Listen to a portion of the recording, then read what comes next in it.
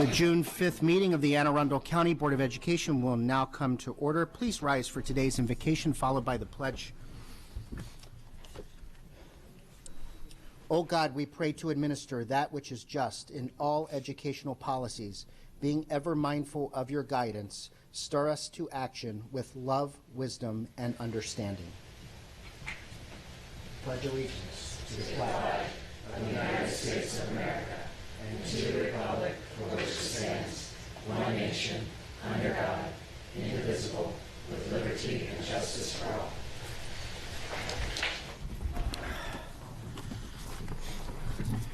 Welcome to this meeting of the Board of Education. This meeting is being televised live on AACPS TV and live streamed on the internet. General information and protocols for the meeting are posted on the sign by the doorway as you enter the room, so please make sure you read those if you have not already. Item 2.03 is approval of the minutes. Is there a motion to approve the minutes? So moved. Second. Second. Any discussion on the minutes? Seeing none, all those in favor signify by saying aye. Opposed, no. The ayes have it. Minutes are approved. We now have item 2.04, which is establish agenda order. Ms. Urea. Mr. President, I move that we table item 5.10 and move it to next meeting's agenda, just in light of giving the public another couple of weeks to look over this policy and the amendment, as well as us hearing that big policy changes like this would be better done at night meetings for attendance. Second. And if I may, just for clarification, I know you used the word table. Would a friendlier word, if you accept the friendly amendment, be removed from today's agenda for the June 19th meeting? Is that sure. okay? Yeah. Okay. It's been moved and seconded. Any discussion on this? Ms. Antwine, for this? No or, discussion. oh, okay. Any other discussion on that motion? Seeing none, all those, Mr. Leib. I'm just questioning, this has been published, it's been made, public. Today was the day we were supposed to vote on it. I don't understand, we have a quorum, why we don't conduct our business as business is scheduled. Yeah. I hear what you're saying, yes, and I agree. I just, being that it's such a controversial and big policy, similar to what Ms. Antwine did with the gang activities one, is just giving it more time for the public to look at it and come and give their opinions and speak or email to us. So that's just why. And I know we've gotten a lot of emails, or at least I have, that have said that please conduct official big business like this at night meetings because it's easier for the public to get here. Mr. Leib, any further comment? Seeing, okay. Mr. Urea, any further comment? Oh, no. Okay, at this point, Mrs. Connolly, this is a vote to remove item 5.10 from the agenda. Would you please call a roll? Beginning with Ms. Hummer this morning. Nay. Ms. Hummer. Ms. Urea. Aye. Ms. Antwine. Aye. Ms. Scholheim. Aye. Mr. Leib. Nay. Ms. Ellis. Aye. Ms. Corkadell. Nay. Mr. Gilliland. Aye. 5-3. Motion passes. Motion carries. Thank you. Ms. Antwine, another comment? Thank you, President Gillen. I would just like to add today under action items 5.14, I plan to make a motion concerning economic and financial literacy in our schools. So I'm requesting to add an agenda item. I'll second that.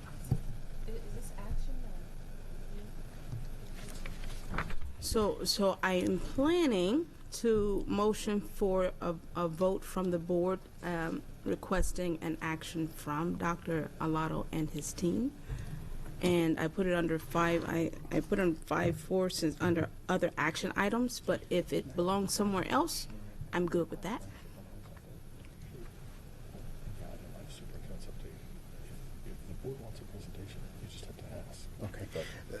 Let me suggest this, Ms. Antoine, if you would be open to this, rather because you can make a motion at any time, certainly for a presentation. But if you would be open to it, maybe when we get to item 2.10, superintendent's update, I believe Dr. Arlotto, in the interest of time and some of the presentations we have today, was going to forego the superintendent's update. But if at that time you'd be willing to make that request, then that we can forego having a special item, and then we can get that on a future agenda for you. Thank you. I like that idea. Okay, thank you. All right, so that motion's been withdrawn. Ms. Corcadell, if you're okay? Okay. All right. Any further comments on the agenda? Seeing none, the agenda will stand as revised. Item 2.05 is board recognitions. Mrs. Connolly, do we have any recognitions today?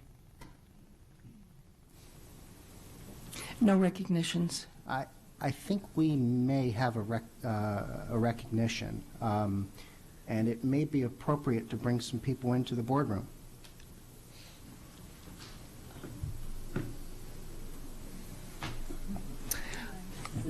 Oh, my goodness gracious.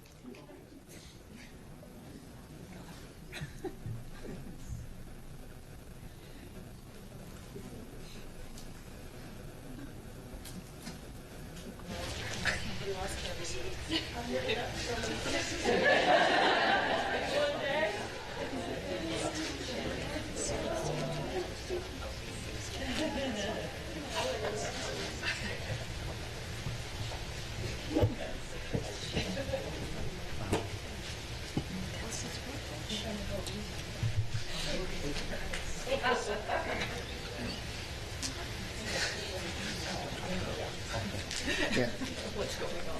Ladies and gentlemen, for those who don't know, Mrs. Connolly has been the board's executive assistant for the last 18 years, and she shared with us a few months ago that she would be retiring effective June 30th. And she sets the board agenda. So, you know, for us to pull a surprise like this without her knowing, and Mrs. Connolly, so obviously a number of people are here, including some former board members. I'm just going to call them out. Stacy Korbelak, Debbie Ritchie, Patty Nally, Solon Webb, our previous board counsel, Tyson Bennett, a number of your close personal friends and colleagues here at the central office are here along with this entire board to say thank you, and getting your family here and again without you knowing was no small task. So we'd like to thank Diane Howe for pulling that off. But I know some of our former board members would like to make a few comments, so I'm going to defer to the former board members. We'll let the current board members make a few comments, and then we have a presentation we'd like to make to you, and then we'll have a couple of photos. Okay. And if you'd like to introduce your family as well. I have two Tims to introduce: my husband, Tim Conley, and my older son, Tim Conley.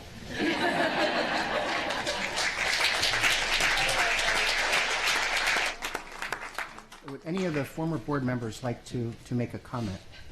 Mrs. Nally, your accent's been missed in here for a couple of months, so please, we love you. Well, thank you.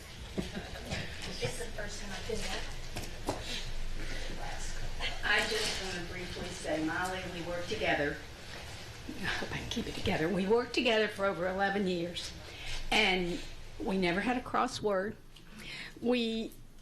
You were the reason I think we had all the successes we did during that time.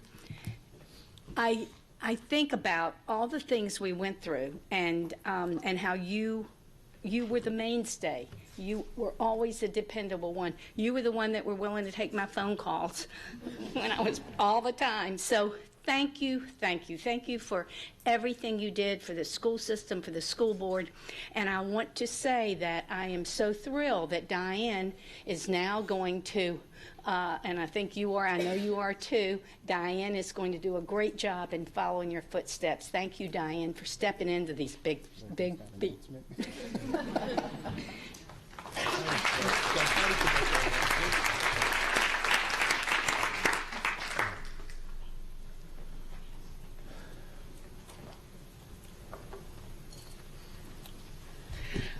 Molly, I just want to echo what Patty said. For those who don't know, you are the glue that holds this board together, and you always have been. And we're so grateful for your service to all of us and to the school system. And we know that we're all still in good hands. They're all still in good hands with Diane, but you're going to be missed. Thank you.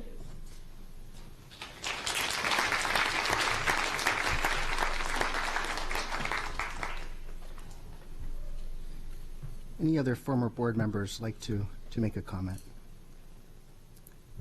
You guys were never shy when you were here. Now, I think current board members that would like to make a comment, and then we'll take some photos. Mrs. Hummer. So, Molly, there are no words. I don't think that the public often realizes how much Molly does to keep things rolling, and how always calm and reassuring and informative she is to upset parents who sometimes call, or as she helps them navigate the school system and how to do things. And she serves students, she serves staff, she serves the board, and she has made an indelible imprint on the school system. How many superintendents have you served with now, Molly? 6? Including the interim 6, yes. 6 different superintendents, and she has weathered through them all. And sorry, but I'll say this: okay. We can't even begin to count how many board members she has weathered through. So that's an even greater accomplishment, as she's gone through the dozens and dozens of board members she has and kept us all in line and on target. So thank you. I'm thrilled for you that you are going to be able to enjoy the grandbabies and enjoy your retirement now, but you will be greatly missed. Thank you, Mrs. Hummer. Mrs. Corkadell. Well, I've only had a chance to work with you for a little over 6 months, but I got to say, when you first take office and you come in here, it's like a big cloud. And Molly, you lifted that cloud as quickly as possible and made us feel absolutely at home. And I'm talking about the little things too. There's the big things that she takes care of every single constituent that comes in and makes sure that they have their needs met and are connected to the right people, and that the follow-up's done. But it's those little things that make a seemingly chaotic environment just work. And that's something that not everybody has that skill. And you bring that with such a wonderful, warm smile. And by going above and beyond, I mean, she just thinks selflessly, like, this is for the best interest of the student, this is for the best interest of the board member, the superintendent, and just goes and does it without even thinking of herself. And so that is something to definitely cherish. And I know that you're going to so enjoy the grandchildren and the family now full-time. And I'm going to miss you. Thank you. Mrs. Ellis. First of all, I have to apologize because those 2 seconds between when Terry said, no, I think we do have a board recognition, and people walking in had to feel like 5 minutes of what the heck is he talking about? I said, I worked on this agenda, so you must have been sweating a little bit about what was going on. But, but I'm so glad we did it. I have to thank you as a new board member. Obviously, we're as soon as we get here, we hit the ground running, and there's a huge learning curve that we don't really have time to learn. But you've really brought us up to speed very quickly, and we still learn from you today. The endless hours that you put in don't go unnoticed. I see when we get messages, and I just want to thank you for your dedication. You have been just completely dedicated to this position, and you'll be missed. Thanks so much. Thank you. Mr. Leib.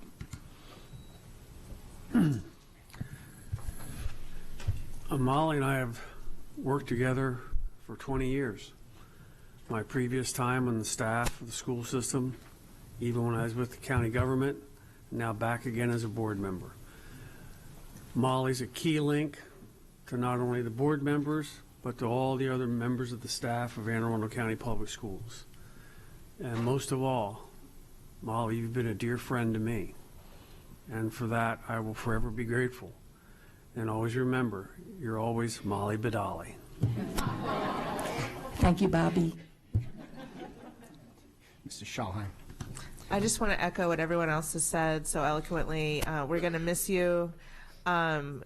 You answer all my questions, all my millions of questions, and you got us up to speed so quickly, and you're a wonderful resource and source of information. Thank you for your service and the endless hours and my questions, and enjoy your grandchildren and your family and this new next adventure in your life. Thank you so much for everything that you do. Thank you. Ms. Antoine. So about December 2017, we had training for those who were considering running for the Board of Education.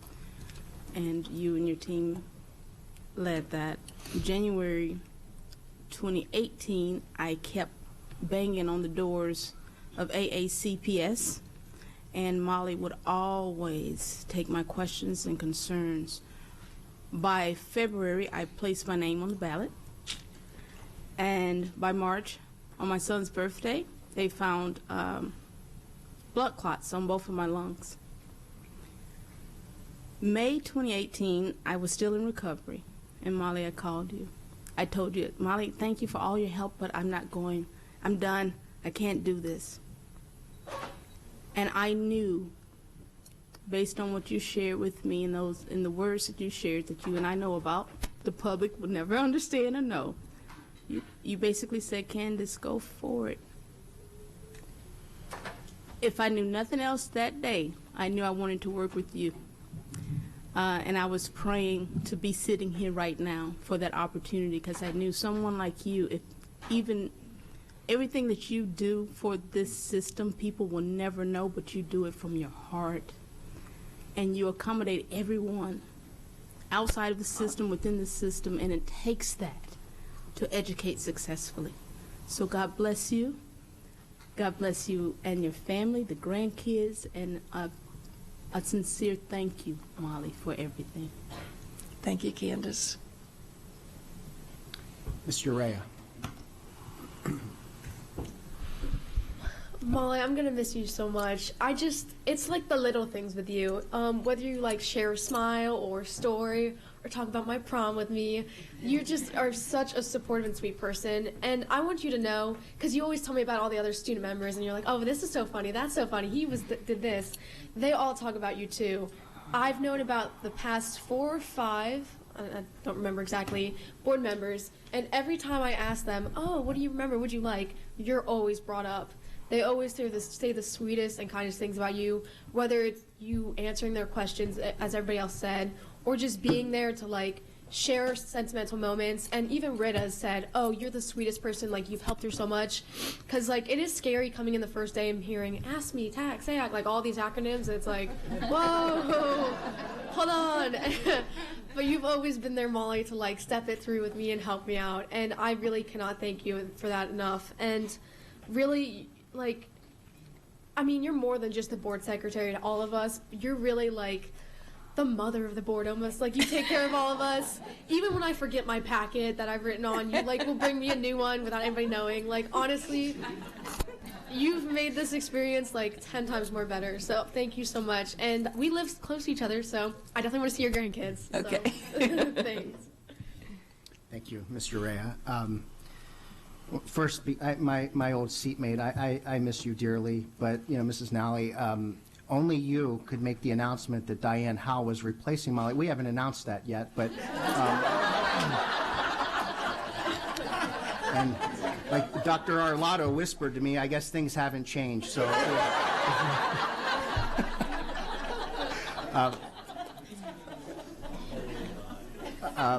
so welcome, Diane.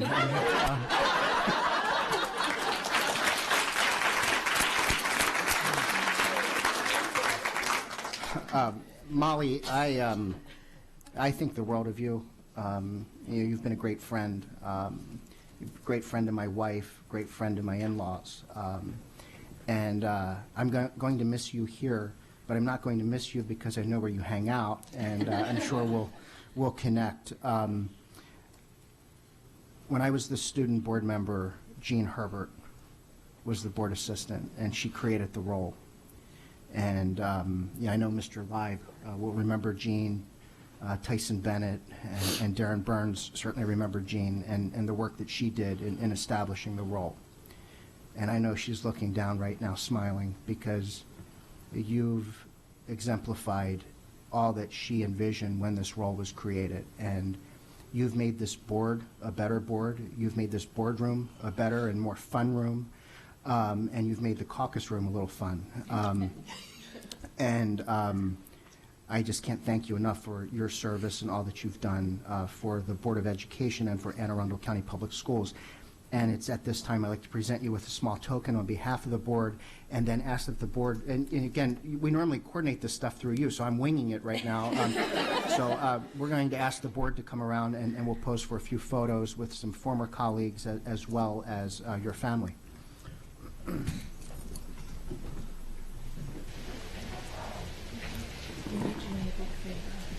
While you go upstairs, you're sitting at my desk.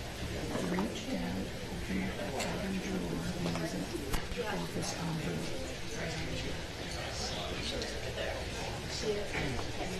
It's like the letter from that was in high school.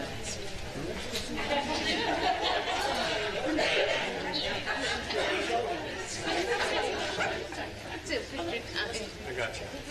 Thanks. Dolly for dolly.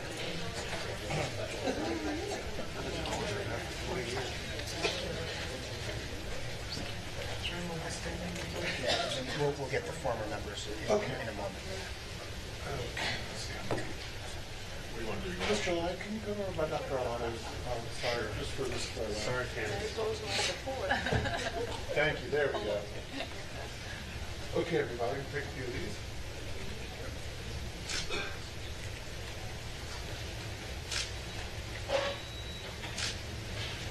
Can we get the former members, Mr. Bennett, Mr. Burns? No.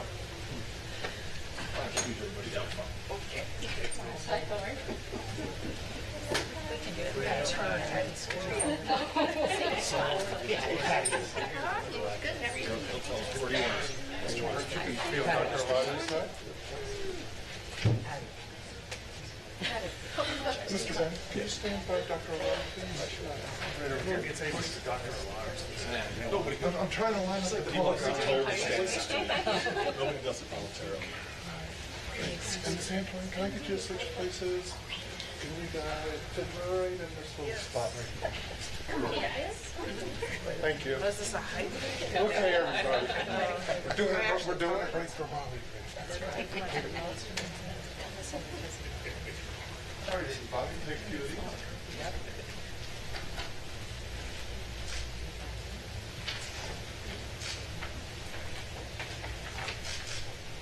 Thank you, Molly. Bring her family. Bring family. Tim and Tim. Tim.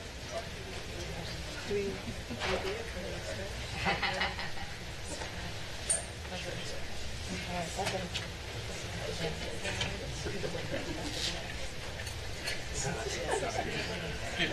Yeah, just sit in front. There you go. There we go.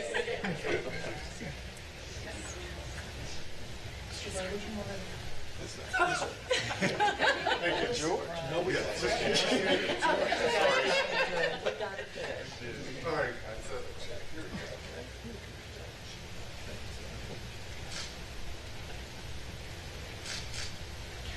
Thank you.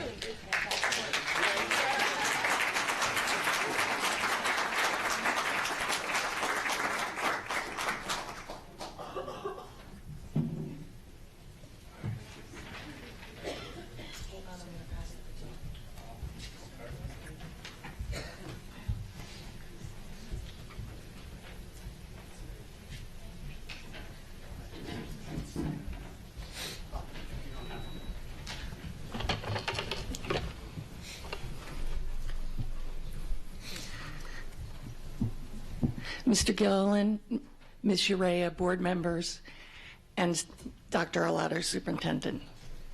I would like to thank you for the privilege of serving the Board of Education for the last 18 years. I have worked with many wonderful people and learned many wonderful things. I have before me a baton. And I wasn't planning on giving it today, otherwise I would have unwrapped it. But at this time, I would like to formally pass the baton to my good friend and colleague, Diane Howell.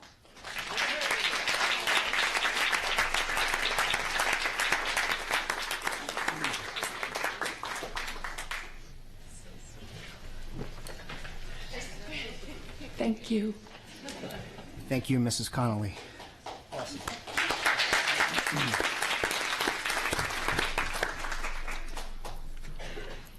I hope you're still showing up on June 19th. We need you here. Item 2.06 is the Educator of the Month, Mrs. Hummer. Okay. Today we honor an educator in our school system who works tirelessly to make reading and the love of learning part of the culture of Glen Burnie High School. Andrea Spohr, Library Media Specialist, sees the mission of the Library Media Center as a source of exploration, discovery, and learning. She is the acknowledged technology leader at her school, and she shares her technology expertise to empower her students. Ms. Spohr passionately promotes technology, reading, her students, her school, and the library profession. As the Library Media Specialist at Glen Burnie High, Andrea develops relationships with all departments in the school as she helps teachers integrate media and technology into their classes. She has worked with the Physical Education Department and the English Department on the Champion Reading Program, where student athletes visit surrounding elementary schools and read to students. Working collaboratively with the Social Studies Department, she developed a History Honor Society, and she also works closely with the ESOL teachers to provide learning opportunities and materials for English language learners. Andrea Spohr is a master teacher who plans and delivers highly effective instruction to her students. She accomplishes this goal by planning with teachers to ensure that her media instruction supports content standards and objectives. She brings a love of learning to her instruction and clearly demonstrates her ability to work across content areas and curricular demands. Technology is incorporated seamlessly into her instruction. She uses technology to empower her students to take control of their learning. As a former AVID coordinator, she is well versed in teaching students the skills and behaviors they need for academic success and in forging strong student-teacher relationships. Andrea is the broadcasting and website lead for her school. Her media website provides an easy portal for library resources, research tips, makerspace, summer reading information, her quarterly newsletter, and her Twitter feed. She is dedicated to promoting the love of reading and the use of technology to engage her students and guide them toward academic success. Ms. Spohr has a positive attitude and is generous, caring, and sensitive to the needs of others. She is a forward thinker who sees the big picture and is recognized at both the school and district level as an exceptional teacher and leader. Andrea Spohr is in a self-created environment which is conducive to learning. Your library program promotes the concepts of open access to information, intellectual freedom, and lifelong learning. And for these reasons and more, the Board of Education is pleased to recognize you as Educator of the Month for June 2019. Congratulations.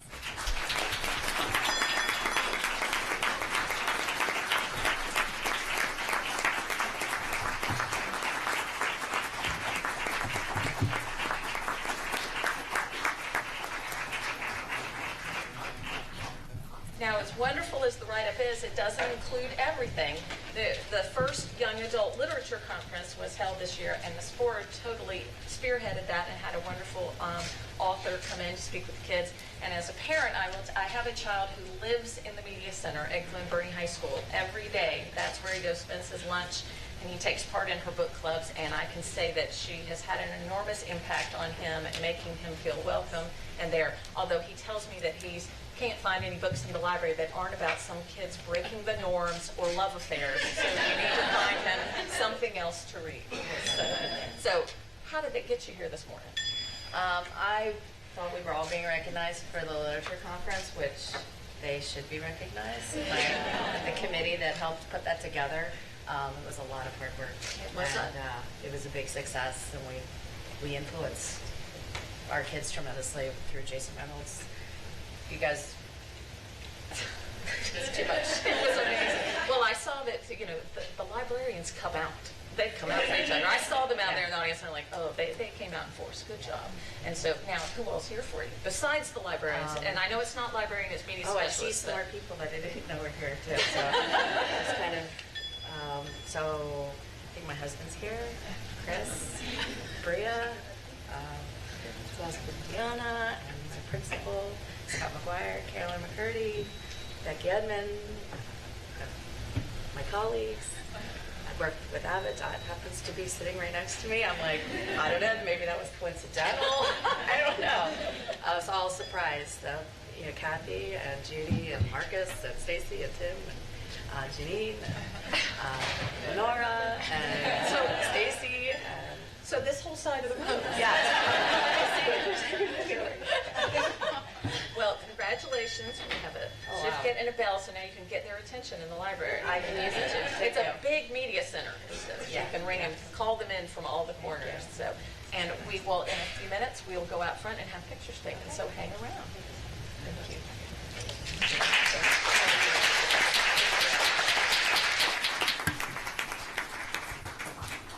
Item 2.07 is Employee of the Month. Mr. Live.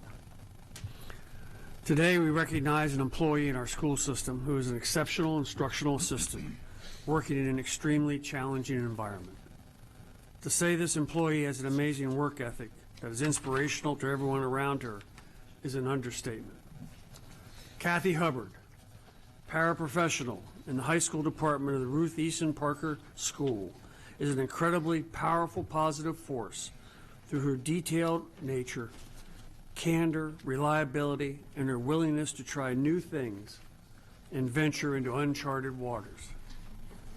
When working with her students, Kathy is patient, kind, respectful, well-organized, and engaging. Her understanding of the needs and interests of the young women at Ruth Eason has resulted in meaningful friendships that are new and life-changing. She incorporates their interests in conversations and provides a non-threatening opportunity to share ideas and practice social situations. In all her work, Kathy supports increasing every student's independence. Mrs. Hubbard has raked leaves, washed windows, cleaned plates, shredded documents to model and coach students towards independence. Her skills are put to the test every day, with not only organizing student schedules, data sheets, and activities, but also a plethora of paperwork the classroom generates. Ms. Hubbard embraces training opportunities to increase her daily instructional techniques and understanding of students' learning and development. She incorporates what she has learned into reading, math, and social groupings that she routinely guides throughout the day. Because she is open to learning new techniques, she is a go-to source of information for other instructional assistants when they struggle with applying the methods and information. Kathy displays a high degree of change readiness. She adapts her language and her speech to each listener. She is genuinely and deeply affable, but with the courage to be very frank and honest with her colleagues. She is persistent, even as tasks get more numerous and more challenging. She has an ability to de-escalate situations quickly and find unique and palatable solutions. Not only does Kathy work tirelessly to support her students, she puts the same amount of effort into supporting her school. She is usually the first to support school fundraisers and has served on many of the school committees at Ruth Eason. Whenever something is needed, she never hesitates to step forward, no matter how daunting the task. Kathy Hubbard, in your challenging work environment, you really give of yourself, and as a result, students under your watch become more independent and self-confident. The board would like to thank you for all you do at Ruth Eason. and honor you as Employee of the Month for June 2019. Congratulations and bravo, Zulu.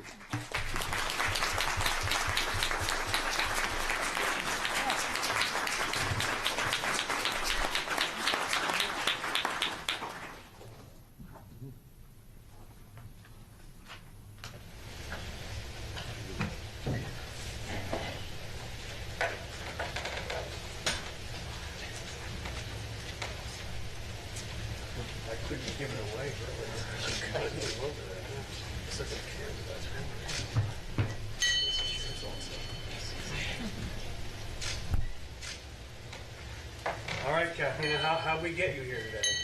Well, my husband told me he's being recognized or something. The funny thing is, I wasn't coming.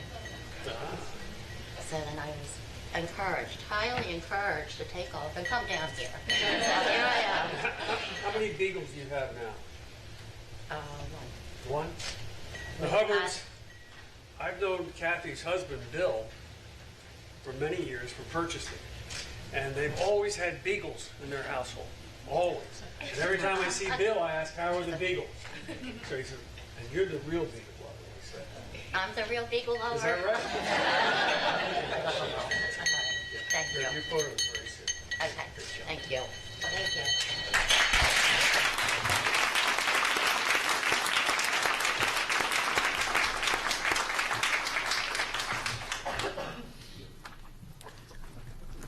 Item 2.08 is Volunteer of the Month. Mrs. Schalheim. Okay. Effective leadership is essential to the creation of a great school. Just one parent taking the lead can result in an entire group of dedicated parents doing what parent-teacher organizations do best, providing the resources needed to elevate all students and help them reach their full potential. Today, we are here to celebrate the dedication of one such parent, Ms. Julie Butler. The Board of Education is thrilled to honor you as our June 2019 Volunteer of the Month.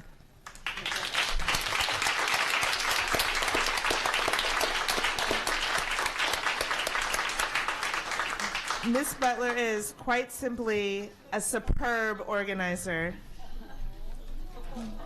Oh.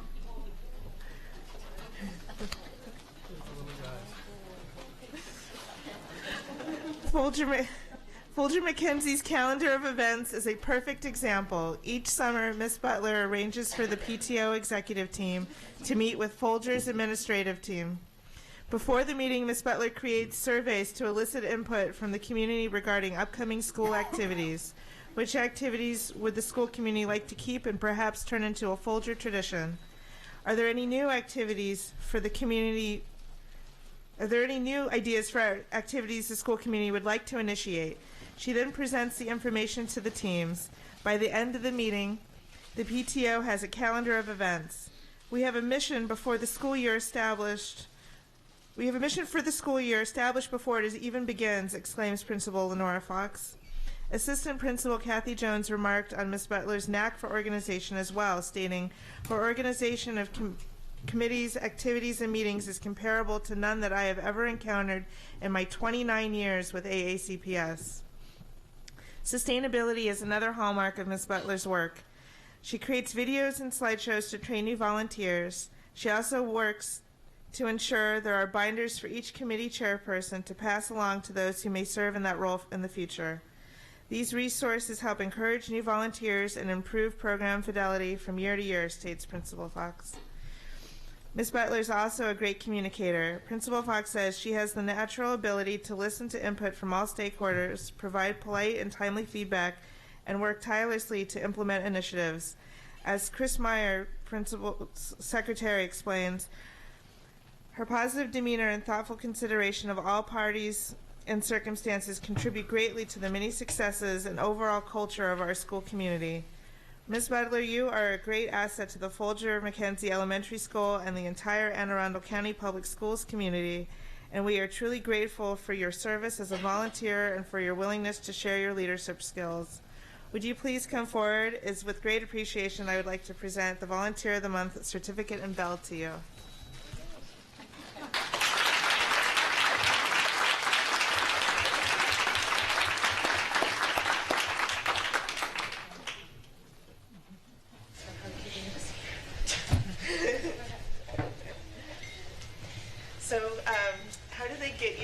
today? They told me we were talking about one of our programs, which is our allergy awareness program at Folger. Awesome. And who do you have with you? Lots of people I recognize. The PTO board that I serve with, my principal, Lenora Fox, and one of the parents, Heather Lane, who helped on the allergy awareness, and then my kids and my nephews. So, yeah. Wonderful. And even my cousin's here. So this is for you, your bell, and your certificate.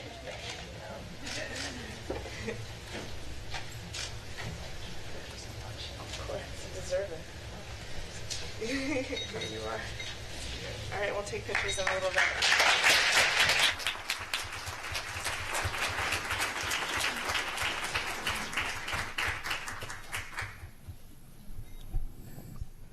Right now.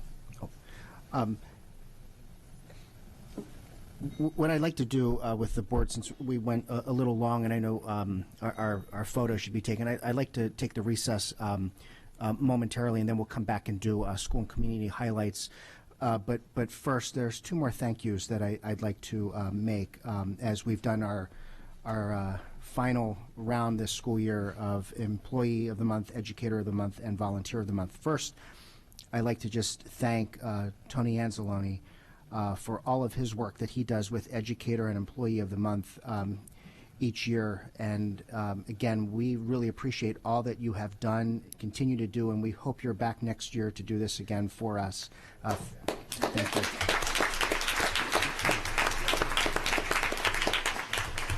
I also would like to say a very, very special thank you to Teresa Tudor. Each month she writes the Volunteer of the Month script that is read by the board members, and we know that you are off to a better place come June 30th as you retire as well, and this school system owes you a debt of gratitude for all that you have done, so thank you for your work.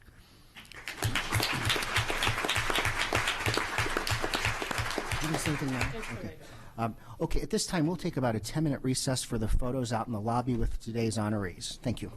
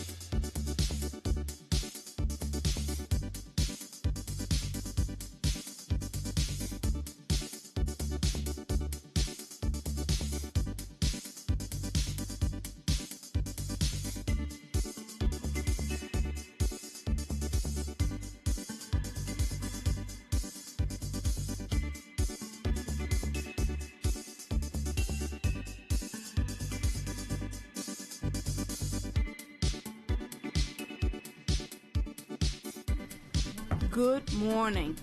So instead of the standard 2 weeks, we were absent from you guys for 3 weeks, if I'm doing my math correctly. So that means more to do in the community and more to get involved with in terms of education for our students. First thing I want to highlight today is the Mo Gaba fundraiser. I was invited for a fundraiser for Mr. Mo Gaba, a student at Lindell Middle School who is battling cancer at this time. It was really moving. I spoke before about Mo and how he made history last time we talked to you guys by reading the NFL draft pick in Braille, the first to do so. Mo, God bless you. My prayers are with you, and anyone that wants to know someone whose heart is significant and strong, please get to know Mo. Then the Safe Schools Town Hall, I believe, was during this past 3 weeks. And I have to tell you, all these years of the military, 20 plus years of being in security in different forms, there were still considerations that were brought out in that town hall that I would have never considered. It was very, very moving, and I commend everyone who coordinated that. It is important to our schools that we get that information out and those considerations out so that we all can work together to keep our schools safe. Finally, my school visits are complete, and I have shared with you all before that I am planning to do a report, an after-action report. I am working with Dr. Arlotto and his staff to get that, but I want to give a sincere thank you to every school in District 1 that opened up their doors to me, welcomed me, fed me. The students who, were just amazing. There was so much that went on in the schools that I simply, not visiting, would have never fathomed. I thank you all for what you do every single day for our students, and a very special thanks to our students who, we do it all for you, but we cannot do it without you. Then the class of 2019, congratulations. The best to all of you, especially somebody sitting beside me, in your futures. I'm looking forward to this week's and next week's graduations. They have been incredible ceremonies, and each one we shared, the board members and I we shared, each one is just like a brand new day. It doesn't get old. So congratulations to you guys. I know all of you will do well. Thank you. Thank you, Ms. Antwine. Mrs. Schallheim. Oh, what a busy 3 weeks it has been. So I also attended the Safe Schools Town Hall. I thought it was very moving. Everything was relevant. I learned a lot, and I'm just so grateful for the team who put on an excellent job, coordinating that effort and bringing in Ms. Gay, who lost her, a child at Sandy Hook. She's the executive director of the Safe and Sound Schools, and she was the speaker, and it was an amazing event, and one that everyone should attend. I also I attended 2 volunteer teas. The first was with the county that Ms. Tudor and her team puts on, and as always, it was fabulously attended. The volunteers that were recognized do amazing things, and all across the county. And we couldn't run what we run without all of their hours of service, and it was really lovely to be a part of that. I also attended a volunteer brunch that Folger McKenzie puts on for its volunteers, because, as you know, I volunteer there too, and it's always a joy to be part of that. I attended our Minds Matter rally down in Annapolis on a Saturday. This is a group of students, mostly Severna Park students, who are lobbying for more and greater mental health services in our schools and otherwise. And that that was moving and motivational, and they really did a wonderful job putting that together, and we should all be concerned about students' mental health, and that helped remind all of us to do so. We also put on another conversation about acceptance, or the school system did, I should say, and that was great. And I loved the first one as well, and I liked the second one for different reasons. And I think these conversations should continue to happen across the system, involving the community, getting their input, so that we can all have a safe, unbiased environment for our students to learn. The Muslim Council invited a bunch of us to celebrate Ramadan Iftar, and that was amazing. I've never seen anything like it, and it was just wonderful to be part of the celebration, and they're so warm and welcoming, and they really wanted a massive elected officials, and police and firefighters were there. They all wanted all of us to be there in support of their celebration, and it was just fabulous to be there. I attended yesterday a ribbon cutting at the Carrie Whedon Early Education Center, and love that place in general, and love all the people in it specifically, and the kids are wonderful, and everything they do is great. So that's a model for us to replicate elsewhere, and I just love being a part of it. Incidentally, when it was a school initially, the first principal of that school from back in 1961, I think I heard said, was in attendance, and that was just a joy to see her. And then there were 4 graduations that I attended, and all of them were special in their own way. And congratulations to the entire class of 2019. Spread your wings and fly. And it was just wonderful to be a part of that. I never thought I would give any sort of address at any sort of graduation anywhere. So yesterday was a first for me, and I enjoyed every second of it. And it's just wonderful seeing our students get to that moment and celebrate that with their loved ones. Was wonderful. So yes, lots of stuff in the last 3 weeks, and it was all amazing. Thank you, Ms. Schallheim. Ms. Antoine asked for one quick follow-up. To Colonel Oberoman, forgive me, I had it written and did not read it. We were at the iftar together, and it was incredible to see different faiths doing it the way it, I believe, sincerely should be done, in unity, happiness, and positive forward movement. The iftar allowed that, so thank you very much for that opportunity. Great, thank you. Mrs. Ellis. Thank you. Yes, I'll echo that. I was very honored to be invited to the Ramadan Iftar, and what a wonderful learning experience it was for me. And it was a fabulous event and amazing food. Okay, so yes, it has been a busy few weeks. I'm just going to touch on a couple of things. The volunteer tea that we attended, gosh, it's been a couple of weeks ago now, I guess. I was in awe of the sheer number of people that are coming together to volunteer their time to support our schools and our students. That to me was the biggest takeaway. I was just in awe.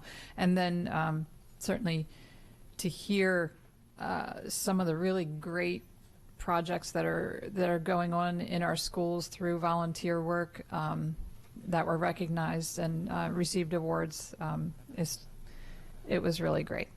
And I have attended a couple of graduations. I have several more coming up. I love graduation season.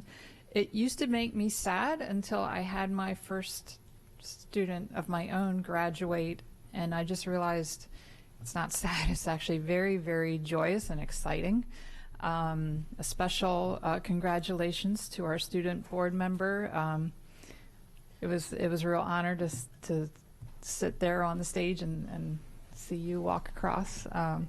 It's really exciting. But for me, particularly special is I got to speak at the graduation ceremony of my alma mater 30 years after I graduated from there, Arundel High School. That was a really special moment for me. And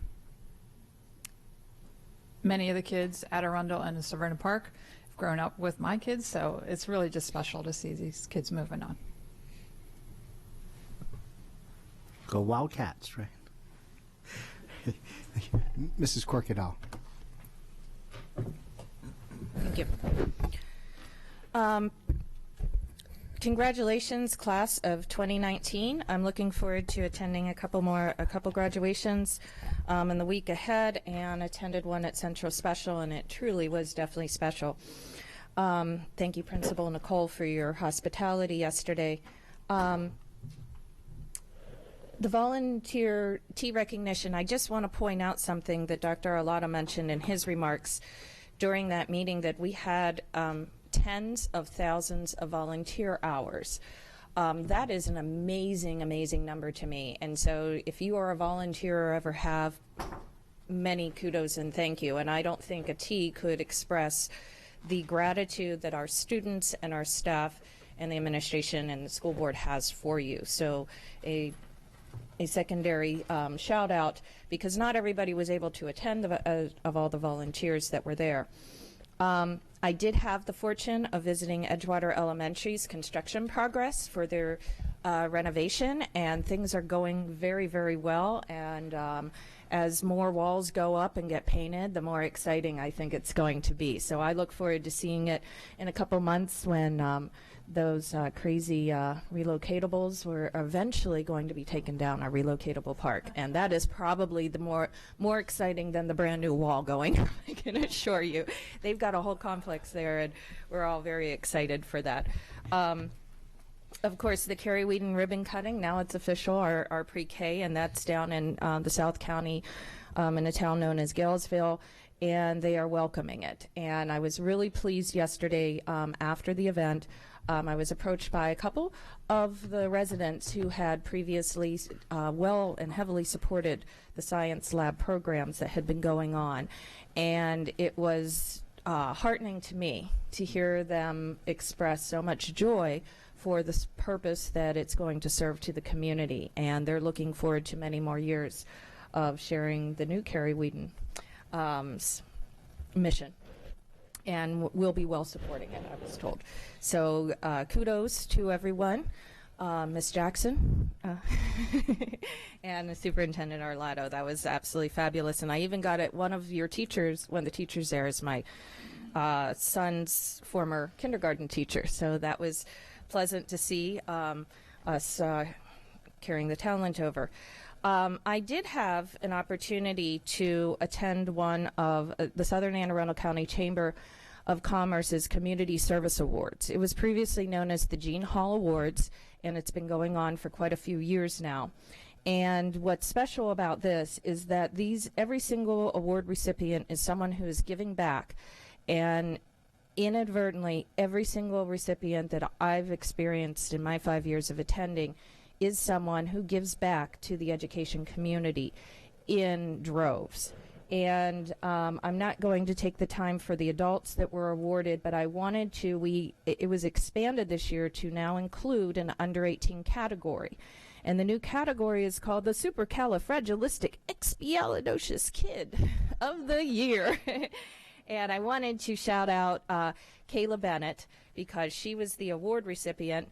And she was awarded, I do want to quote what she was awarded for demonstrating super-like qualities. She stands up for those that are excluded or bullied, volunteering in her communities, and spends copious hours in extracurricular activities. She goes above and beyond to be the best kid she can be, and truly, as a fellow South County resident, I can tell you that her and her family are great models of that success. And so congratulations once again to Kayla Bennett.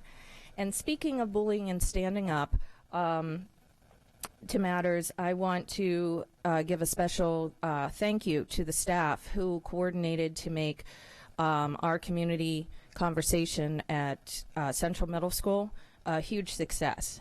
And I look forward to more conversations like that. I think it's so important that we continue to, whether there's 5 people in the room or 500, to be willing to have the conversation, and if need be, again and again, because these are the conversations that build a better community.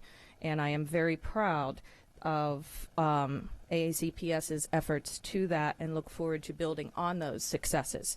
The Iftar is always a wonderful celebration, and I want to thank the Macaw Learning Center for hosting us on a series of 2 nights, the elected officials, in the interest of unity. The Ummah was incredibly gracious along with all of those, and just like every single year, as Melissa pointed out, awesome food, awesome conversation, and a sense of community building that is like none other. And happy summer, everyone. Thank you, Mrs. Corkadell. Mrs. Hummer. So I attended most of the events that my colleagues spoke about, so I'm not going to touch on them, but I do want to give a shout out to one very special ceremony that I attended that really stands out for the variety of programs and outstanding things we have offered. Glen Burnie High School and their biomedical allied health magnet program every year has a lab coat ceremony that the juniors are recognized and awarded a lab coat and a pin that designates them moving on to seniors and moving toward their capstone projects. And it really is a wonderful culminating event for them as they enter the last phase of their high school time. And it's just another example of the really unique and innovative programs that we have out through the school system. So I really enjoyed being a part of that and hearing about some of the internships and amazing projects that those students are taking on as they move forward. So I've been to 6 graduations so far. I've got 4 more coming in the next week. Love them all, so looking forward to it. Great. Thank you, Mrs. Hummer. Ms. Urea. I attended quite a few of the events as well, so I'm going to try to keep mine short as well. But I went to the Safe Schools Town Hall as well, and as Ms. Schallheim said, it was very eye-opening, especially hearing the mother's experience with her daughter and her reaction and just wanting to protect her children. I also had the amazing opportunity to go to the Iftar celebration, and it was very eye-opening because not only do a lot of my friends actually attend that mosque and practice that faith, but I had never been in a situation like that. Never walked into a mosque, and I got to see them actually pray and talk to a couple of sisters and the followers about what it is to practice that faith. And the whole message that whole time was of unity and coming together, whether or not you practice that same faith, and just to celebrate diversity in our county. So it was very eye-opening and a wonderful experience. I really enjoyed it. And then I also got the opportunity this week to go into my little sister's elementary school and read to her class, actually, as a board member. So it was really, I've never done that before. It was awesome.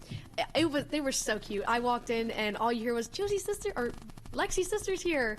It was amazing. I read to them 2 books, Skippy John Jones and Oh, the Places You'll Go. Yeah, I know, that's a good one.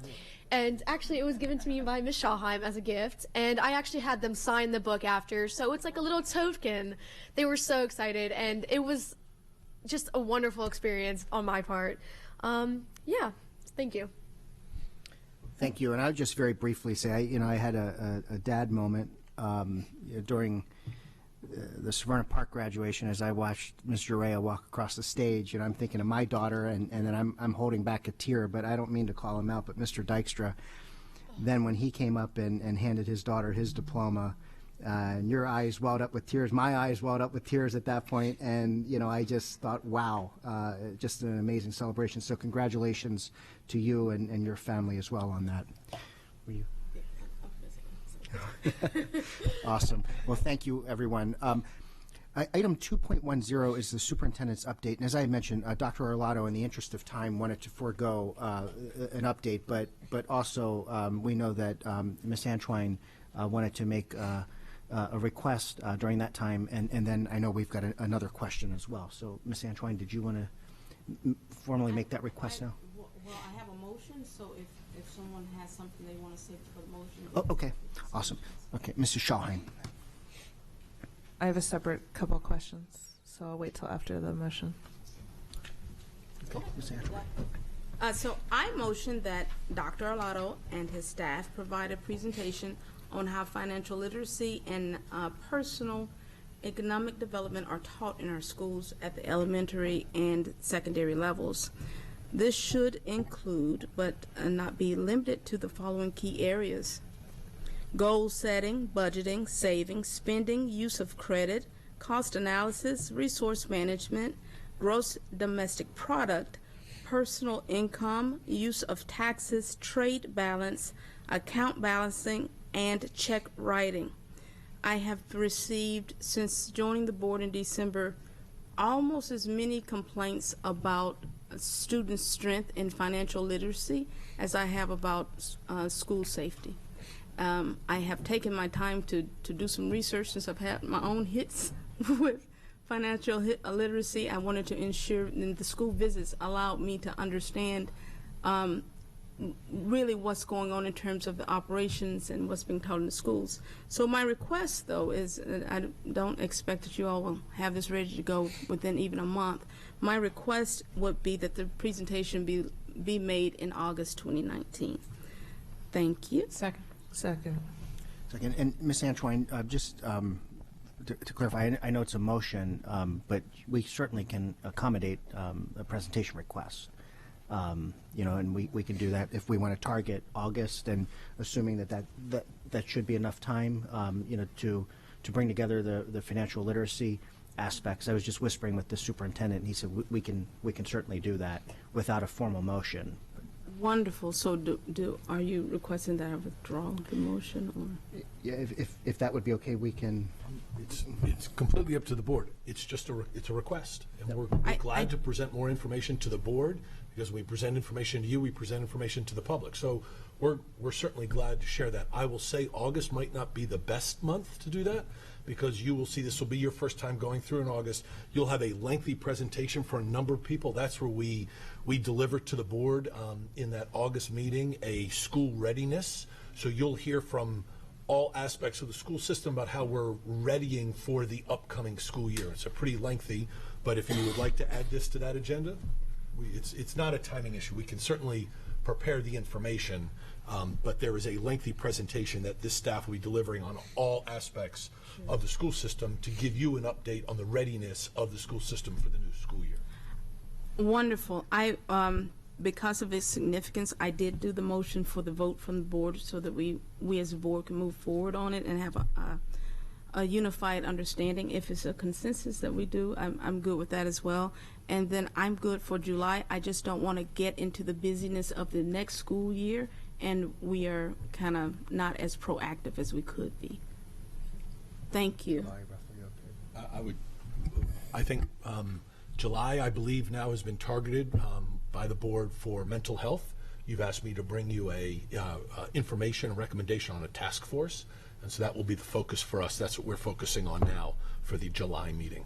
Okay. Would you be okay with? Me? Yeah, Okay. First meeting in September as the deadline. Would that be acceptable? So I'm requesting an as-is state rather than with the task force. It's a little bit of digging.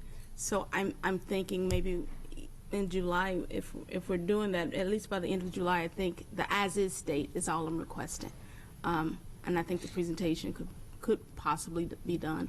No, realizing that August is going to be a pretty lengthy meeting. Okay, we'll work that schedule out for July and see what can be accomplished at that meeting, and then. If it's not feasible, I'm flexible, but I kind of want this before the start of the school. Got it. Okay, and I will ensure that we've got agenda, a place on the agenda for it. Thank you. And so, do you mind if we do a consensus? Sure, if you would like. Okay, so, yeah. So at this point, I just ask for consensus on any objection to Mrs. Antwine's motion. No. Okay, great. Thank you. Awesome, Mrs. Schallheim. So there were a couple questions that were raised in, I think it's been a few meetings. I think it was the end of April, maybe it was the beginning of April. And so we talked about, Dr. Arlotto and I talked about these things offline, but for the benefit of those two questions being raised in a public meeting and then having a response in a public meeting. I'm hopeful that Dr. Lotto can just repeat what he said to me about the two questions that I asked, one regarding how mobile crisis interacts with minors, and one regarding the stand down question, which he was very gracious enough to explain to me, and also what the crisis team would look like going forward. If you wouldn't mind, please. Sure. So I'll go ahead and I'll let you ask the question, and then I'll answer it. So Right. everybody, because you and I know what you're talking about, Yes. but nobody else does. Wonderful. So the two questions were, how does the mobile crisis unit interact with persons, minor children under the age of 18 without parent consent? That was the first one. Right. And the answer is no. Okay. Did you want to explain further, or that's? Is that what you would like me to do? Please. For the benefit of the I'm public. just trying to who is answer the listening. questions. Right? Thank you. So the answer Right. is no. The mobile crisis unit, when they're at one of our schools and one of our buildings, they're working with adults. This is something that we've talked about publicly in this forum in the past. Mhm. Our teams, our school psychologists, our counselors, our trained mental health staff work with the students, and the mobile crisis unit is engaged to work with adults, and so that's the work that they do. There is a crisis intervention team, which is separate than the mobile crisis unit. And the crisis intervention team, if they're called on an emergency basis, they bring along with them a trained officer or officers, along with mental health specialist, and they can engage with somebody under the age of 18 in an emergency basis if that student is in danger of harming themselves or others. We always typically, we will always reach out to the parent to let them know the child is in crisis. We've had to call the crisis intervention team for an evaluation, and sometimes a transport for an evaluation to a medical unit, the hospital emergency room. We'll contact the parents to make sure they're aware of it. But that's the time that a separate unit could engage with a student under the age of 18 in an emergency basis, but it's a separate unit, and they have to have a sworn officer or officers with them. I really appreciate that explanation. Thank you so much. And then the other question was, it was specific to Severna Park High School, but more broadly, have we ever asked crisis intervention to stand down? That was the other question. Could you define stand down?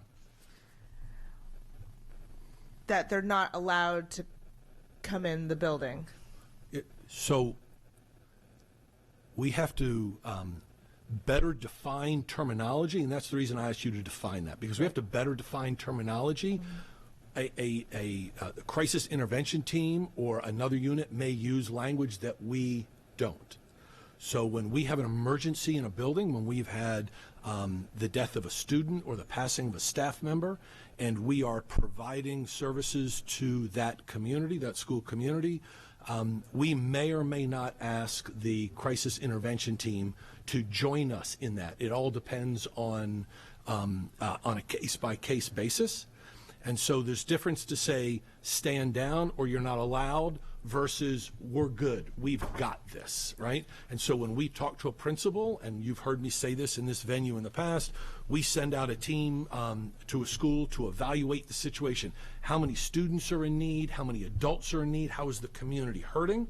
They do an evaluation, and then we decide, do we need to send more AACPS staff, and do we need to engage other services from around the county, including the mobile crisis unit? And so there's a big difference between doing an evaluation and saying, we're good, we're handling our adults, we're handling our students, and everybody's getting the services that they need, versus to say stand down. We don't use that terminology. We don't tell people to stand down.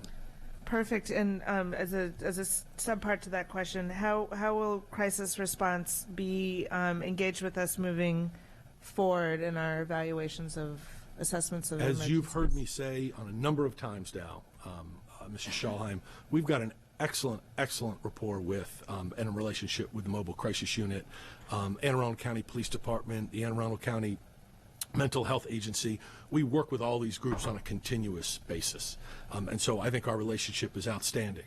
What we've agreed to do with the mobile crisis unit is that in specific acute situations, they will come into the building with us and work with our assessment team to see the needs of the building. So instead of being called separately, they will be part of those initial phone calls, which are happening at night, on weekends, when any of these unfortunate events occur, and they'll be invited into the buildings with us in those initial assessments. Thank you. Does that answer your question? It does, and I really appreciate that for the benefit of the public. Thank you so much. And just one, I have a question on that. So when we call in the crisis response team, if we called them in to join us for initial assessment, sometimes the crisis response team is not available to come to our schools on a moment's notice because they might have another issue, another crisis going on. Correct.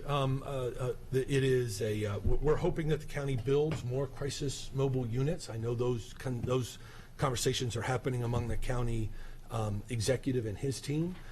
But yeah, there are times, right? So we're serving 83,000 students, and the mobile crisis teams are serving over 500,000 residents. So there are opioid issues that are happening, and crimes and deaths and suicides. There's many other things, and that mobile crisis unit is also responsible for death notification. So in any time there's a death in a traffic accident, those kinds of things, that part of that group does, part of what one of their responsibilities is death notification. So they may not be available, but we've asked them, and we've worked out through a meeting with their leadership that they will join us in schools as their availability warrants. Thank you. Yes, ma'am. Mrs. Shaw, you have a follow-up to that. Sorry, one more thing. We were, where I was told as a result of, I don't know which group this is. Oh yes, the Annapolis Education Commission, that one of our schools under our purview, Monarch Academy, is moving its start times from 9:30 to 8:30 next year. Can you confirm that? I cannot. Okay. If that is the case and they feel that that's more beneficial for their students, I know we can't look at it for this next year now that I've been part of the budget. I understand that, but I just want to reiterate that the importance of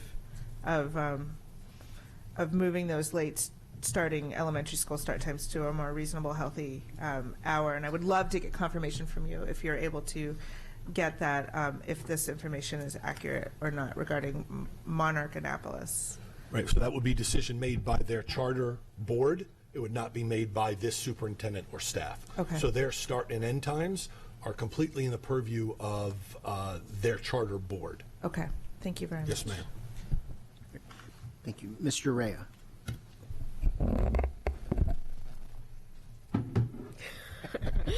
Hi, Dr. Lotto. I just had a quick question for understanding. So, for example, when the mobile crisis team goes in, are they only given orders by the county and you, or are they given orders by specific principals as well of that school? So the mobile crisis unit doesn't work for me. They're not part of Anne Arundel County Public Schools. Okay. So they should be working collaboratively with the principal and the other caregivers in that school. So the counselor, the counseling staff, the school psychologists, the social workers, whomever is there, they should be all coordinating their efforts during those times of need. Okay. So theoretically, if somebody's saying that they said stand down, it could be the principal. Is that what you're saying? I didn't say that, no. Okay. Could it be a theoretical, though?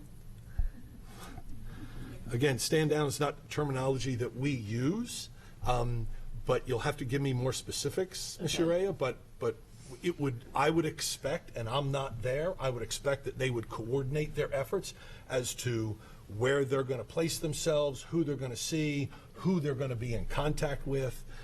Again, they're going to be focusing on the adults while we're focusing on the students. There could be a circumstance maybe where typically in a situation like this where we've had the death of a student, the the principal will call an emergency faculty meeting to start the day. Ask everybody to come in, and they'll talk about it, make sure all the relevant information that we have is given to the staff before the students arrive. That's typically what happens. And the mobile crisis unit might be invited to that meeting, or they might not be invited to that meeting, and that would have to be up to the principal and our assessment team that's on the ground, working with the principal as they're managing this tragedy. Okay, that's essentially what that was a great answer, thank you, because I think sometimes people try to assume that everything's the board's fault when it's a multi-pronged, essentially, solution, so thank you, okay. Okay, that looks like the end of our lights for the superintendent's update. So, Good thing I didn't have one. we'll now move to public comment. Were there any cards? Any public comment? Seeing none. Okay, we'll now move to our consent calendar. Is there a motion to bundle items 4.01 through 4.11? Second. Second. Discussion. Seeing none, all in favor say aye. Opposed, no. The ayes have it. We now have a bundled consent calendar, which is a full action item. Dr. Arlotto, can we have your recommendation, please? Yes, sir. I recommend board approval of the contracts listed on today's agenda, 4.01 through 4.11. Is there a motion? Second. Great. Now, board questions and comments. We'll start with Mrs. Ellis. Thank you. For item 4.01,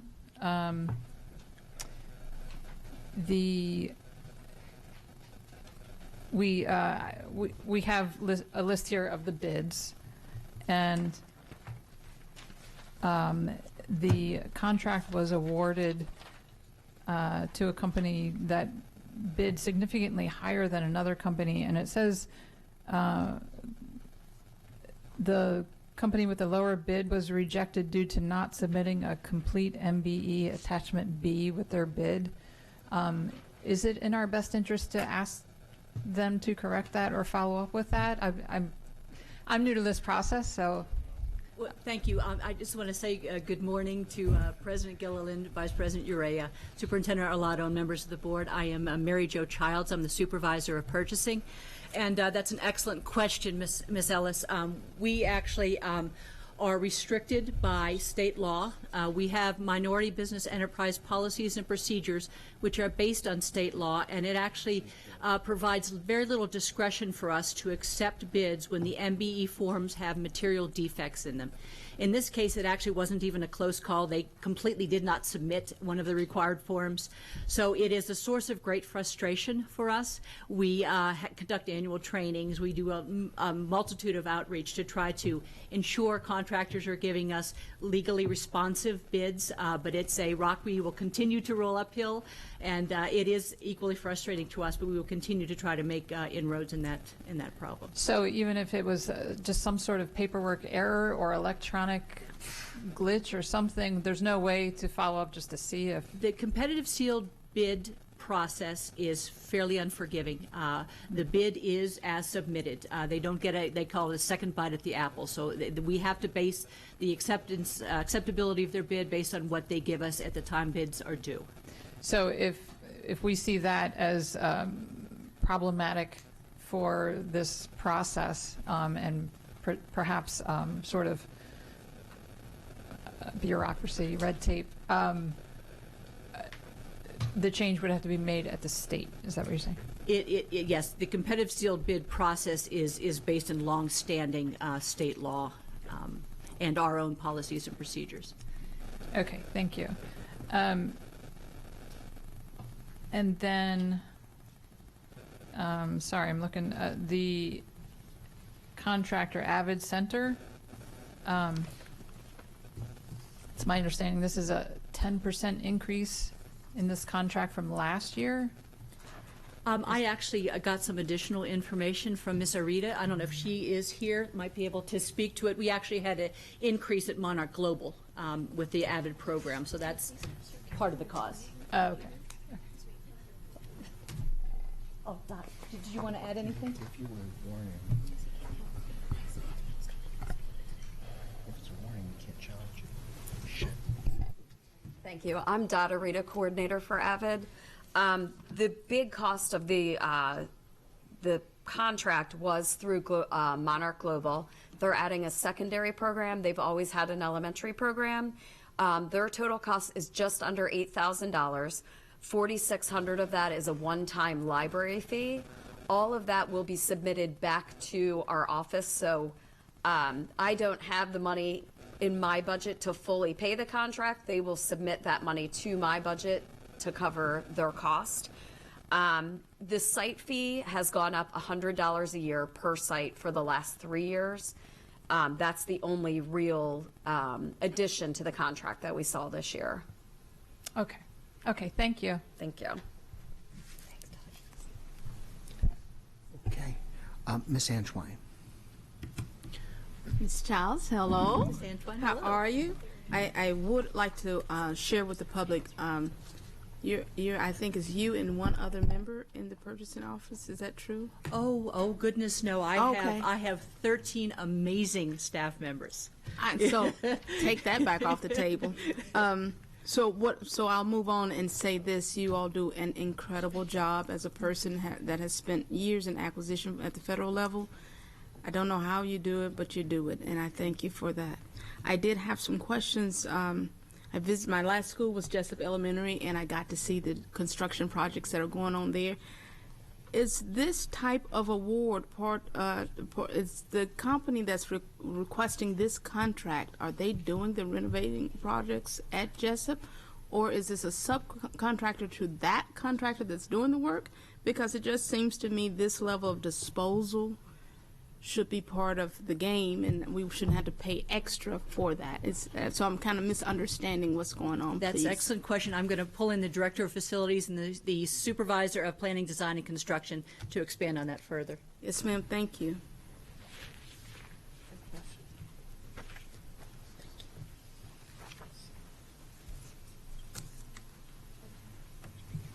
Yes, I know.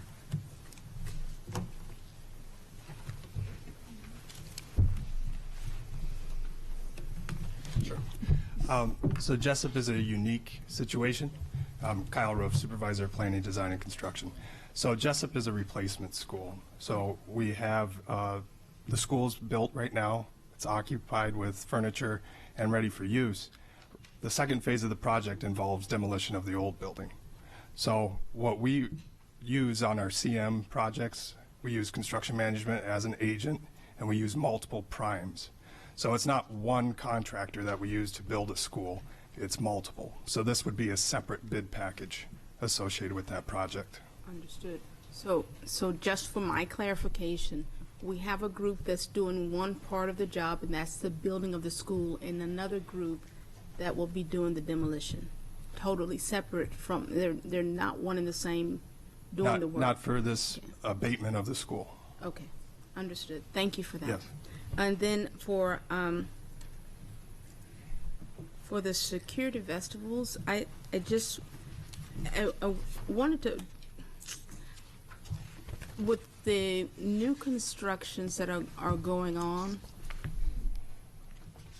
are we integrating those efforts basically? If we're gonna do this work and then have these renovation projects coming up in the future, are those considerations, are those things being integrated as the work goes on?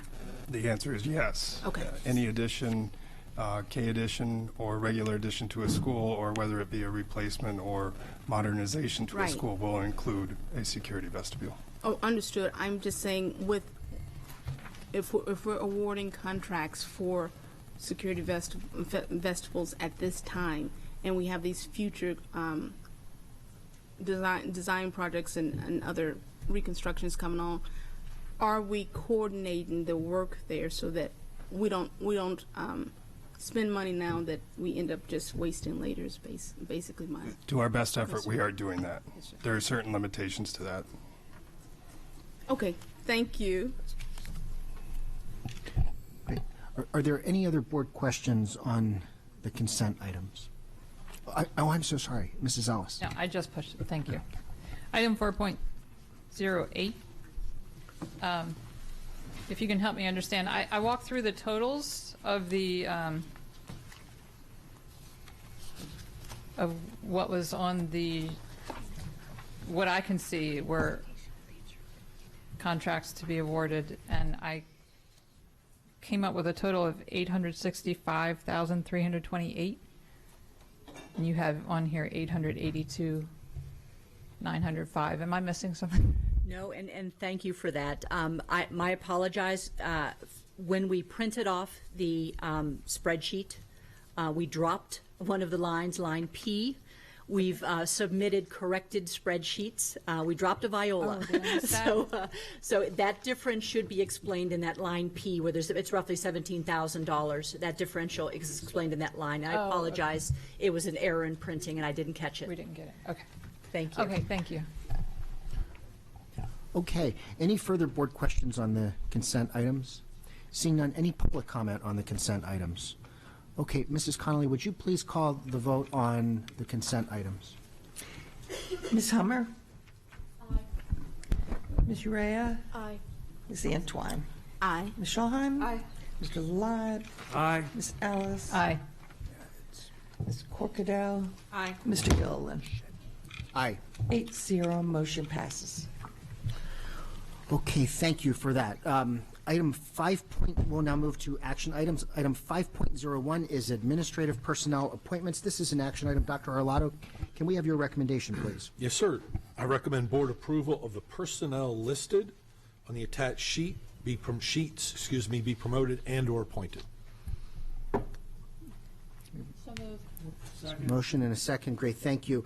Any board comments or questions? Seeing none, Mrs. Connolly, would you please call the roll on item 5.01? Ms. Hummer? Aye. Ms. Urea? Aye.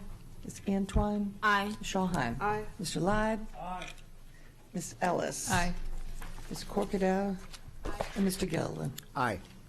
8-0, motion passes. Thank you. Item 5.02 is personnel. This is an action item. Dr. Arlotto, can we have your recommendation, please? Yes, sir. I recommend board approve the actions as stipulated on the attached sheets. Motion and second. Great, thank you. Any board questions or comments on the personnel item?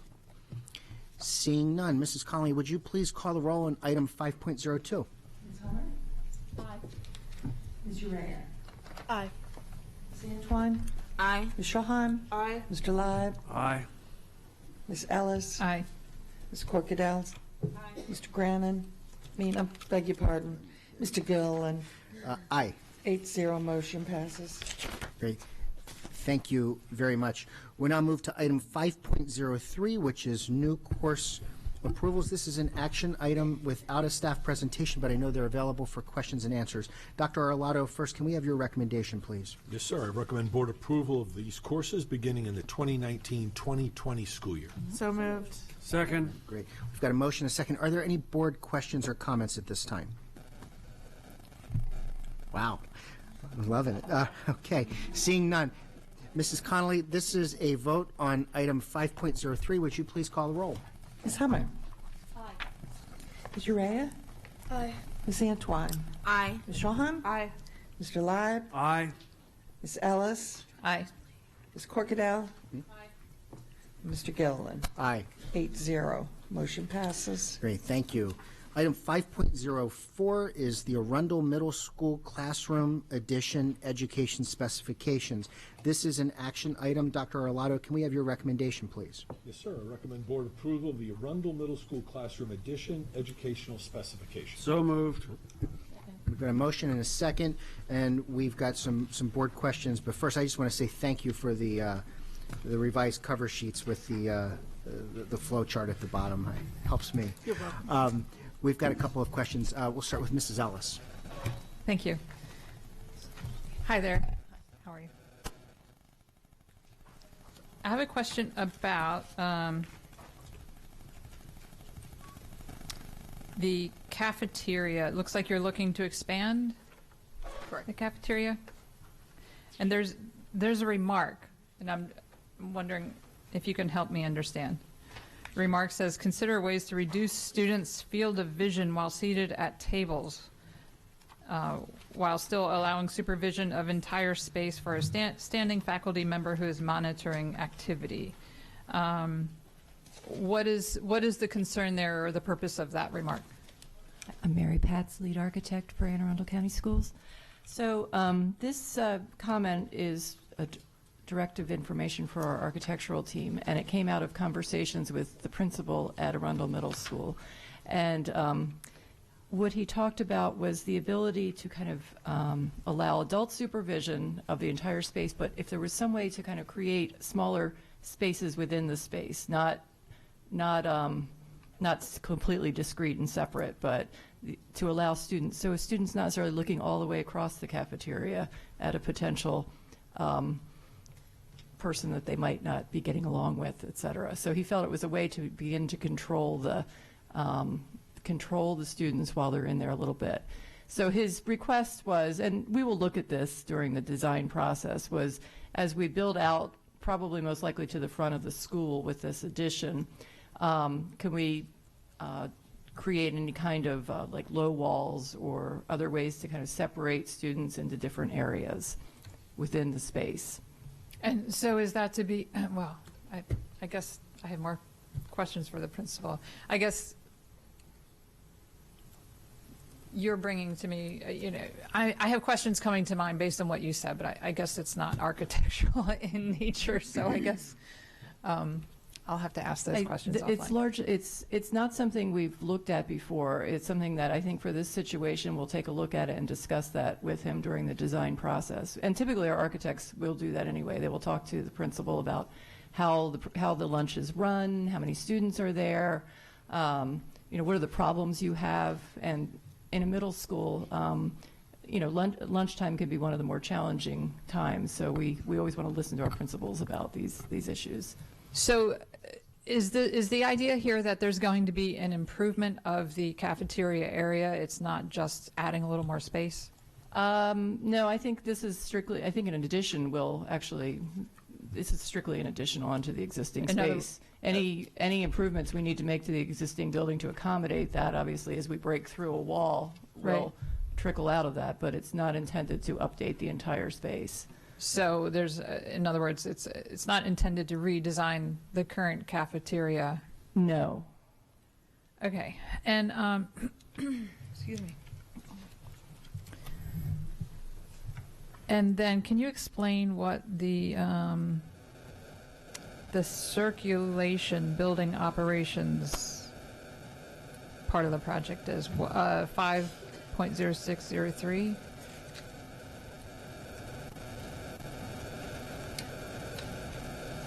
Oh, that's just, that's to account for the classroom corridors, but we don't count the net square footage for that. That gets counted in the efficiency adjustment number down at the bottom. But we do want to describe those corridors to our consultants so they understand that they might have lockers, they might have tack strips, they need to be a minimum width. So it's more about having a qualitative description of my question is this adding a corridor in the school? Is that what this addition will add a corridor in the school? Wonderful, because I know that's one of the biggest concerns. That's correct. Okay, so we're looking at creating more space in the cafeteria and adding a corridor, which will make the class transition time more manageable. Correct? That's exactly the words of the principal as well. Okay, because I know those were two of his biggest concerns. Uh-huh. And then I guess any other questions I have will come later. Okay, thank you. Mrs. Shaw. Good morning. You'll be delighted to know that after reading a few of these, I only have one question today. I'm sure that all thrills you. So under student restrooms, I just had a question. Is there a plan to have any non-gender specific restrooms as part of this reno?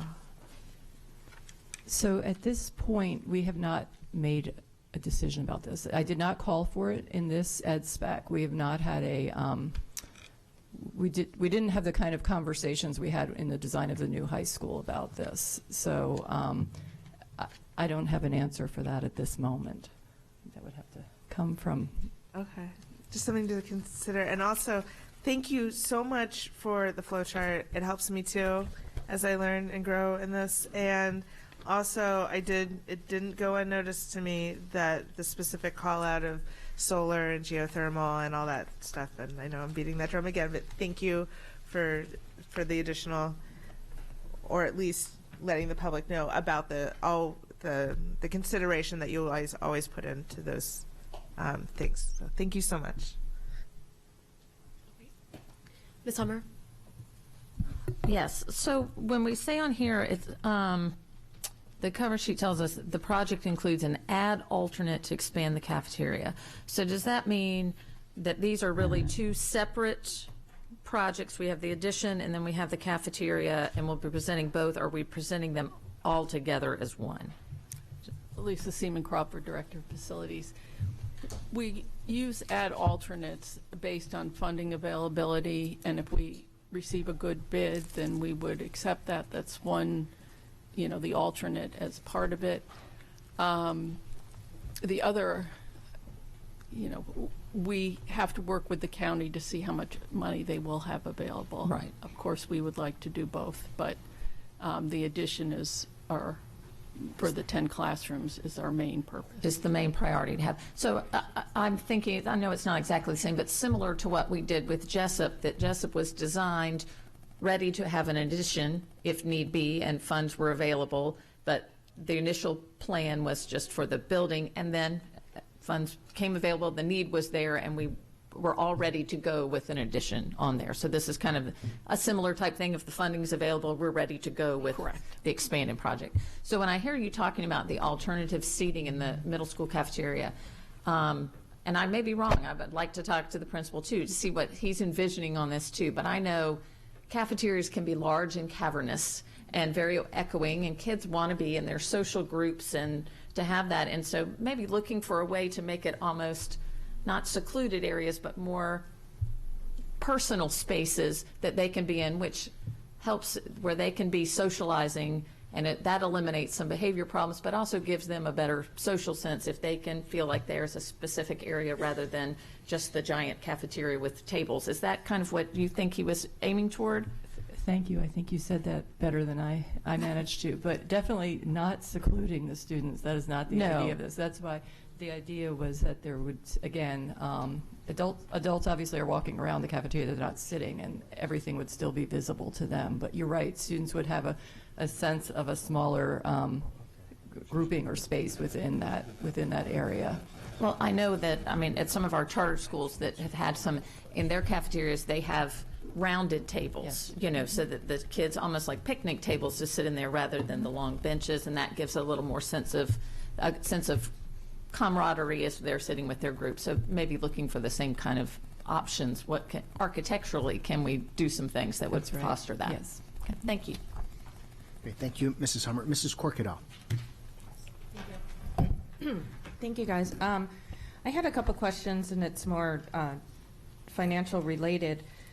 And so we're adding 19,543 square feet is in the proposals, spec eds, and at $10 million, that puts us at $511.70 per square foot. Is my math correct? So the $10 million is the total project cost or budget at this point. So that would also include architects' fees, site work, furniture, et cetera. So the actual construction cost, the current state number for construction is, I think, $329 a square foot, plus, I believe, about $58 for site work, so we used, as I developed this, it was a number of about, I think in terms of $400 a square foot to be conservative. Okay. So no, that's 511 would not be the square foot cost. So that I took a look because we have a lot of these going on, and I've been doing a little background here, and it seems like we are coming in a little bit high. Are we doing prevailing wages? Do we have a prevailing wage requirement that would create an environment that would, create a more inflated cost, or is it just straight lowest bidder? is a prevailing wage It's a requirement. requirement for all of It our- is requirement in our contract. So when we're checking in, these numbers are really coming in higher in part due to that. Okay. And because the cost, has almost doubled. We were like at 242 in 2015, and now we're up this high. Wow. It's going to get a lot more expensive to build these buildings. It's sounding like Many things are going on in the world, too. Tariffs, things like that. Well, yeah. Well, that's always a flexible, moving. Correct. That's always a moving ball, clearly. And when we're doing this, is this, and this is probably something you hear a lot too, is that we have other municipalities, and I know that we build our buildings for a 40-year scope. Is that still correct, right? We're building Yes. it still at 40. And so we've been watching some of our neighbors do this for a while, and this is just a comment of insight here. We have other municipalities that are building to the 20 and to the 30-year mark, yet the buildings are staying up for just as long, it seems like, before we have to do major renovations. And a lot of our buildings are needing renovations, additions, et cetera, before the 40 years. I would just suggest that we consider rethinking as we move forward with such an aggressive facility capital program in the future, because this number is just really, it gives me a big indigestion, especially when we know that we can build adequate facilities for perhaps a little less and not in the 40-year scope. But thank you guys very much for keeping track of that and clarifying some of the things. In addition to the prevailing wage, is there other factors that are static in here that we have less control over as it relates to construction costs? There's a number of factors associated with why the prices are increasing. Well, minus the material and the market rate. Are there other factors like the prevailing wage? It's a static we have to do because we're the state of Maryland or because of education. It's not just the prevailing wage that's squeezing the market right now. Labor forces are down for construction industry as a whole. So whether you go prevailing or non-prevailing, there's still a need for labor in other municipalities, other governments, other projects that are private. So to draw those labor forces in, they do need to increase the cost. So you're not actually, at this point in time, you're not seeing that dramatic of a difference between. So that's come down over the years then? I wouldn't say it came down. I would say it came up to me. The delta has narrowed. I guess it's more like this, not like. Yeah. Right? Now, other factors of the state. Are we being imposed on things that add another 40, 50 per square feet that are outside of just normal construction realm? Just information? No, this is, we've held to our norms on what our space requirements are. So we're spending then it's 387, so we're spending 125 almost dollars per square foot on things that are not the hard construction costs as you had specified.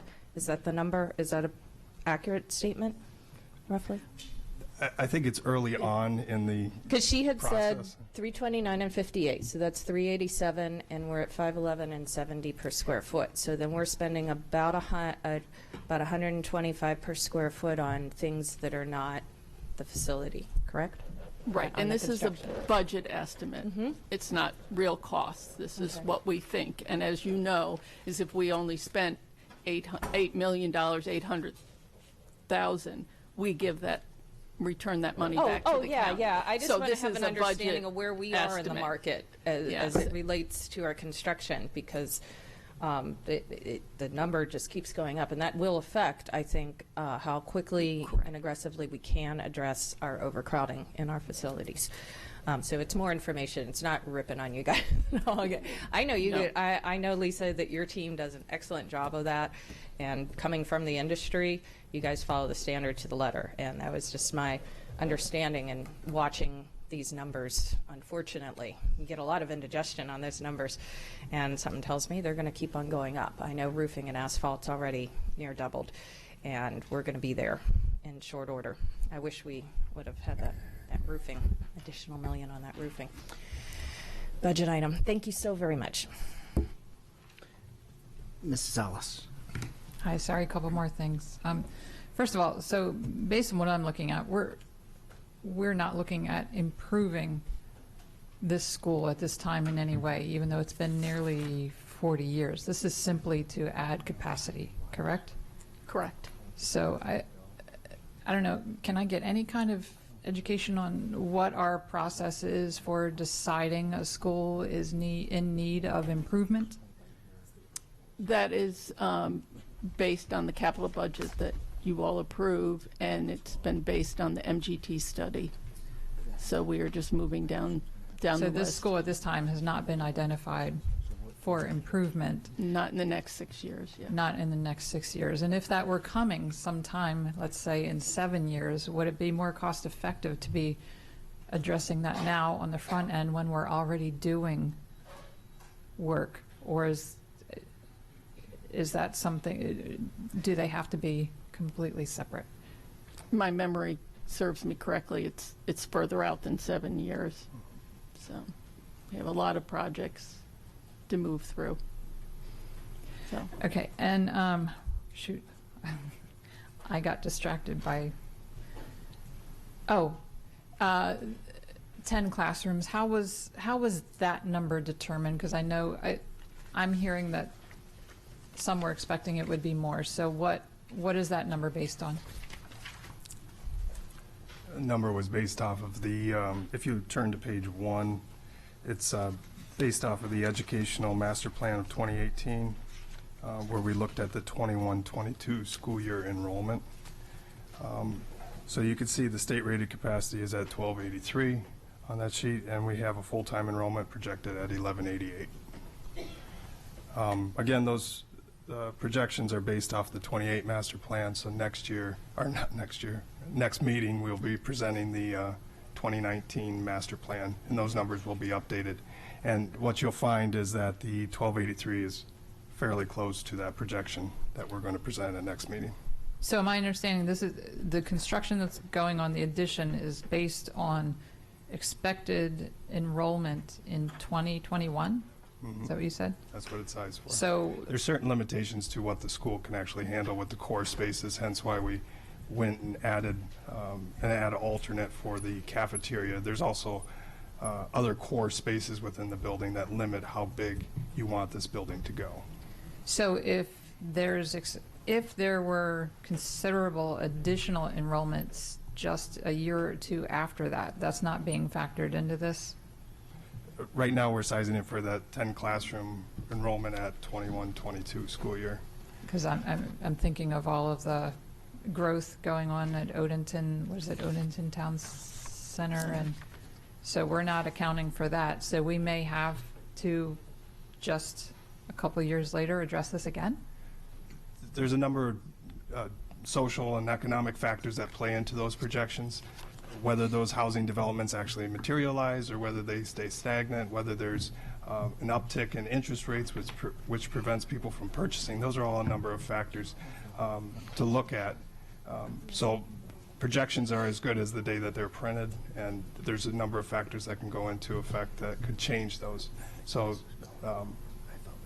we're cautiously moving forward with what the projections will be for this school. All right, thank you. And it also, we have to prove to the state using those projections to get their funding. So in order to maximize the state funding, we utilize the projections, and they would fund, you know, our best guess at this point is they would fund half of that addition.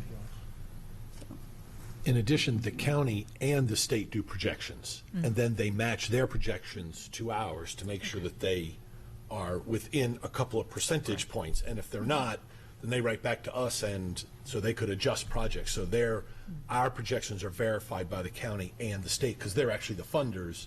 So school systems could say lots of things about what they want to build, but if the numbers don't show that, then the county and the state won't fund it. So they have their own method of double checking, triple checking in this case, projected enrollment figures. All right, thank you. Okay, Mrs. Hummer. So that touches on what I know was one of the frustrations we have in school construction, is that state funding formulas don't really allow us to be proactive very much in looking forward 10 years. We have to, they don't let us project very far in advance. We do look out a fair distance, but we only can build to our projections. To what they have. And so it touched on about where Arundel was in the list for MGT. I actually had just done some research on this and answered some questions from some Arundel parents that had reached out to me, and I just, for the public's information, the MGT studied every single one of our buildings and gave them a score based on different criteria, and our priority list is based on the schools with the lowest score are put first in the queue to be renovated, replaced, or whatever. And as old as Arundel may be, and what it has, there are 7 middle schools that have lower scores than Arundel Middle, that were deemed to be less, in worse condition in various areas than Arundel Middle was. So yes, when we look at the long-term projection, as much as we may want to do Arundel in any of our schools, there's others that really fall ahead of them on that list. So I know that because, as I said, just this past week, I was doing that research to get back to some of the parents there. So thank you. Mrs. Corkadal. Yeah, when Dr. Alotto brought up about projections, it occurs to me the county is now undergoing the general development plan, and the comprehensive rezoning map that would be adopted within a year thereafter is the biggest mover of development and how it occurs. How are we interfacing in the general development plan, and then to what extent is the county going to be exchanging the information? Do we have a liaison on their committee, and who's that person? And maybe a little briefing on how they're interfacing, because I know in the past we've had some issues as a school, well, not when I was here, but you guys have had in accuracy of information coming out of planning and zoning on an annum basis, and it seems like this new big number would go a long way in the realignment and assuring that the MGT study would now be 4 years old that is still meeting the needs. So we have a senior manager of planning, Greg Stewart. He works collaboratively with the planning and zoning office on these issues, and he'll work with the general development plan and those committees and address any of our concerns that we have. So then the county has invited us to participate and is permitting us to collaborate with them on these matters?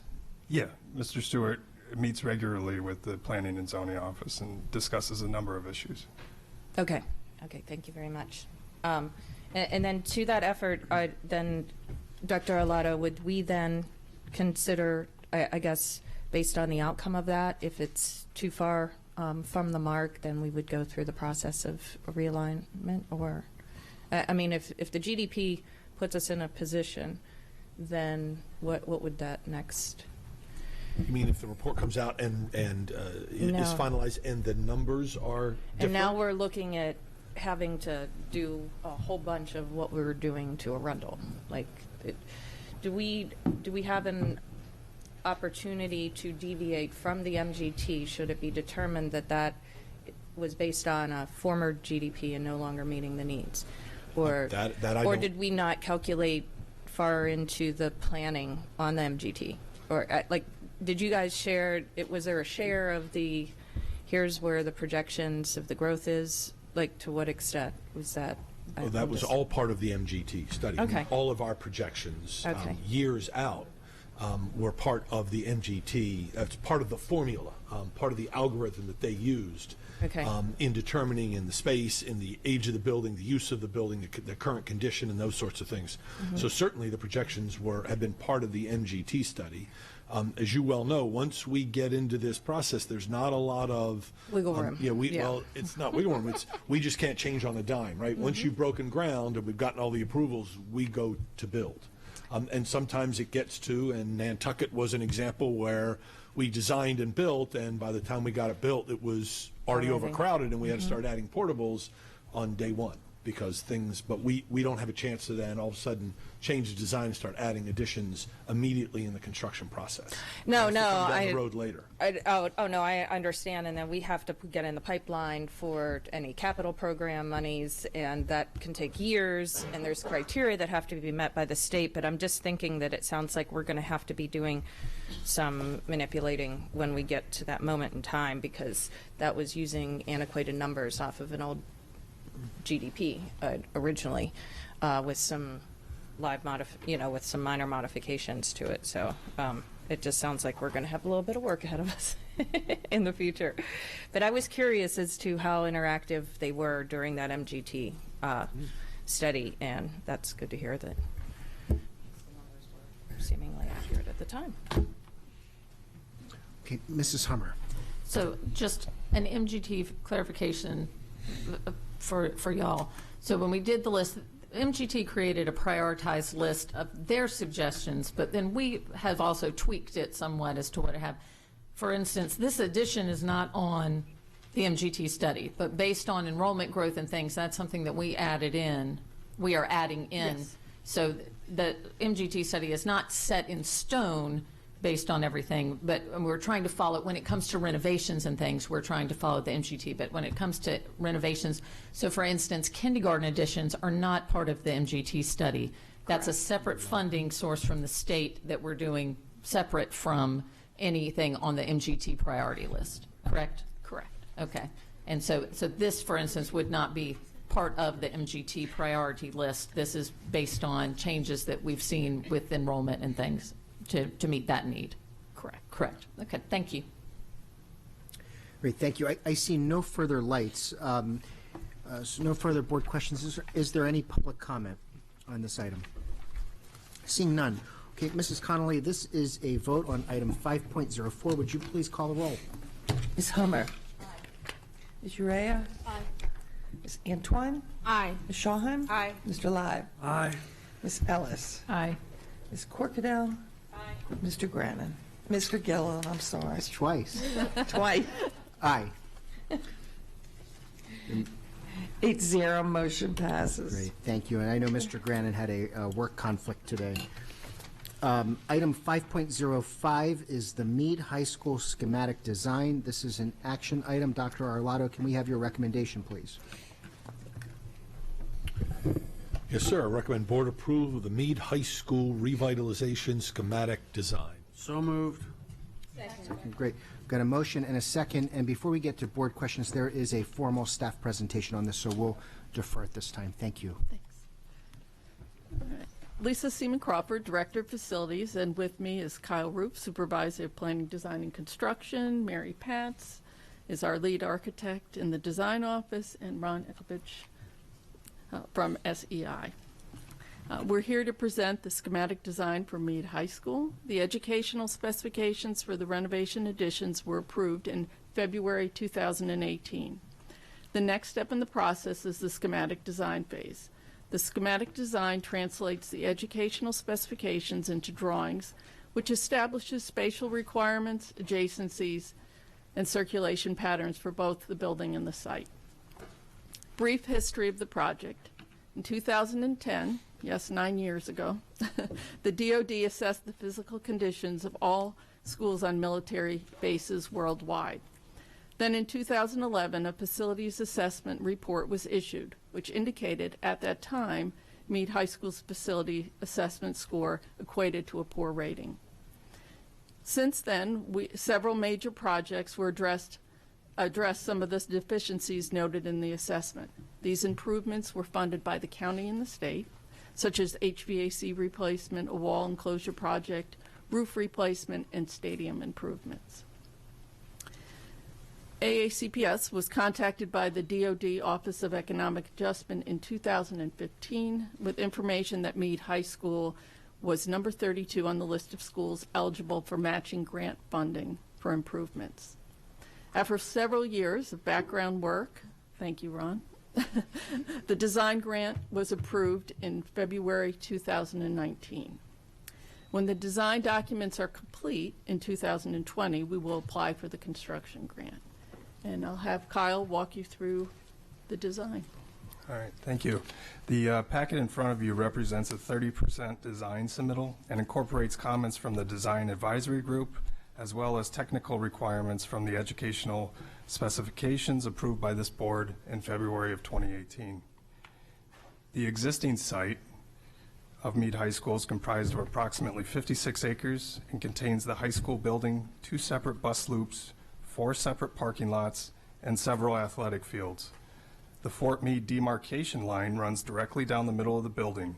To the east side of the building and the site is located on the unsecured side, while the west side of the building and site is located on the secured side. There are 3 vehicle access points on the site, 1 from the secured side and 2 from the unsecured side. The unsecured side entrances are 26th Street and F-Line Road, and then on MD 175, and that's also MacArthur Road. The school is currently served by 60 buses. There are 2 existing bus loops, with each one able to park 14 buses. The access and security aspects of the site impact circulation and is further amplified by the location of bollards and gates on the site that prevent access to Fort Meade. The proposed construction will include several building additions located on each side of the existing building. 2 larger building additions will be located on the west and north side, and 3 smaller additions will be located on the north, east, and south sides of the building. Primary access from the site from the unsecured side will be at the signalized intersection of 26th Street and be running down F-Line Road to MacArthur Road. This will provide visitors, staff, and students an easily identifiable view of the front entrance of the building, and buses will be separated and routed down 26th Street to 1 dedicated bus loop in the back of the building.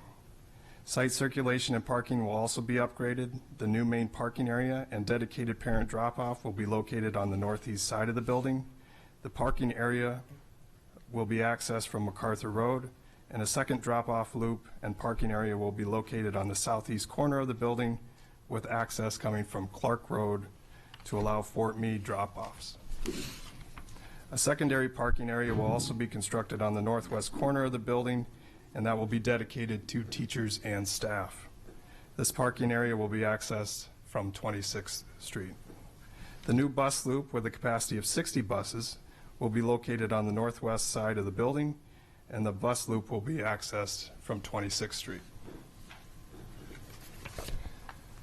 The existing Fort Meade, or Meade High School building rather, has a SRC, or state rated capacity, of 2527 and an overall size of approximately 351,000 gross square feet. The facility is made up of 3 distinct components. A 2-story structure composing of the instruction and administrative spaces, and a 1-story structure housing the theater, gym, and food services, and finally a 2-story addition that was added in 2014.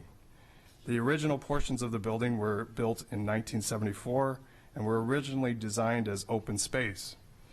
Each floor has 2 split plates or split levels within it. These breaks in elevation result in difficult circulation patterns within the building. The building also presents visitors difficulty in identifying the main entrance of the building, and there are currently 2 entrances, one on the base and one on the unsecured side. This was originally designed to provide independent access points for the base and public side of the building. The administrative areas are currently located in the core of the building and without the ability to surveil either entry point. The overall layout of the building makes supervision extremely difficult. The proposed architectural solution seeks to build 4 targeted additions and a variety of renovation levels within the existing building to remain. The proposed building is designed to provide a state-rated capacity of 2538 and a gross square footage of approximately 386,000 square feet. The new additions to the building include a new 2-story addition along the northwest side that houses a classroom wing, which will connect the 2014 addition to the main building. A second addition will be added on a 1-story addition to refront the building and provide a well-defined single point of entry to the school. This will also include food services in the cafeteria. A team room addition is located on the southeast side of the existing gym. This will provide direct adjacency to outdoor athletic venues, separation from internal school functions during athletic events, and athletic access to the competition gym without interaction with spectators. The final addition will be for the theater support programs and dance studio. This will be located directly adjacent to the existing auditorium and music suite, resulting in a performing arts wing. Renovations within the existing portions of the building will range from small changes to architectural reconfiguration and systematic upgrades. These renovations will allow the opportunity to reprogram the areas of the building and provide better circulation. Public and instructional areas will be relocated to opposing sides of the building. At the same time, core instructional programs will be located adjacent to shared educational programs. An example of this adjacency would be the science, tech ed, math, and art classrooms all being located near or within the new addition. Safety and security measures will also be considered in the design. A new single point of entry is identified and controlled by a security vestibule, which guides visitors to the administrative suite. This main entry will serve all students arriving via bus or drop-off, as well as visitors parking from both sides on and off the base.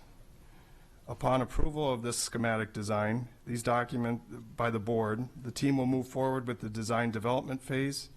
In this phase, the schematic design plans and elevations will be reviewed, revised, and expanded to incorporate details and specifications required for construction. By the end of the design development, the design drawings and specifications will be sufficient to complete and establish a defined facility size, function, configuration, and space, the operational use of equipment and materials, and all the principal building structures and systems. And with that, we'll be happy to take any questions. Okay, thank you so much for the presentation. Let me just make a logistical announcement now. We'll move through questions on this item, and depending on how long we go, I'd like us to break at some point around 1 o'clock so that we can do some closed session items over a working lunch. So we'll go through this item, see how we work against the clock, and then we might have time to take one or two more additional items depending on how the flow works, and then we'll take that short recess. So with that, we've got a number of board lights on this item. Mrs. Hummer. So I'm so excited. I mean, this is awesome. I love the timeline. I hope that the DoD will come through with the funds in there, because looking at it, my daughter will have to be there through all the construction time, but it will be finished and completed before my youngest graduates, and that would be exciting. And as wonderful as I think all the classes are, anybody who's ever driven to Meade High School, the part of this that really gets my heart aflutter is the improved parking and driveway in there, because it is the worst thing on earth, and the parking is terrible. And looking at these beautiful parking lots, don't you agree, Miss Antoine? It's like, oh my goodness, wouldn't this be fabulous? So all of it looks great. Thank y'all for all this work. You know, it was patience and persistence to bugging the DoD for the past 9 years to do this, and I appreciate y'all's perseverance, and it's great to see this finally moving forward. Okay, thank you. Ms. Antoine. Hello. So being Bracken and Meade close to 10 years ago, we had some understandings about the schools in Meade and the DoD support to that. I'm glad to see that finally moving. But I have to say, despite the excitement, I have some major concerns with what I saw and hear. I know the work that has been invested and the wait allowed a lot of planning. However, I just don't see how we're moving that much further ahead. For example, in the summary here, it indicates that the class sizes are going to go. The improvements will only allow maybe 10 up to 20 more students. in a very overcrowded school. I wanted to also understand the drawings in the back. There was a communicating space. I'm not too familiar with that. I know in our media centers, she left, but I know in our media centers they do have those types of collaboration spaces. My first question would be, what is this space? Me looking at this, I just see opportunities for negative activities for the students, especially I also see stovepiping and otherwise, not being able to see how that particular collaboration space enters into the picture. I just see it as a danger to the students and not a support. There are also very much so many concerns with the security within and outside of the school. I wasn't able to see with this set of schematics how we're improving those things. Finally, I would like to hear from the team that you all mentioned about some of the input that they had. I understand that that team included people from dignitaries from Fort Meade, as well as community. I would just want to understand the thought. I appreciate the presentations. I understand that portion, but there are some details that I believe is missing, and I want to be able to make a sound decision. At this time, based on what I'm seeing here, I just don't think at the tune of almost $140 million, we're doing everything we can with that money to improve the school. Thank you.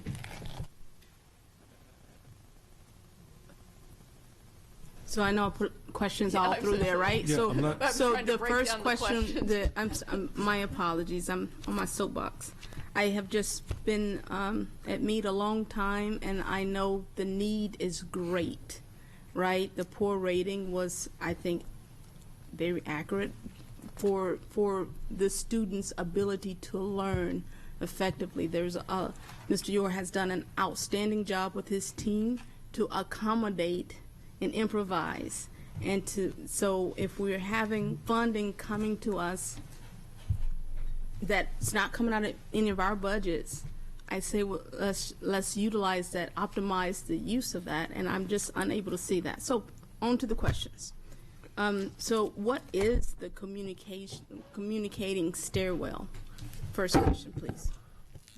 Well, communicating spaces, if I'm not mistaken, is a big, large hallway, right? It is a two-story that will run the length of that new piece from the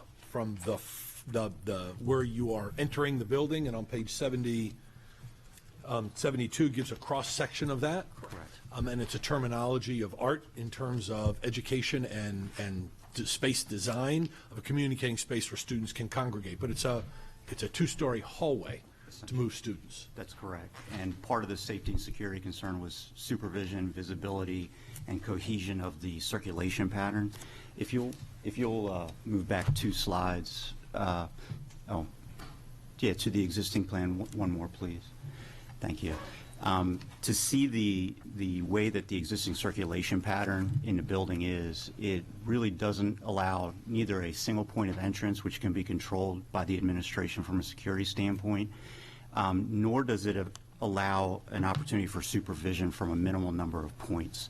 So a significant intent of the new design was to regularize the circulation pattern within the existing building. So if you can see in the white, the labyrinth of corridors that exist through the existing building. Moving then again, I'm sorry, forward 2 slides, one more. The intent was to now consolidate a single main entrance, which could be controlled by the administration suite. So that vestibule would occur, in this case, on the right side of the drawing. Any visitors would have to go through there, but also a majority of the students that are being dropped off for parking in the morning will come in through that main entrance. So there's a large quantity of students coming in, thus the need for communicating space. And communicating space really is a code definition of a volume space, is the name of it. But it offers opportunities also for collaborative learning and other types of instructional areas as we continue to define the spaces and the types of activities that occur in those spaces. It also is an opportunity in this case where we have a very dense building core with no natural light opportunities to perhaps bring some natural light into the center core of the building and then gather some natural light borrowed into the media center on the top floor and even into the programs that are open to that communicating space on the lower levels. So if you would imagine like a light well to bring natural light into the school as well, that communicating space did that. And a number of times along the way of that communicating space, there are stairs or other corridors where students could break off. So imagining the loop circulation that's coordinated with the new addition wrapping around the back, administrators at either point could now supervise down all of those corridors from fewer locations. So the intent is to improve circulation within the building, clarify the circulation path so there are no nooks and crannies as they are today to create security concerns, and really offer the opportunity for surveillance for the administration down those corridors. So the collection of the circulation patterns into the communicating space, we had a number of goals. We had the goals of improving natural light, we had goals of improving simplicity and surveillance, and in goals of improving the circulation pattern throughout the building, all with the challenges of the split floor plate that we were trying to accomplish simultaneously. So that would define the intent of the communicating space. Yes, ma'am.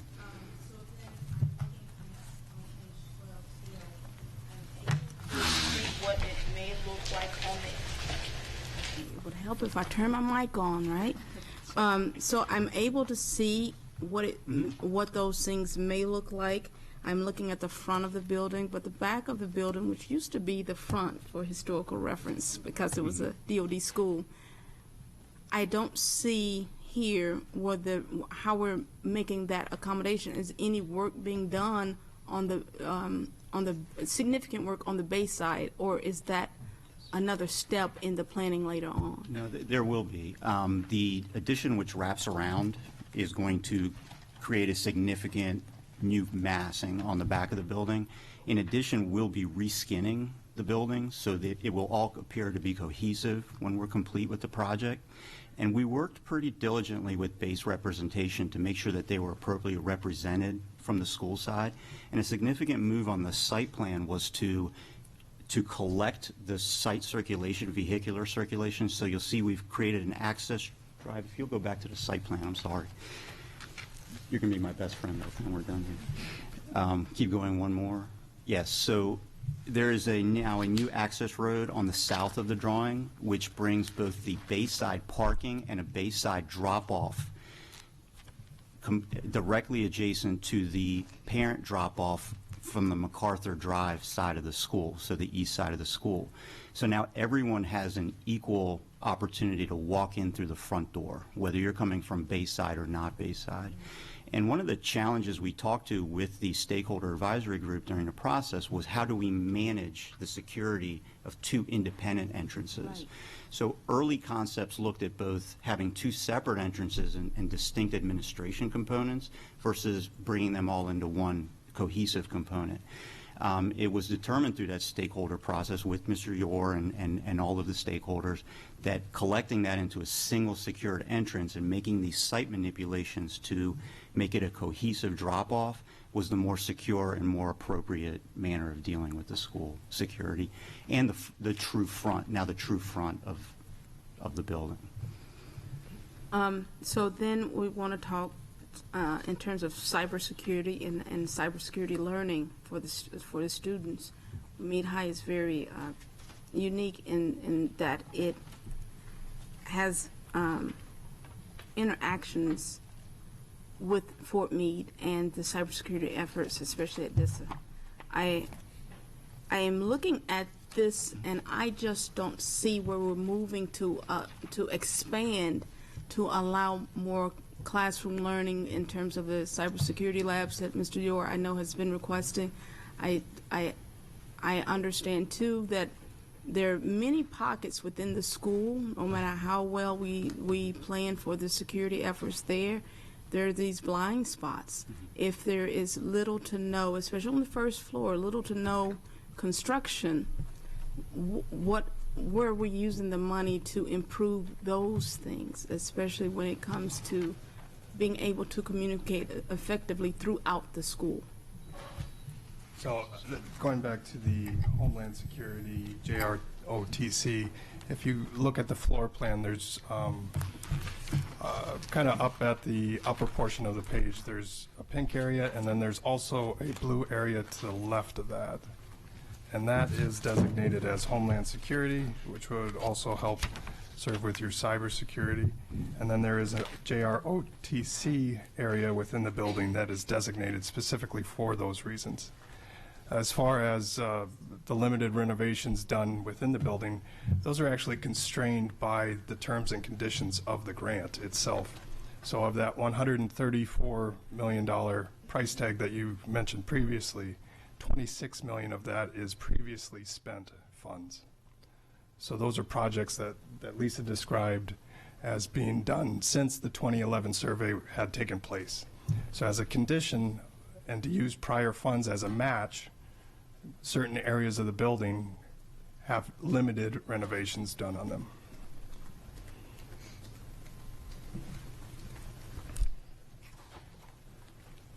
So I have the Delta question about the with 140 or so. I'm seeing that this is 100 mil here. So my Delta question was going to be what happened to the other 30 mil. So you answered that, but it's still.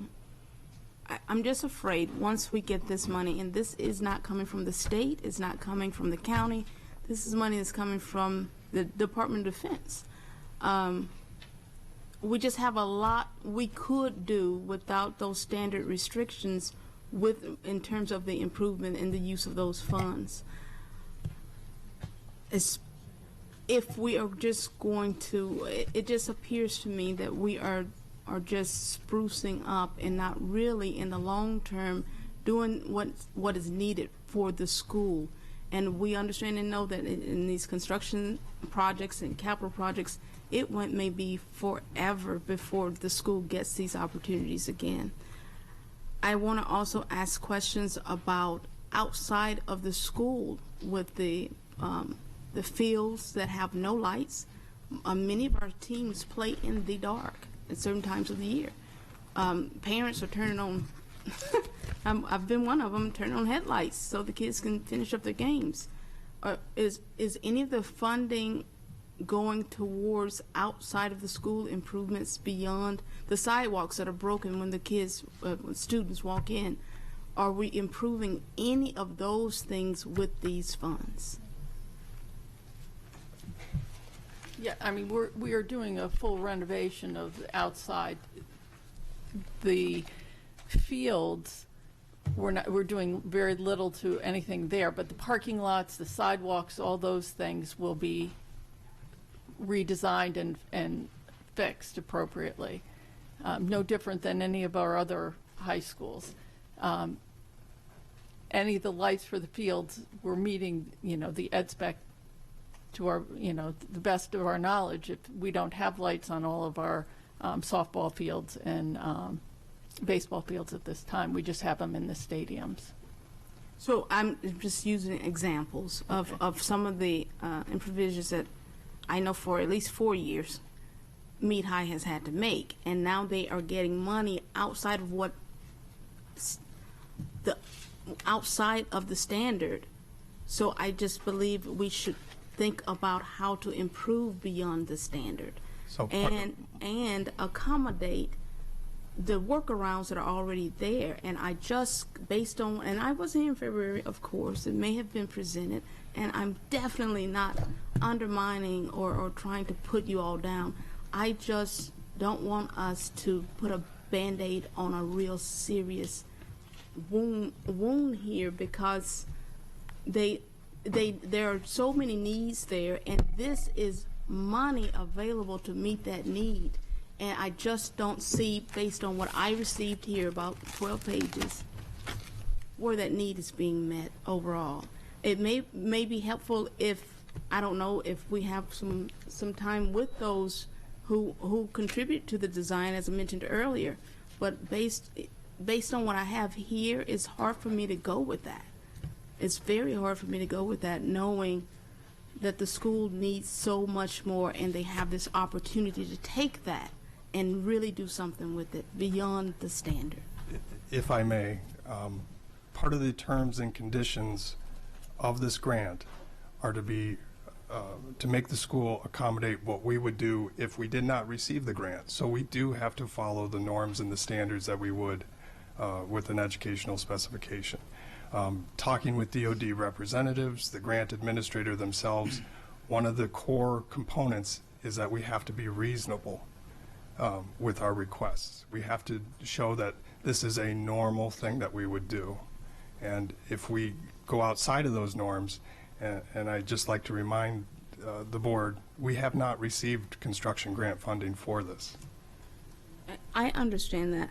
What I'm getting at is the poor rating that came about was the indication that it wasn't at a standard in the first place. So we are going to bring it up to standard, or the efforts to make that standard. I don't even see that here. And when you have parts of a school that you cannot successfully supervise because of those things, and I don't see where that is going to make that even more successful. In fact, some things I see in here make it harder. And again, I haven't sat, at the couple of years that you all have to plan this.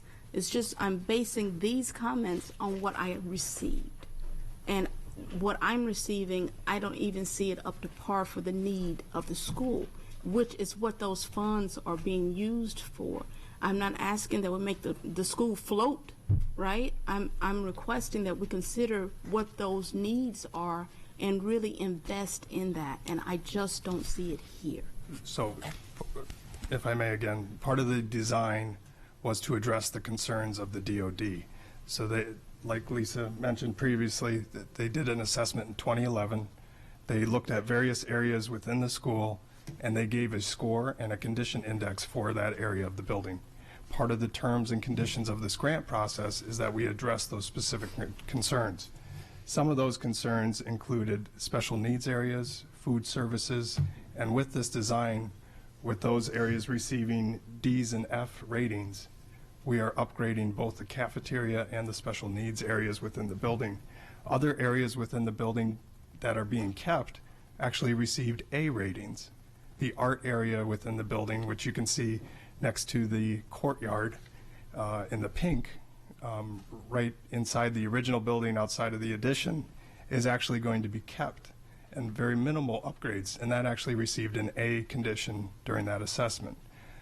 So we are addressing the concerns of the assessment in 2011. We're taking those into context, as well as the educational specifications, and then any of the comments made at the advisory design committee. Those Ron has worked very collaboratively with our group, and I think representatives from the base could speak the same.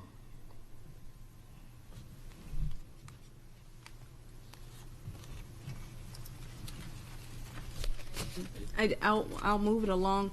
If I could, I would like the motion that we get that group in here so we can get more details. I'm unable to support what I'm seeing here, and I'm normally one person that moves forward. I know the needs of that school, and based on what I'm seeing here, that was prepared here, I don't see some specific needs being met. It's not to say in your discussions they weren't part of it. It's just not being relayed here to me. If I could relay some additional, I'm not sure the full package has a description of the scope that was derived during the grant review process that we followed, and it describes the level of renovation. So forgive me if it wasn't in the in the document. The level of renovations are broken up into 3 distinct categories. What we're calling level 1 renovation, level 2, and level 3. Level 1 renovation is where there's little to no work, as Mr. Roof said, where we got a category. So the 2014 edition, for example, there's little to no work necessary to bring that up to current educational specification standards. Level 2 are minimal changes. Those are areas where over the years you've invested to bring classrooms into enclosed classrooms, bring technology into the classroom and what have you. Those are what we're calling level 2 renovations. Those are about 52,000 square feet. So that art suite is actually part of that level 2, where we will be bringing in new systems, HVAC upgrades, new technology to meet today's educational standards, but the volume of the space is adequate to meet the requirements of the ed spec today. So those are the two little pieces where we're not touching as extensively. A majority of the renovation, however, 169,000 square feet, is what we're qualifying as level 3 renovation. And they include complete architectural reconfiguration. And that reconfiguration is intended with the goal of achieving the educational specification for this capacity of students as this board approved in February of 2018. So when we're complete, there is a table in the full package that we've prepared that compares the educational specification and the project as it is today, its ability to meet those requirements.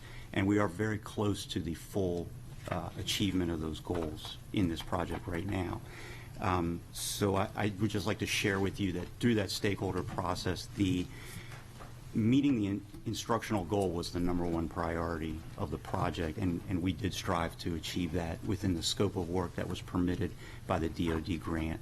So I'm sorry that you didn't get that from the package that we've given to you. No, I don't expect any apologies. I just want to make an informed decision. And what I have here at the cost of tax dollar that's being submitted to one school for these improvements, it just didn't say that. And then a person that has practically lived in the school, to my son's dismay, for the last 4 years, I know those needs, and especially with the ADA considerations, those needs are huge. Even that I wasn't able to see here, right? And so that is my concern. I am still unable, until I get better details about what's really going on, unable to support what I'm seeing here today. But let me make it very clear. I know firsthand what you all have put in. And please don't take what I'm sharing here. I just know, looking in the long term, we have to get this right the first time. Thank you. Okay, Mrs. Ellis. Thank you. First of all, having visited this school several times now, every time I walk through those doors, I have parents talking about the need for improvements at this high school. So indeed, this is very exciting. I'm wondering, can you, and I'm sorry if I missed something here, but can you share a little bit of the history? My understanding, if I'm piecing this together correctly from what I was been told in the past, DoD reached out to AACPS, am I correct? Do you know what drove that? Was it parents? It was if I'm going to jump in here if I can. We keep saying DOD. Part of the federal government is the Office of Economic Advancement. Adjustment. Thank you. They're the ones that reach out to us. The long story short is, as you know, there are schools on military bases around the country. Many of those were DOD-operated schools, which has its own infrastructure, its own superintendent, its own curriculum. They are operated separately and apart from local public schools, LEAs and states. Mm-hmm. Over time, a number of those DOD schools have been transferred over to the local control of the local LEA, which is where we are with our Fort Meade schools. They are our schools on a military installation. Mm-hmm. There is some history around the country where there has been some lack of communication between who's responsible for the upkeep of those buildings. Is it the Department of Defense? Is it the local LEA? And in certain parts around the country, those schools have fallen into dilapidated conditions because nobody was taking responsibility for them in jurisdictions around the country. That was never the case in Anne Arundel County. Anne Arundel County has always kept those buildings up. We have rebuilt, just finishing up Manorview, we've rebuilt Pershing, we've redone West Mead. So we have, we built the new middle school, and so we have always done that, but that's not the case. So to giving you all that history is that this office within the government set money aside to rehab and update buildings that are run by local jurisdictions, LEAs in states, that need updating that are on military posts. So they went and did in 2010, as Ms. Seaman Crawford said, a survey of all of these schools on installations around the country and gave them a rating. And when 2014 rolled around, we happened to come up in that rating scale where they started to cross off the lists, and Meade moved up the list. And that's when we were called and said, come meet with us, which Mr. Shaknovich and I and Ed Rice at the time, who was COO at the Post, met us there, and we met with them for the first time, and they said, we want to give you money. We didn't know any of this was happening because we've always updated our buildings. We've always maintained our buildings. We didn't know this list existed until we were called in 2014 to say, we would like to, we're going to start this process. And so it is now 5 years later when we were first initially contacted to say, now we have some monies moving in our direction. And they have come out to visit us. There's a team from this Office of Economic Adjustment. They've been out to our jurisdiction several times. They've been to the Post. They've seen Meade High School. We've taken them. They wanted to see other buildings. Mr. Roof talked about how they want to make sure that we're not doing anything different than we would for our other schools. They went out and visited Northeast High School, I think. Was that right? They took a tour of Northeast High School to see what a newly constructed high school would look like for us in Anne Arundel County, so they could make some comparisons, if that's correct. That is correct. So anything else to add to that explanation, Ms. Seaman Crawford? So that's sort of the history and why we're here today. That is, the military did a survey of all of these buildings and then set money aside by Congress. Congress set money aside, and they're now they're getting to those lists, and we got moved up the list in 2014. Thank you. So what drives a lot of this, these plans is based on their assessment of what the school needs. Am I correct about that? Correct. But based on what Dr. Arlotto just said, I think, because my next question was, so this school, in other words, this school isn't being designed based on some design that they have that they're implementing throughout the country. This is them telling us, this is what, these are the types of improvements we need, and then you came up with the plan. Is that correct? Well, we follow our ed spec as we would for any other school, but we also are addressing the items that they had in the facility assessment at the same time, which would be the same things that we would address. Okay. They're not, other than the forest protection and things like that. The rest of it is just like we would do for Northeast or any of our other schools. And did they give input throughout your design here, or? We actually have a meeting with them on Friday. Okay. So they haven't seen this? We've submitted this to them. Okay. Okay. And then finally, it's becoming increasingly known that the impact that the environment that someone is in has on mental health. And I'm looking at the design and these, what do we call them? Communicating spaces. And particularly what's important to me is when you speak about bringing in natural light, and those aspects of school construction are very, very important to me, and I'm really happy to see that. Thank you. Great. Thank you. Mr. Rea. Hi. So I would like to agree with Ms. Ellis, because I know from my school we have the giant courtyard in the center with lots of natural light, and it just like brings a different air into the room. But my question, because at the Safe Schools Town Hall, we did hear how unfortunately at Sandy Hook, the shooter saw the admin button but had a gun and just shot down the glass window and walked inside.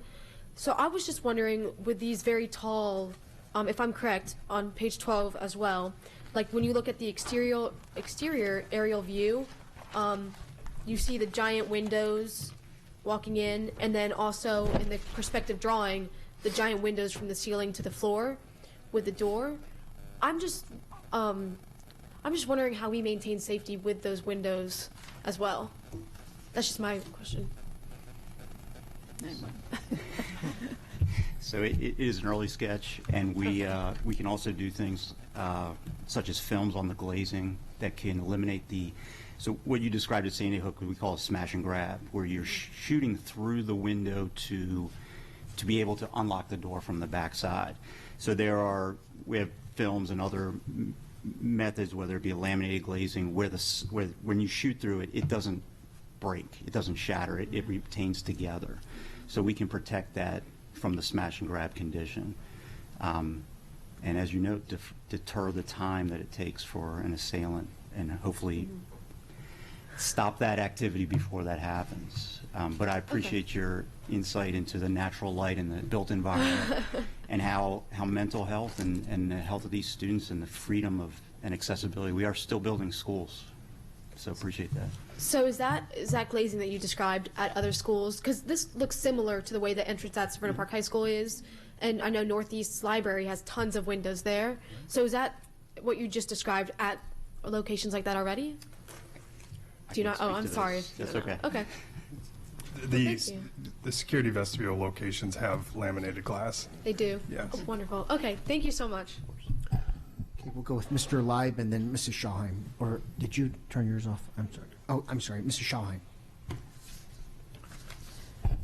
I just picked up on one thing that Dr. Arlotto was saying about how this wasn't designed to do anything above and beyond what other schools, what we would want for other schools. So I guess my question is, because this is a unique school, it being part of a base and serving our military community, etc. If we didn't have that in mind, what would we have wanted to do that would be above and beyond to serve this very special, very important part of our population? Is there anything that was on the table that was taken off as a result of that sort of back and forth with what we've seen at other schools? Like I just wonder, because this is a special situation. And by the way, I the reason that I don't have tons of questions is because everyone's already hit on a lot of them, and because this is sort of outside of beyond anything that Lee did for me, at least. So yeah, I mean, I appreciate all of this, and I know that it'll be fantastic. I just wondered if there were other things that you were considering but took off the table as a result of those conversations. No, if I can address that. So in 2018, February 2018, just as you had a comprehensive educational specification for Old Mill High School, we did the same thing. 4 of us were not on the board. I understand. This was presented in February of 2018. Since that time, we've taken lessons learned from Crofton High School and areas like that, and we've built upon that. And Mary, with the help of the architect that works on Crofton High School, collaborated and built a table full of changes that have been implemented on that project, which we are using on this one. Wonderful. So it's a constant living document that we use to make sure that we're moving in the right direction and everyone's And I getting appreciate provided that. I appreciate that very much. Yes, I wish I had the benefit of that document. Not that I want to down more trees for that document. However, 5 of us weren't seated here, and so didn't have the benefit of the backstory. So thank you so much for everything that you're doing. Okay, Mr. Leib. Thank you, Mr. President. Where was Meade High School on the MGT study? I don't know the number, but it was not coming up on the list anytime soon. Not in the 6-year. Even in the original, let's turn back, MGT 1 versus MGT 1A. Yeah. The order from that. The order. Oh, good. Oh, yeah. He's looking. Just curious. Is that 2000? This is the 2015 version. This is the 2015. Phase 1.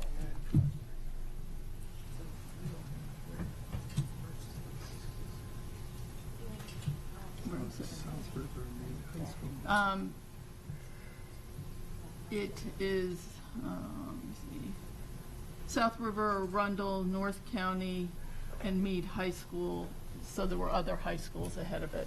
So There were at least four other high schools ahead of it. existing high schools ahead of it. Having been the base realignment and closure coordinator for Anne Arundel County and the chairman of the Fort George G. Meade Regional Growth Management Committee, I remember very clearly when this initiative began.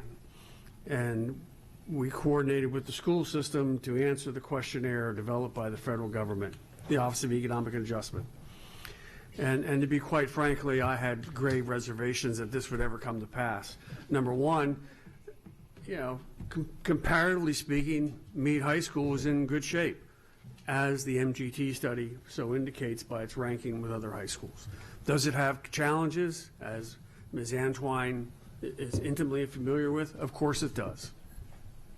And so to come to this date, when I see this coming to fruition, where the federal government, through the Office of Economic Adjustment, has made funds available to correct deficiencies noted as a result of the survey from the federal government, I just applaud it. And I say, while it may not be correcting everything that we all would love to have done at Meade High School, this is a major step, an improvement for Meade High School. And it reminds me of this phrase I used to hear growing up was, how perfect sometimes is the enemy of good, or don't let perfect get in the way of good. And so this is a very good step for Fort George G. Meade and Meade High School. And I'm very, very pleased to see this come to fruition, where these are not county funds, these are not, state funds, these are federal funds, and they're doing something to step to the plate to support the servicemen and women and the students of Anne Arundel County Public Schools in good faith. And I commend the Office of Economic Adjustment for bringing this to pass. And I thank you, or our members of the school system, for working so diligently over the years to get us to this point. Thank you. Bravo Zulu.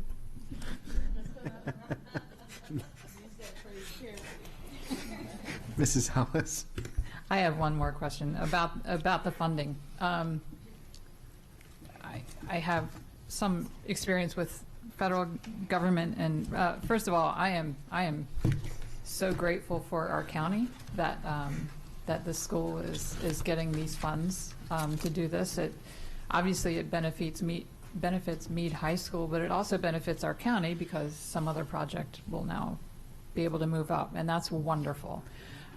But I do have a question about the funding process. I'm very excited that we're moving forward, but I know things can fluctuate based on economic conditions, political climate, so forth. So are these funds solidified? Like, what is the point that we're actually receiving the money to do the work, and what could potentially happen between now and then?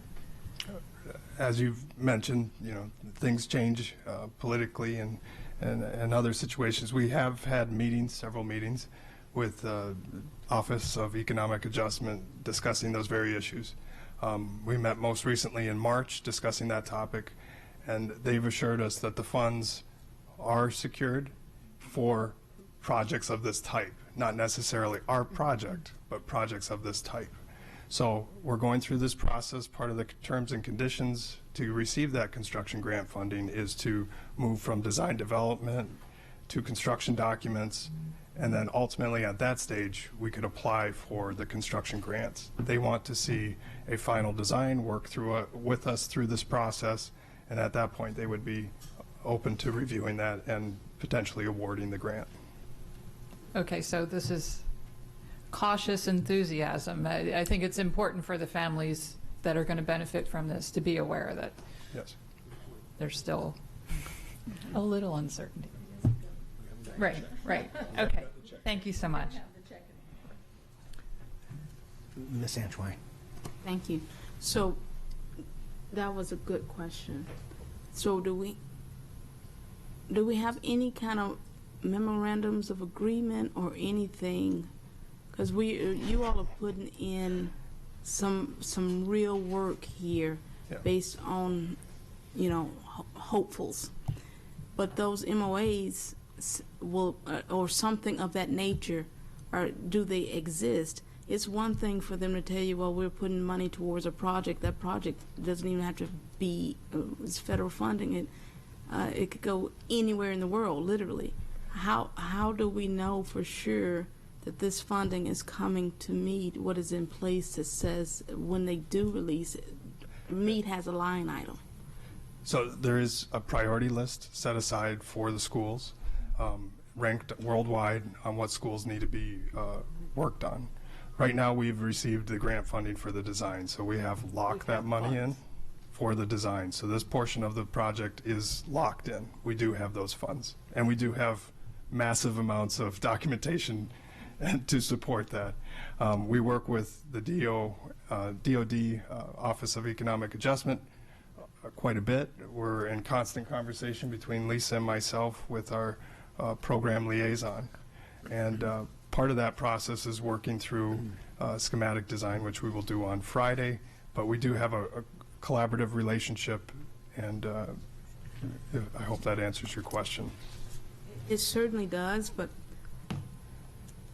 I know too that you guys blame it on politics. I blame it on the needs of the DOD, and that money can, moment's notice, be unavailable without it being committed, especially in that budget cycle. And so I was just trying to find out where, if there's some signatures somewhere that says we will be giving this money to MEAD, even if it's 20 years from now, MEAD will be getting this money. And that's in some agreement somewhere, somehow. What I'm hearing today, and I did know that, so that was a good catch, was that this is just a possibility, and even with a specified figure, is still not a guarantee that we'll ever see the money. We do Is have that correct? Design funds. They've granted us $5.8 million to design the building, so we do have that committed. We don't have the construction committed until we submit in 2020. And understand that that's based on release of funding, but you guys, I'm looking at a specific number here for the need of MEAD. So somewhere, I would expect that somewhere someone has agreed to that amount of money that can make that kind of agreement, right? So while the money has not been released yet, is there something that says that is money that will come to us one way or the other one day? What I can tell you is that we've had conversations about the scope and the cost of this project, and we have communicated that with Fort Meade. And with that understanding, we have proceeded with the design. And they knew of a price tag when they released the design funds. So based on what you're sharing with me, and I appreciate you guys allowing me to ask so many questions. Based on what you're sharing, you guys have done an estimate internally and shared it with them based on the needs that you've identified, and they have an understanding of that estimate. But there is nothing beyond the estimate that we can hold on to right now at this time. As far as getting those funds from the government? No, part of the terms and conditions of this is they released it in a phased project, so they released the design fundings first, and then we would have to get to construction documents before we would be even eligible to request those funds for construction. Understood. Thank you so much. Okay, it looks like we are finished with our board questions and comments. At this time, is there any public comment? Seeing none. Okay, Mrs. Connolly, this is a vote on item 5.05. Would you please call the roll? Ms. Hummer. Aye. Rhea. Aye. Ms. Antwine? Abstain. Ms. Schulheim? Aye. Mr. Ladd? Aye. Ms. Ellis? Aye. Ms. Corkadell? Aye. Mr. Gilliland? Aye. That's 7 in the positive, 1 abstention. Motion passes. Thank you. At this time, as I stated earlier, there are some things that the board needs to do in closed session, and I know some people are getting a little anxious for lunch, so let's have that natural pause now. And we'll be back at some point, let's call it about 1:45, if that's okay with the board. That will let us get some things done, and then we can come back out, and for those who are waiting for other items, that gives them an estimate of when we'll be here to resume. And with that, Ms. Urea. Mr. President, I move that the board go into closed session to consult with counsel, to obtain legal advice on a legal matter, and to conduct collective bargaining negotiations or consider matters that relate to the negotiations. Second. All in favor say aye. Opposed no. The ayes have it. We stand in recess. Thank you.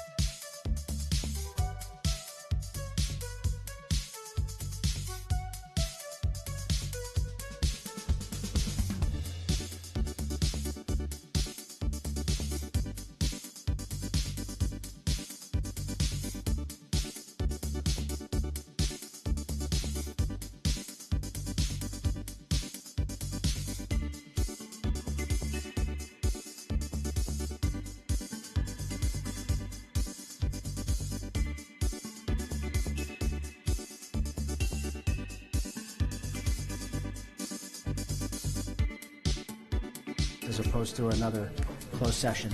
So the Board of Ed come back to order. We left off with Meade High School schematic design, item 5.05. We are now on item 5.06, which is the Folger McKinsey Elementary School third-party project playground equipment. And there is no presentation. This is an action item. Dr. Arlotto, can we have your recommendation, please? Yes, sir. I recommend board approval of the Folger McKinsey Elementary School third-party project playground equipment. Okay. Motion and a second. Great. Ms. Antwine. Just one question, please. So it says it has a fiscal impact, but then it says it doesn't, and I'm trying to understand the trade-offs here, please. The fund, there's no fiscal impact to the school system. The funds are raised by an outside party, a third party, which would be the PTO in this, or PTA in this case. And so in this case, we're approving them to build on our grounds? Is that what we're doing? Correct. Okay, gotcha. Thank you. Great. Thank you, Ms. Antwine. Mrs. Ellis. This is just a huge applause to the PTO for using funds this way. How exciting for this school, and this is what it's all about. Exactly right. Thank you so much, Folger McKinsey PTO. Mrs. Schallheim. I'm also delighted. I think that that PTO works very hard to raise the funds it raised and to use them in a way that will enhance the school. Looking at the color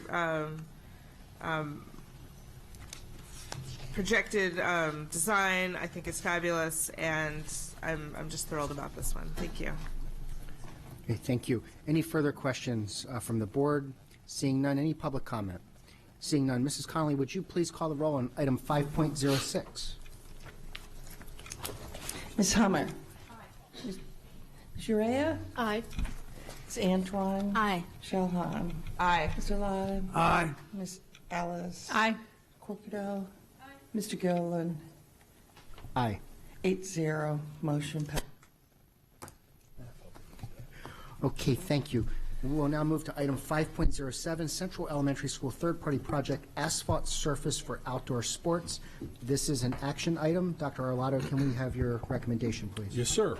I recommend board approval of the Central Elementary School third-party project asphalt surface for outdoor sports. Great, we've got a motion and a second. Board questions, Mrs. Schallheim. Not a question, just a comment again about how fantastic our PTOs and PTAs are in championing the needs of our students where we might not have readily the funds to do so, and this is just another example of that. And I'm again very thrilled about this one too. So good work, PTO. Great, thank you. Any further board questions or comments? Seeing none, any public comment? Seeing none, I just have to go through the motions here. We know there's nobody in this room but staff right now. So, seeing no public comment, Mrs. Connolly, would you please call the roll on item 5.08? I'm sorry, 5.07. Aye. Aye. Aye. Aye. Aye. Aye. Aye. Thank you. We'll now move to item 5.08, which is Crofton Woods Elementary School utility easement. This is an action item. Dr. Arlotto, can we have your recommendation, please? Yes, sir. I recommend board approval of the Crofton Woods Elementary School deed of public utility easement. So moved. Got a motion and a second. Any board questions or comments? Seeing none, any public comments? Seeing none, Mrs. Connolly, would you please call the roll on item 5.08? Ms. Hummer? Ms. Urea? Aye. Ms. Antwine? Aye. Ms. Schallheim? Aye. Mr. Lott? Aye. Ms. Ellis? Aye. Ms. Corkido? Mr. Gilliland? Aye. 8-0, motion passes. You'll have to do that. That's not Dr. Arlotto. Thank you. Okay, we'll now move to item 5.09, which is the reappointment of an ethics panel member. This is an action item. Ms. Urea, can you make the board recommendation, please? I recommend that the board reappoint Salone K. Webb to the school board ethics panel for a 3-year term commencing June 30th, 2019, and expiring June 30th, 2022. So moved. Okay, we've got a motion and a second. Again, this is board action, does not require the superintendent's recommendation. So is there any board questions or comments? Seeing none. Any public comments? Seeing none. Mrs. Conley, would you please call the roll on item 5.09? Ms. Hummer? Aye. Ms. Urea? Aye. Ms. Antoine? Aye. Ms. Schulheim? Aye. Mr. Lyde? Aye. Ms. Ellis? Aye. Ms. Cole? Aye. Says Okay, we'll now move to our first reading calendar policy revisions. Item 5.11 is confidential communication reporting of at-risk student behaviors, policy code GAD. Ms. Ortiz. Good afternoon. For the record, Jeanette Ortiz, Legislative and Policy Counsel, and I'm going to ask my colleagues to also introduce themselves.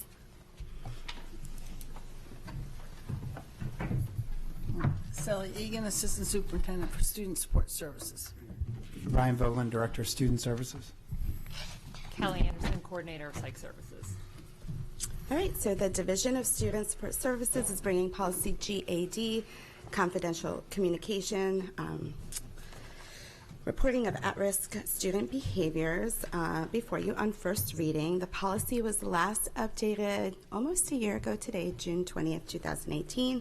So we're once again revisiting this policy and accompanying regulation to align with the Maryland Safe to Learn Act, which passed in 2018, and a recent model policy, the Maryland Model Policy for Behavior Threat Assessment. Accordingly, the key revisions in the policy and regulation remove references to procedures regarding threats against others and property.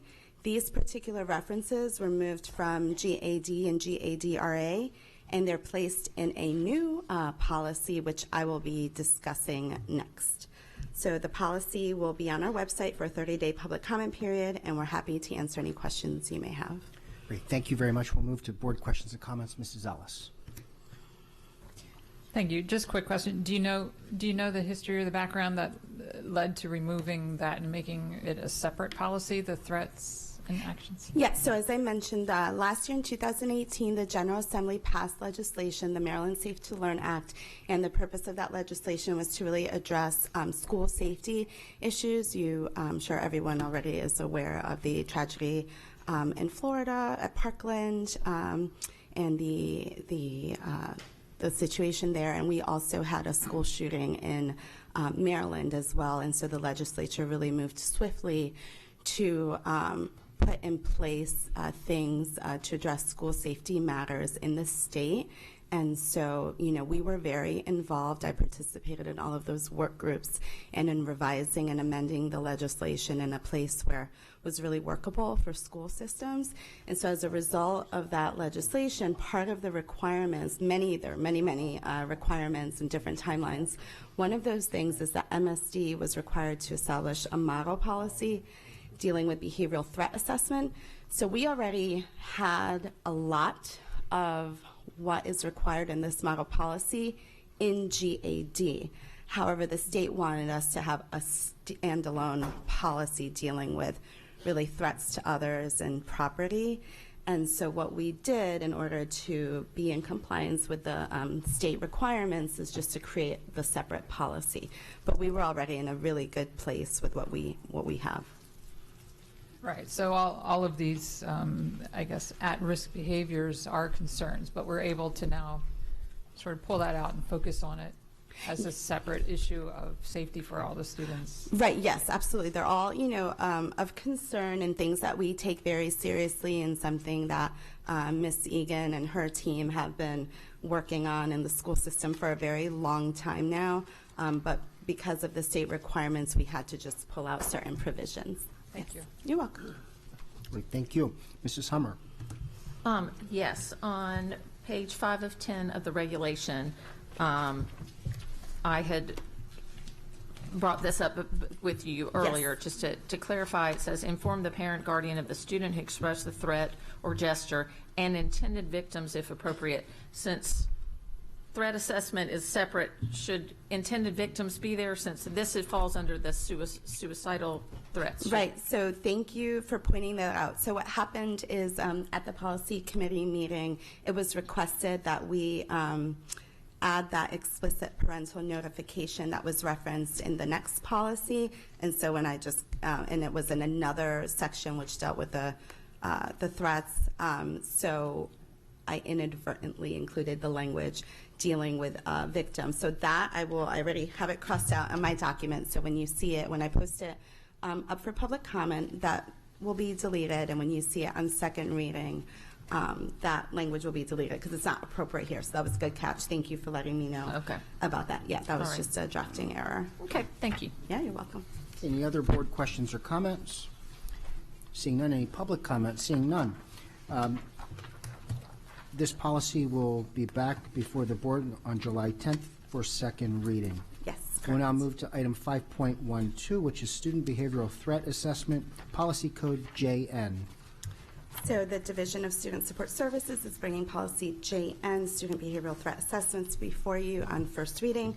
As I mentioned, this is a new policy which has been developed in accordance with the Maryland Safe to Learn Act and the Maryland Model Policy for Behavior Threat Assessment. And so, as I mentioned previously, the purpose of the model policy is to address school safety issues and to have school systems establish at least one threat assessment team. And so the policy gives us, the guidance on establishing that team or those teams. And so, as I indicated, we were already ahead of the game here at AACPS. So most of what you see in this new policy and regulation are the things that were taken from GAD and GADRA. And so that meets the requirements established by the state to deal with threats to others and threats to property. And so this policy will also be on our website for a 30-day public comment period, and we'd be happy to answer any questions. Any board questions or comments on this one? I know we asked some earlier, so we may be okay here. Any public comment? Seeing none, this policy will be back before the board on July 10th for second reading. Yes. Okay. Thank you. Thank you. We'll now move to item 5.13, which is the ratification of the negotiated agreement between the Board of Education and the American Federation of State, County, and Municipal Employees. We have Ms. Ross. Yes, hi. Good afternoon, Mr. Gilliland, Dr. Arlotto, and members of the board. The negotiating teams for the Board of Education and the American Federation of State, County, and Municipal Employees, Local 1693, and the Board of Education of Anne Arundel County have reached a tentative agreement for fiscal year 2020, subject to your approval. In brief, the summary of changes as agreed upon by both parties include, but are not limited to, one full step increase to eligible Unit 3 employees, a 2% COLA for all Unit 3 employees, and a backup step or a catch-up step for eligible Unit 3 employees who did not receive a negotiated step in the 2008-2009 academic year or have not changed bargaining units and have not reached the top of their salary scale. Similarly, a catch-up step will be provided to eligible Unit 3 employees who did not receive a negotiated step in the 2009-2010 academic year and have not changed bargaining units and have not reached the top of the salary scale. The negotiating teams diligently work to reach an agreement that serves the best interest of Anne Arundel County Public Schools, AFSCME members, and supports their commitment to students, staff, and the community at large. I would like to take a moment to thank Corey Blake, the Special Assistant to the Executive Director, AFSCME Council 67, and Roland Johnson, President of AFSCME Local 1693, for their dedicated efforts during FY20 negotiations. On May 25th, 2019, AFSCME ratified this agreement, and I respectfully request your approval and ratification of the noted summary of changes. Okay, we'll make this an action item. Dr. Arlotto, can we have your recommendation, please? Yes, sir. I recommend board approval of the tentative agreement between the Board of Education and the American Federation of State, County, and Municipal Employees, Local 1693. So move. Okay, motion and a second. Great. We'll now move to board questions. Mrs. Schallheim. I don't have a question. I just wanted to say thank you for all your hard work on this, this is it shows, and I'm grateful to be able to ratify this today. Thank you. Great. Any further board questions or comments? Seeing none. Any public comment? Seeing none. Mrs. Connolly, this is a vote on item 5.13. Would you please call the roll? Ms. Urea. Aye. Ms. Antoine. Aye. Ms. Schulhan. Aye. Mr. Lodge. Aye. Ms. Ellis. Aye. Ms. Corkadell. Aye. Ms. Hummer is not present. Mr. Gilliland. Aye. Here we go. We're still open. Ms. Hummer. That makes it 8-0. Motion passes. Excellent. Thank you so much, Ms. Ross. Thank you. Thank you. We will now move to our review items, and we have item 6.01, All Means All, Supporting Students with Special Needs. And this is a presentation.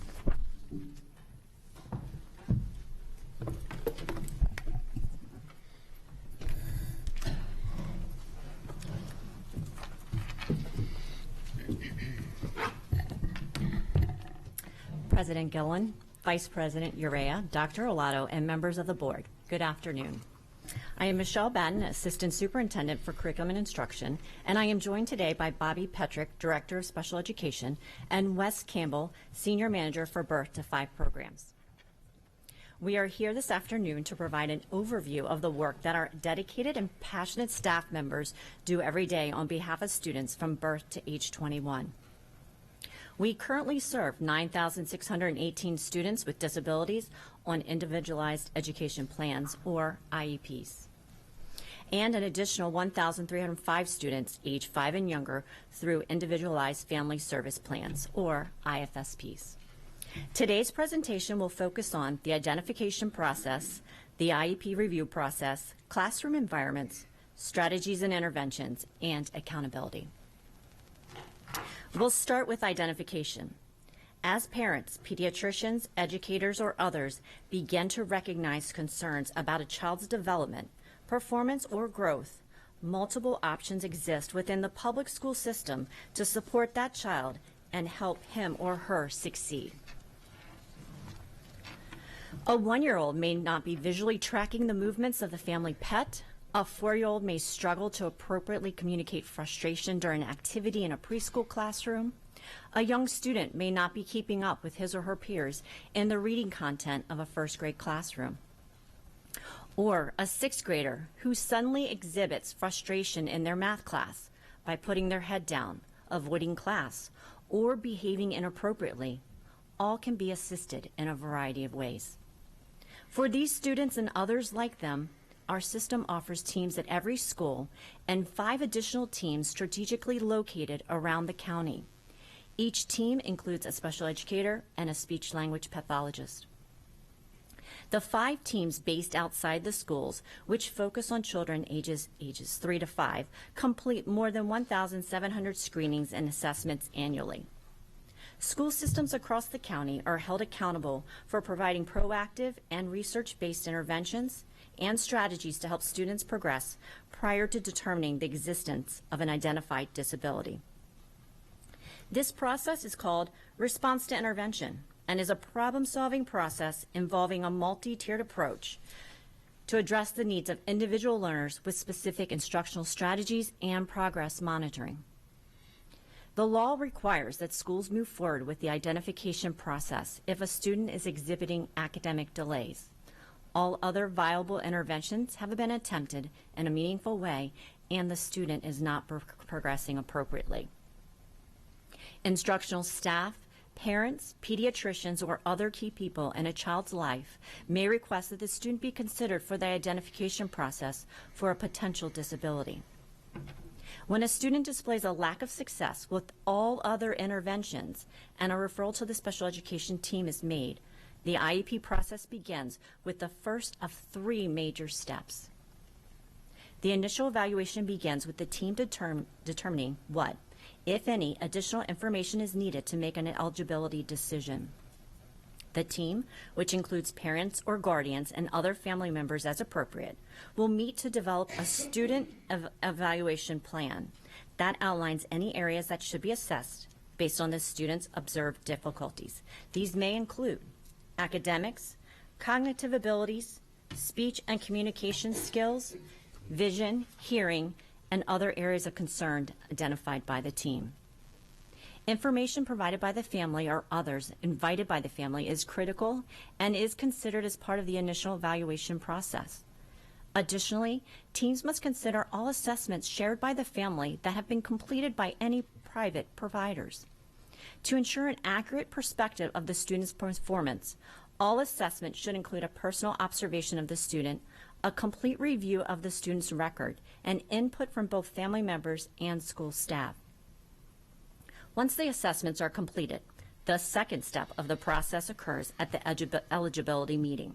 A review of the assessment reports and other discussion results are at this meeting, and a determination as to whether the student qualifies as having a disability that impacts his or her academic performance and requires specialized instruction. Students who are determined to require specialized instruction are eligible for an individualized education plan, or IEP. If a student's needs can be addressed through accommodations alone, the student may receive those services through a 504 plan. Those plans are delivered through the Division of Student Services.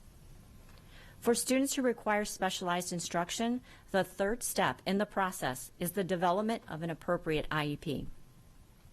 IEPs, which are developed in conjunction with the student's parents or guardians, must outline measurable goals that are related to grade level standards and can reasonably be accomplished within 1 year, given the student's rate of learning.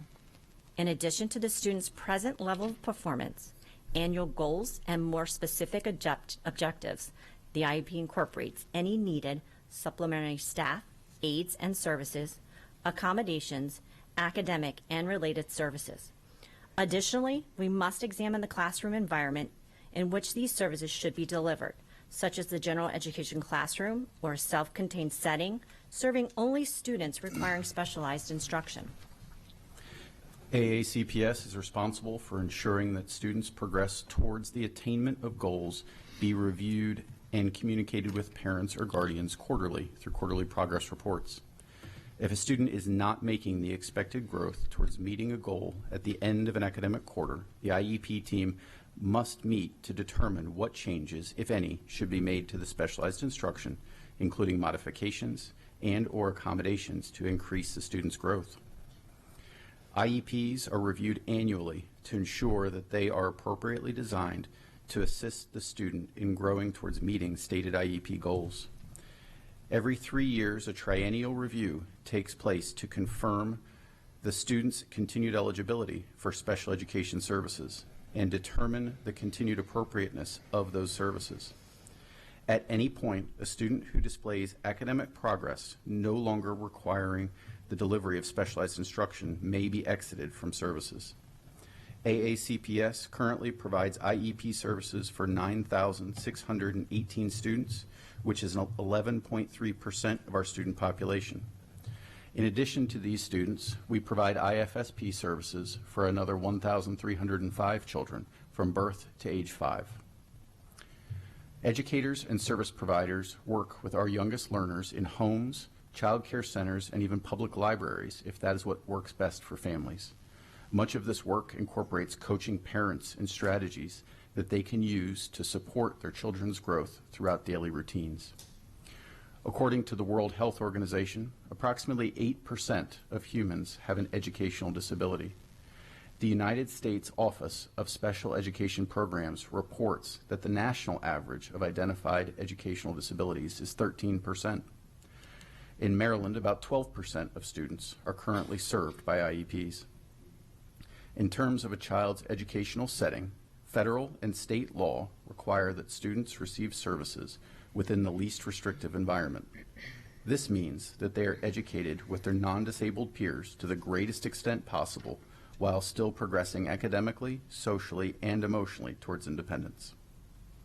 Our schools serve more than 71% of our students with special needs in the least restrictive environment, exceeding the Maryland State Department of Education target of 69%. Our first priority, regardless of the severity of disability, is for services to be delivered in a student's home school.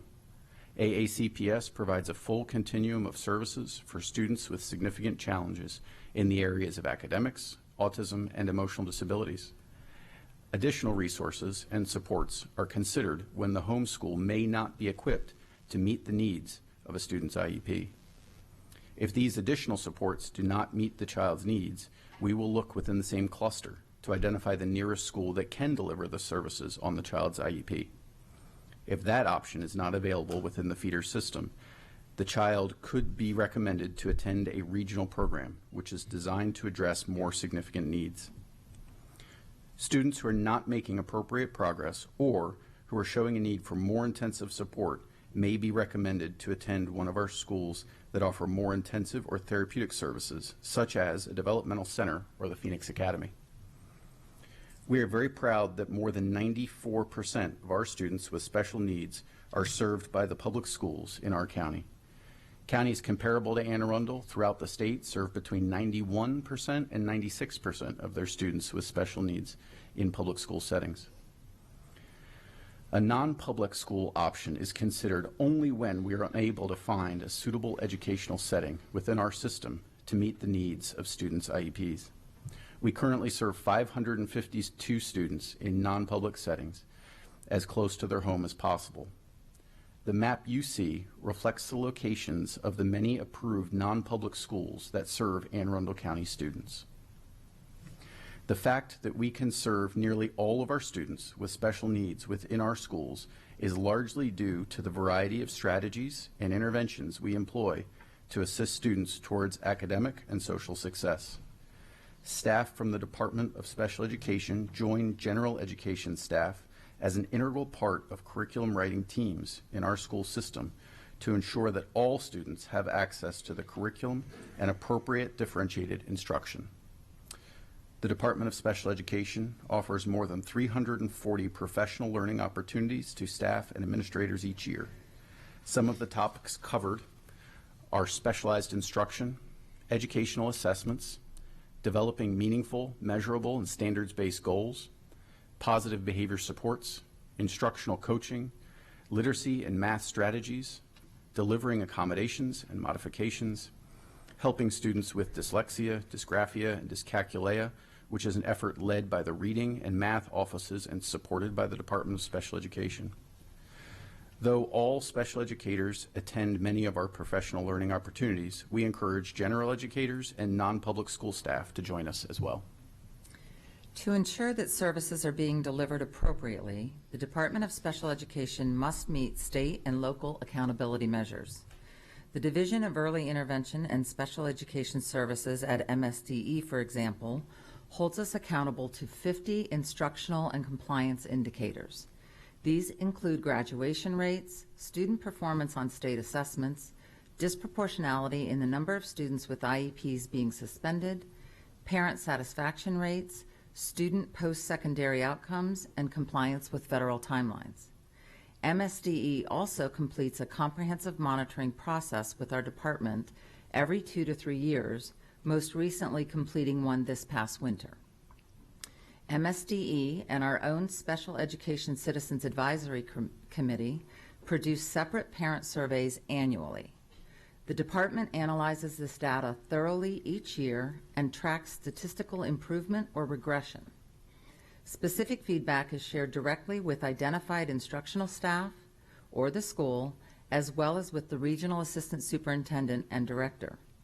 The information provided by these surveys contributes greatly to the department's goals every year.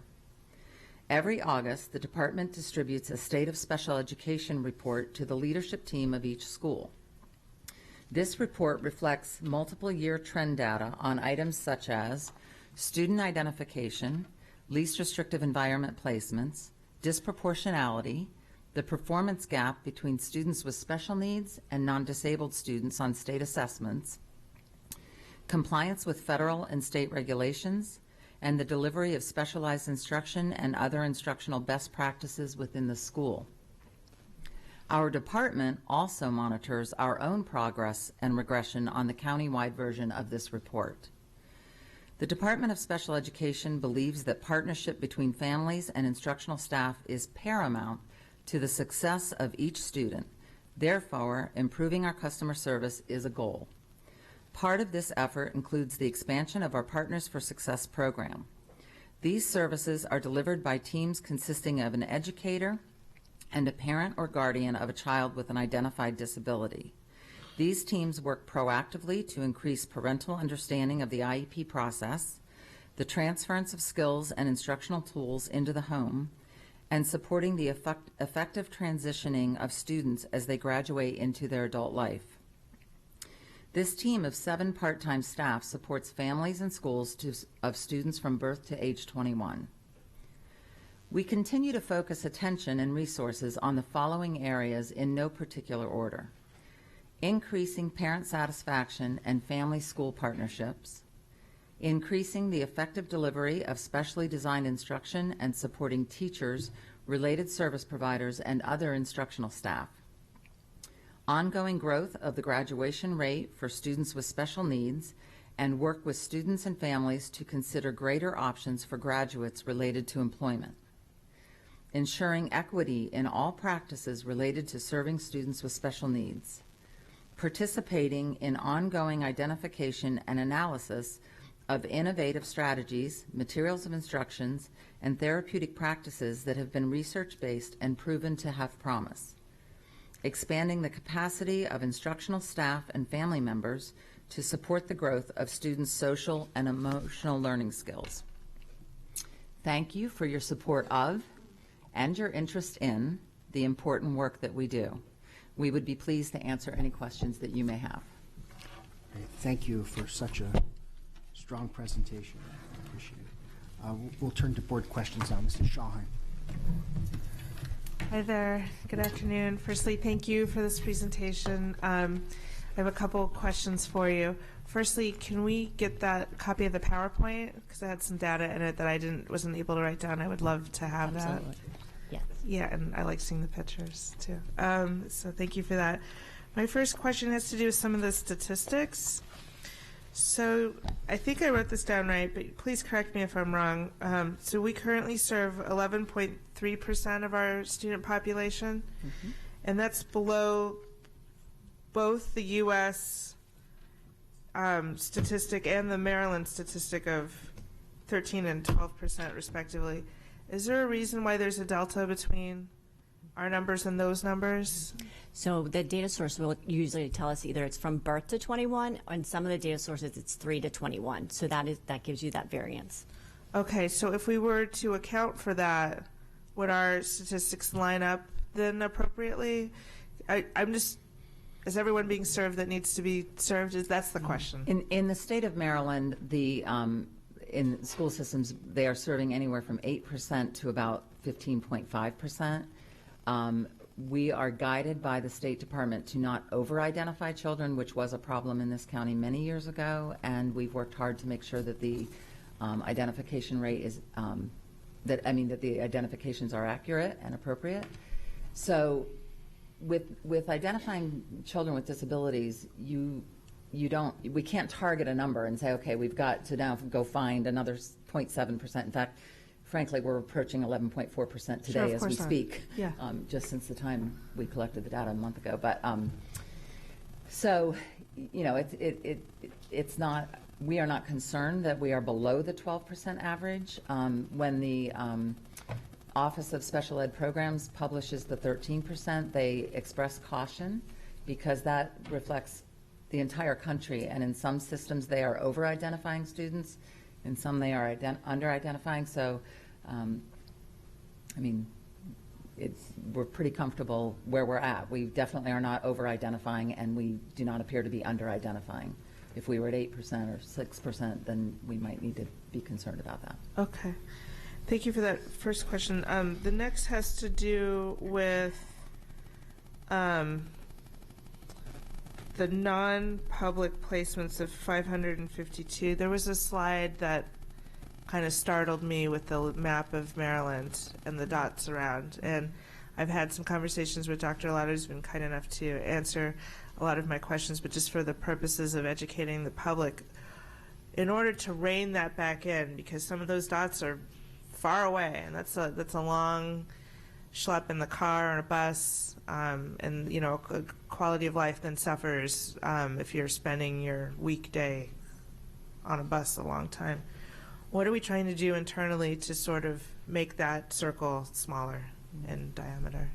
Thank you for that question. So Bobby and our team are continuing to work on building our continuum so that we are able to continue to provide students the least restrictive environment in our school system. And so as we continue through our budget cycle, we will continue to be requesting additional staffing for those types of programs, therefore not having to send our students to some of the non-public sites. And just for the purposes of educating the public who might be watching or listening, are there specific areas on the special needs spectrum is the wrong word, but within the special needs that we are specifically focusing on to work on to make that circle smaller, specifically in terms of disability types?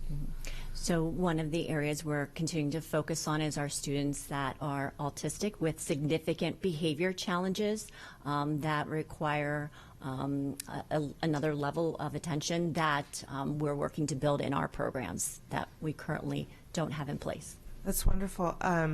I had a conversation, I don't remember his name, at I think it was the Chesapeake Science Point High School graduation, and he serves on a board of a non-public school, and we got to chatting, and he was talking about ways we could work together. Do we currently send any of our special needs educators or administrators to some of those facilities around the state in terms of gaining professional development, so that we can, while we might not ever be able to fully serve everybody, that we can sort of use their knowledge base to help lift us up in areas that we can? Yes, there are opportunities for us to engage in professional development together, so our staff and their staff. Fantastic. And I just for also the purposes of the public, when we collaborate and when we build new schools or do massive renos and have the ability to expand our special needs footprint, are we encouraging those facilities to open essentially satellites within our system so that we don't have to endure the transportation costs to send people elsewhere?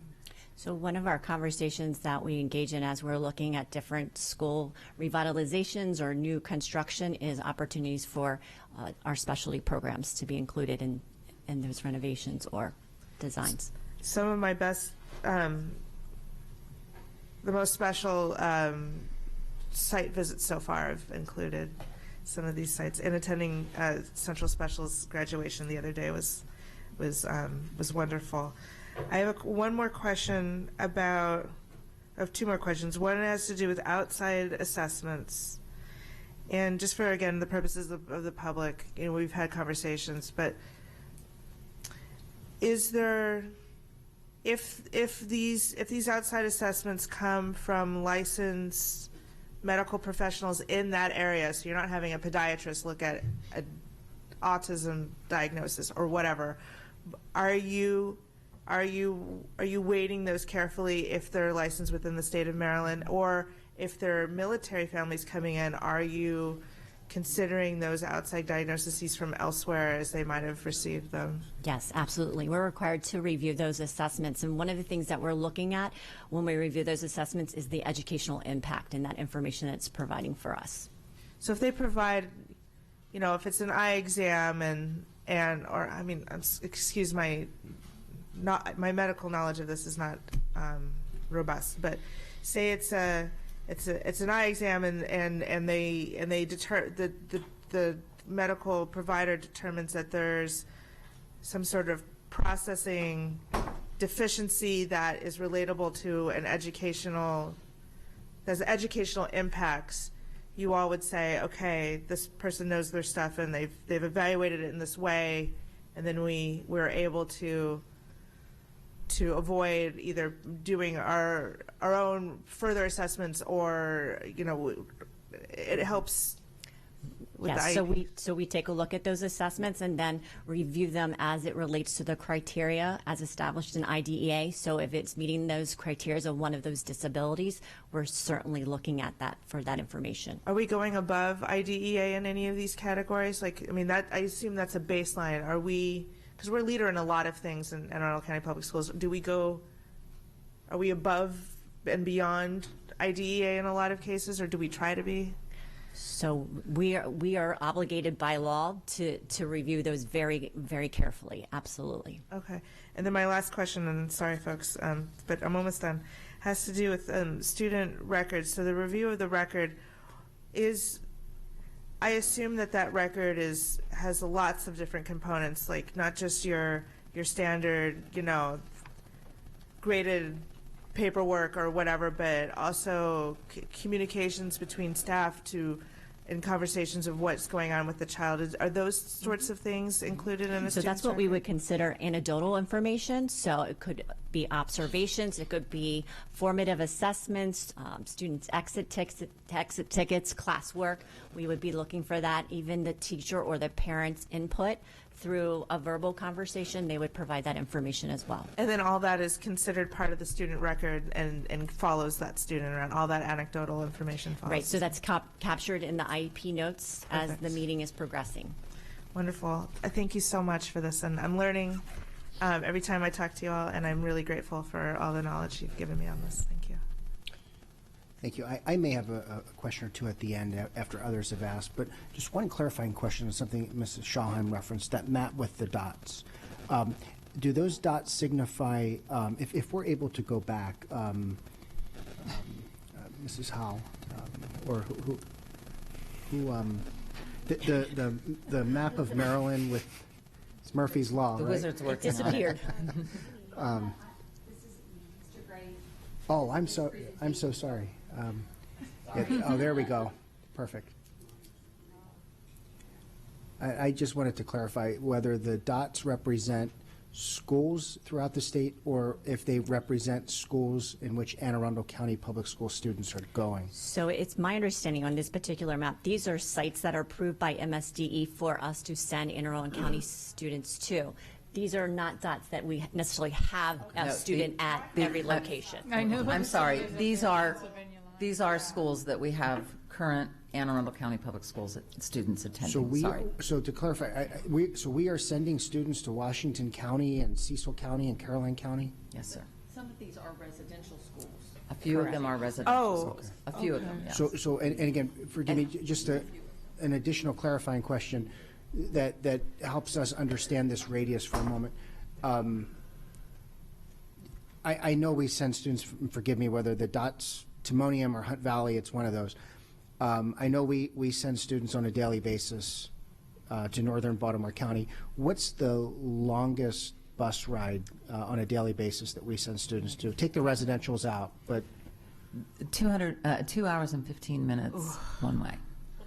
Wow. Now, I'd like to also point out that some of these students attending schools in other jurisdictions, they have been recommended through our school system for a non-public placement, but the school that's selected has something to do with the parents.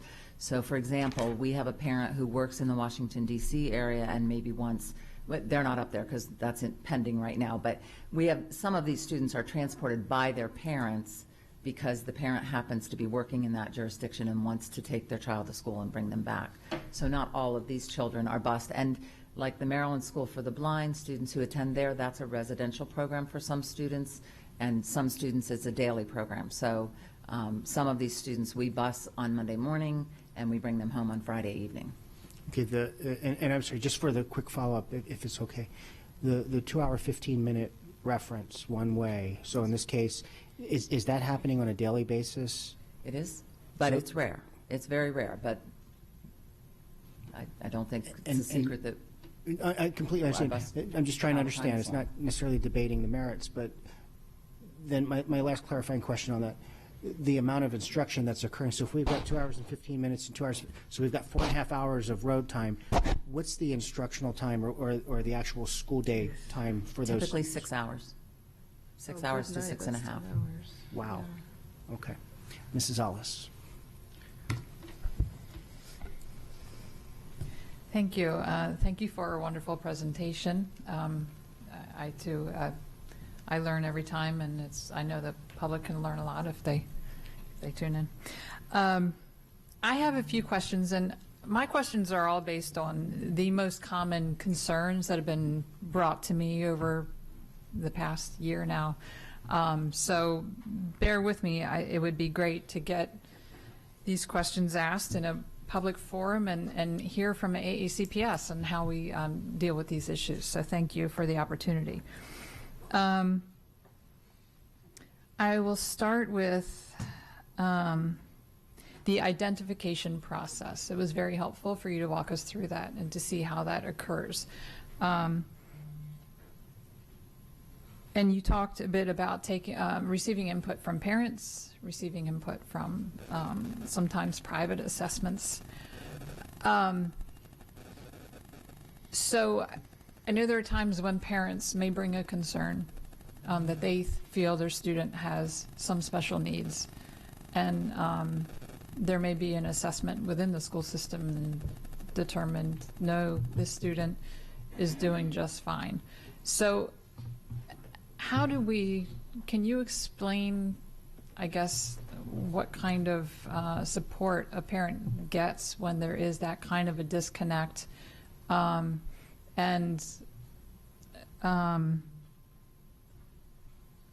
I guess that's my question. Sure. So there are times that we will consider an independent evaluation, and I'm going to let Mr. Campbell explain a little bit about that process, how that works.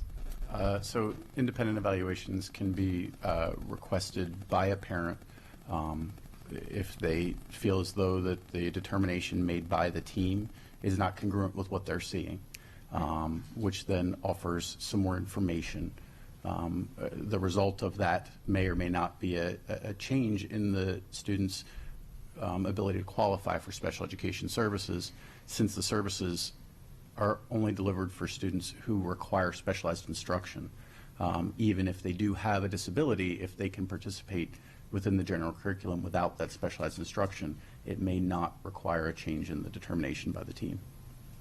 Okay, so my next question, I don't want it to be taken the wrong way, but I feel like it should be asked so that the public can hear the school AACPS response. But is there any reason for an administrator to resist the identification of special needs for a child? In other words, is there any focus on numbers tied to an administrator's performance? Is there any motivation whatsoever to not identify a child who?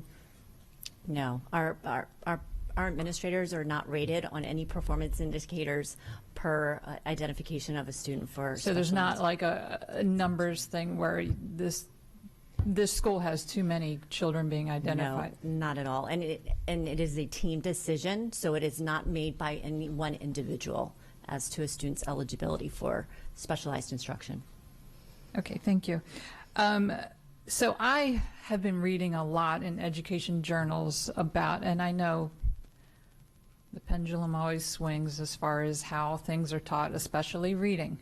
But I have been reading in journals recently that perhaps the large incidence that we seem to be having, not we as in this county, but nationwide, of dyslexia may have to do with the early reading programs that are being used, and in particular, perhaps a lack of phonics. So can you speak to that? I believe I recently heard that we might be changing curriculum, so. Yes, so thank you for asking that question. I'm super proud of our teams. As mentioned earlier, our general educators and our special educators have been working very hard over this last year to address that need and the concerns that have been brought forward. So We've had many staff members participate in various types of training for those students who may meet the criteria of dyslexia, sorry. And so we are implementing a new component to our elementary literacy curriculum, and foundational literacy will be a part of that moving into the next school year. So all of our teachers K-2 are currently in the process as we roll out professional development over this year, this summer. They will all be participating in that. And we're also in the process of putting out an RFP for a screener for dyslexia. So we will be implementing that as a pilot this coming school year. That will then be a universal screener for all kindergarten students in 2021. That's great news. So going back to your first point, there's a change or an addition coming to the curriculum that will apply to all students as they're learning to read. Yes, so that curriculum will be strictly for foundational literacy. So when you hear folks talk about decoding and phonics and phonemic awareness, that is specific to those areas. That's wonderful to hear. Thank you. Couple more questions. Sorry, I'm jumping around. Can you talk about the process for ending an IEP? Does the fact that an IEP is working because a student is succeeding mean that they no longer need that support? How's that determination made? My observation is that there's often a lot of anxiety with the ending of an IEP because perhaps that student is succeeding because of it and may still need it. So can you speak to that? Yes, thank you. So as mentioned, one of the things we're required to do is the regular timeline of evaluations and review of the student's IEP. And so as we progress monitor the student, it's always brought back to the team as to the success the student is making, or maybe in some cases not the success. So again, it's always a team decision, and yes, there are many conversations that go around that decision to make sure we're making a decision based on evidence to exit the student from an individual education plan. Did you want to add anything to that? No, just that we're very cautious about that. We, it's not like a quarter comes and the student performs very well and we say, okay, it's time to consider dismissal. It's studied over a period of time. We definitely start fading some of the specialized instruction to make sure that they're still in need of it and that they're still doing well and holding their own as we fade back more. Sometimes a student will be recommended for consultative services, which is an attempt to remove the specialized instruction, maintain the accommodations, and make sure that they're managing well before a team would even consider a dismissal. So the phase out, I guess, sort of speaks to my next question, but not necessarily. In every case, is there follow-up to make sure that that was the right decision for this student? Mm-hmm. Yes. And sometimes, it's individualized, and so it is different for every child. We have some students who, over a period of time, refuse the accommodations. They claim they don't need them. They're scoring very well. They're considered a leader in the classroom and a strong student. So a dismissal may happen a little more quickly for a child like that. But and at any time, if a student is dismissed, if say 3 years later, as the curriculum becomes more rigorous and there's concerns or something's changed in their life and they're living in a different place or their parents been deployed or something's changed to cause them to not perform as well, we can always revisit it and can enter back into the process. That happens every now and then. And finally, so how are our kids identified for the Birth to 5 program? Is that strictly based on diagnosis? Are there other factors that go into that? I'm so glad you asked that. Wes, can you go into that more? I certainly can. So for our youngest learners are served under the federal regulations guided under Part C. There are 3 different eligibility criteria which are not guided by any diagnosis. So what they will do is a child will come in and be run through a series of assessments to determine, one, if they have a delay, a developmental delay, not a diagnosis necessarily, of 25% or greater. That's the standard set by our state. And that's the most common way children are are brought in. You bring up diagnosis, we look at what are referred to in the guidelines as pre-qualifying conditions. There are certain conditions that children may be diagnosed with from a pediatrician or from a neurologist or whatever it may be, which lend them to a propensity for a developmental delay later on. So they may come in demonstrating no delay, but with one of those pre-qualifying conditions, we can then qualify them for service. And then finally, we can qualify a child under an atypical development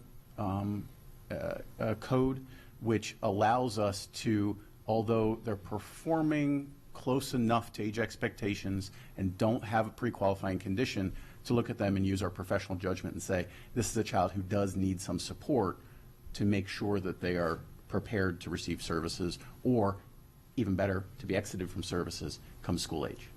So I can imagine a parent may be concerned their child's not speaking when they think they should, or there may be a pediatrician who feels like this child's not developing at the usual rate. Is there a way to identify children not by one of those two means? Like, how do we educate the public of these services, and that they may want to bring their child in? Because I assume every child in Anne Arundel County doesn't come to you to be assessed. So we have a public outreach plan. We work very closely with the local NICUs and pediatricians to make sure our information is out and available to the public. We also have a number of other community partners that share information about our programming. And one of the wonderful parts about working with our youngest learners is that anyone can make the referral.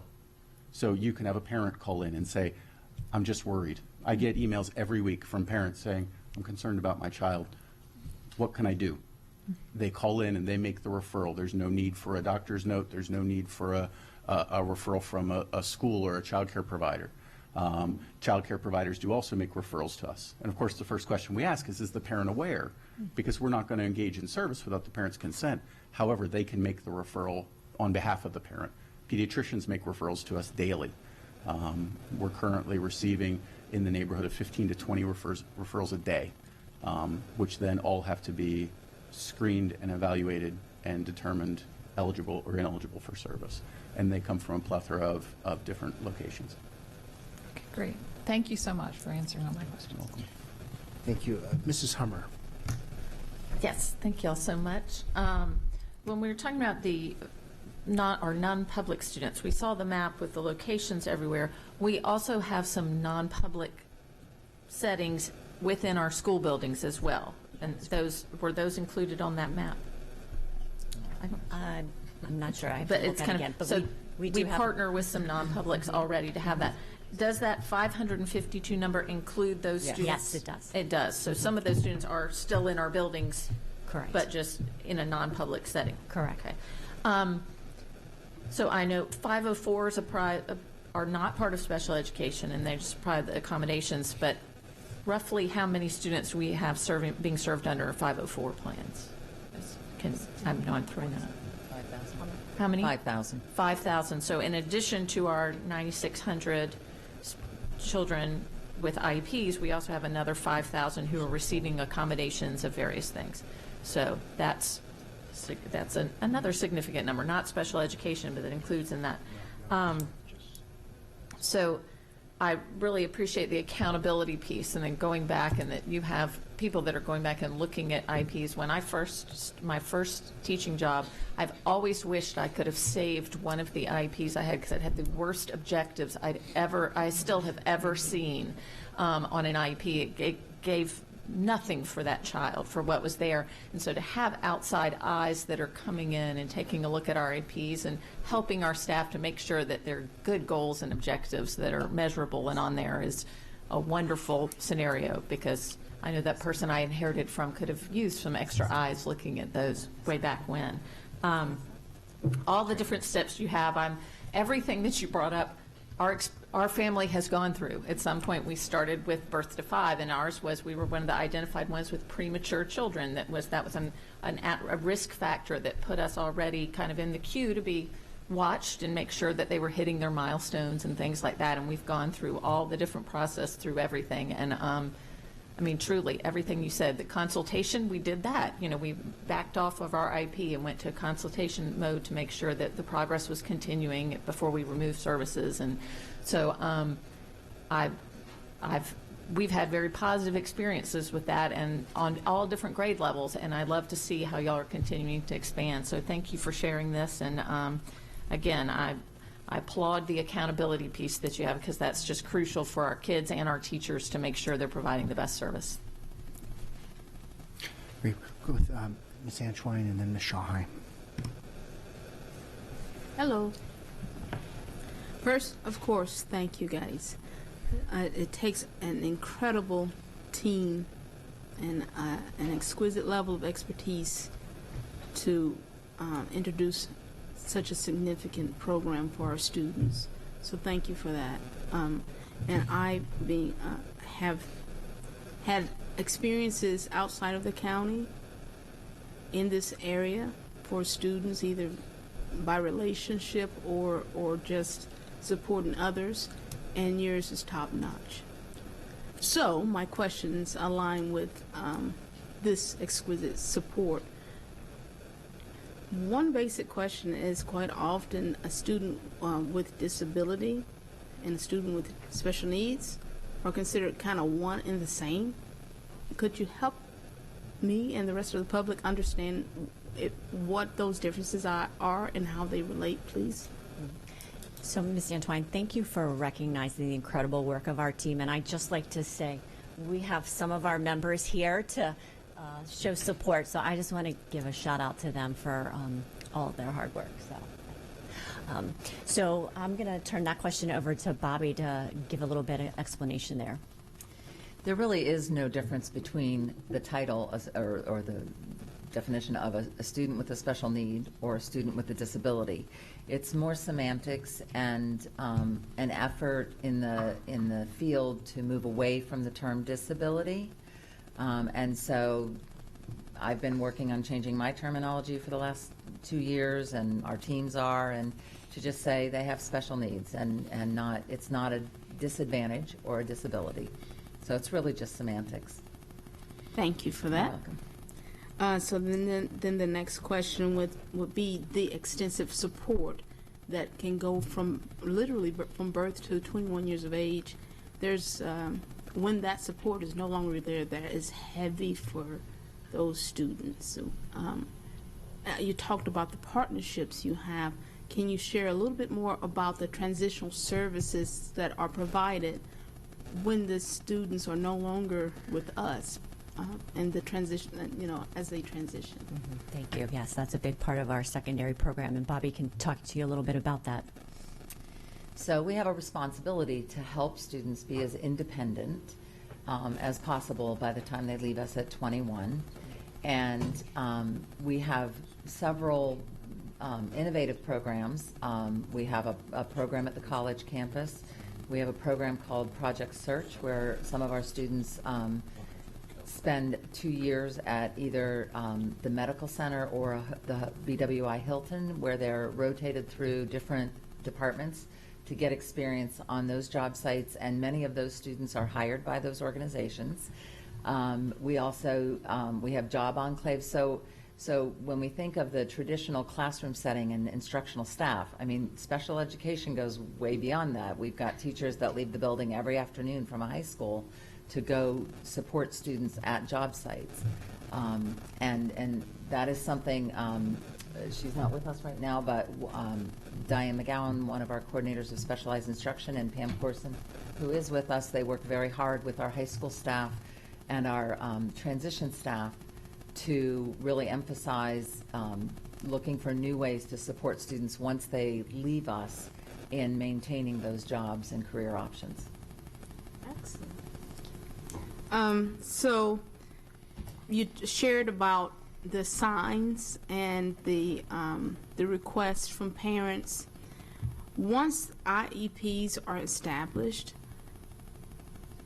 at some point a student is becoming more and more independent. When does the student have a say in his or her plan, please?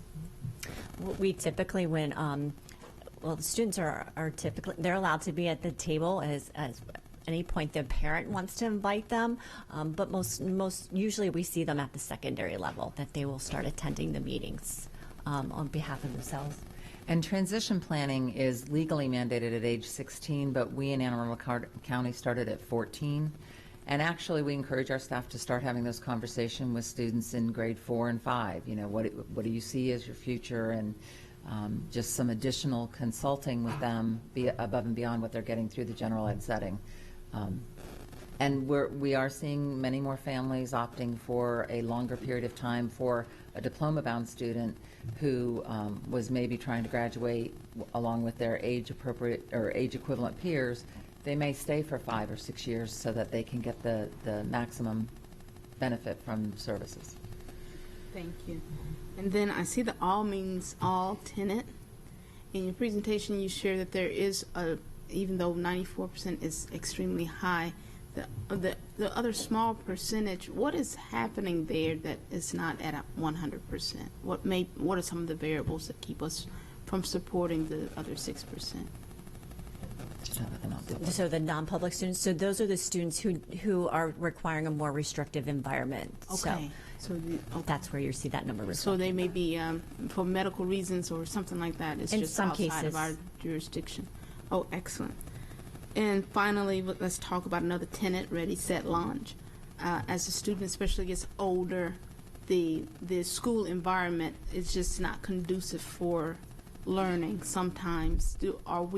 Do we have programs that allow them to learn at home completely at 100% of the time, or do we do residential visits, or how does that work? If a parent says, hey, my child is not doing well physically at the school, I would prefer getting total home support. Is that available to a student?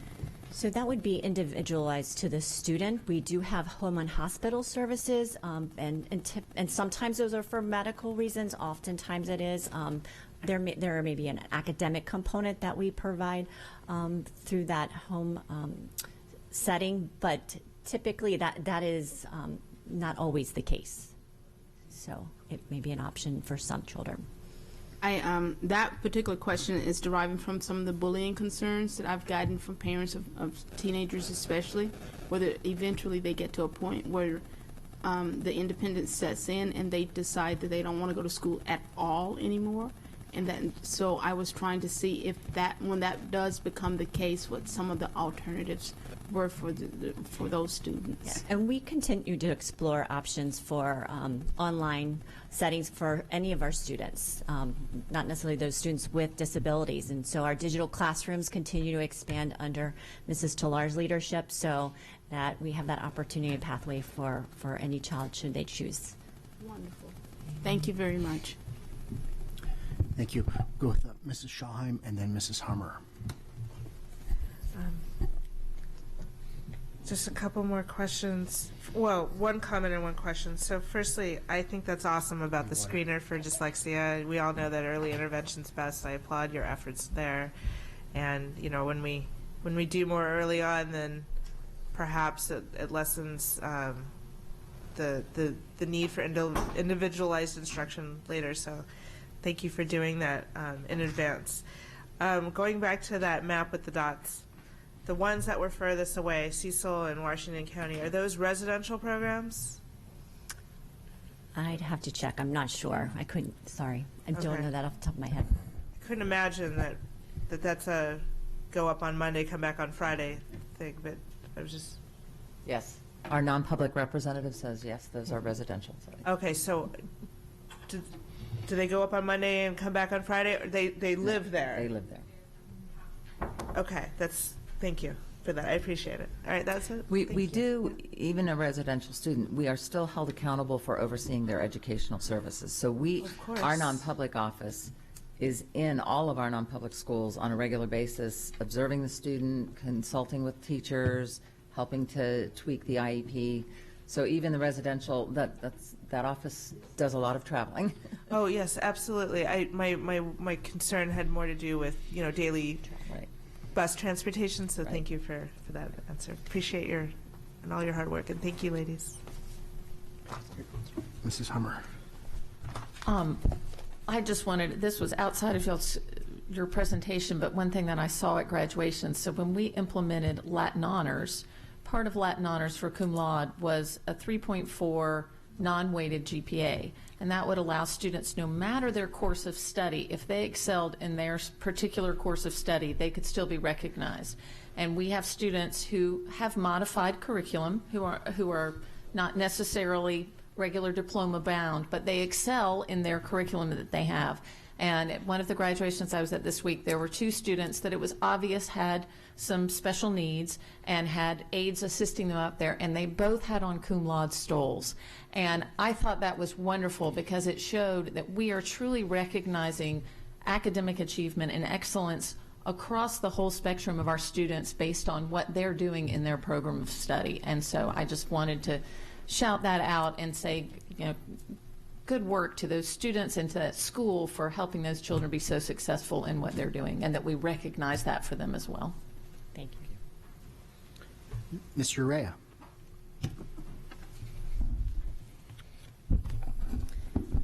I just had one question about whether or not like 504 plans or IEPs, if some of them have built-in mental health services with them. So that is individual to the student, and as it referenced the individual education plan, they may have services on there from our student services department. As far as 504, those are more along the lines of accommodations, so Okay. that would be different. Okay, that's just my question. Thank you. Great. I had a couple of questions that I wanted to ask personally, but I know our time is going long today. We were doing well for a couple meetings, and now we're back to. But I'm hoping just very briefly, though, and perhaps this can be a follow-up. One is in the area, and I forgot who mentioned digital learning, and okay, the opportunities that offers students, and in particular students who have special needs. I know our digital learning classrooms have to be ADA compliant because that's naturally the law. But you'd be amazed on the higher ed side how many are not. But ADA compliant does not necessarily mean an ideal learning experience. And I know we probably can't get into that granular level of detail right now, but I'd like to know how our user experience and user interface is for students with special needs, because that is an extremely complicated and complex learning environment, and to achieve the level that is likely needed for those students, I know is not easy to build from an instructional design, online instructional design perspective, but I also know it's not cheap. And in fact, it's on the other end of that spectrum when it comes to cost. So I'd love to learn a little bit more about that and how that dynamic works. The other thing I wanted to mention, Dr. Arlato and I were whispering a few minutes ago about the funding around pre-K. I know that pre-K students are not part of the state funding formula, which is a problem LEAs all over the state are having.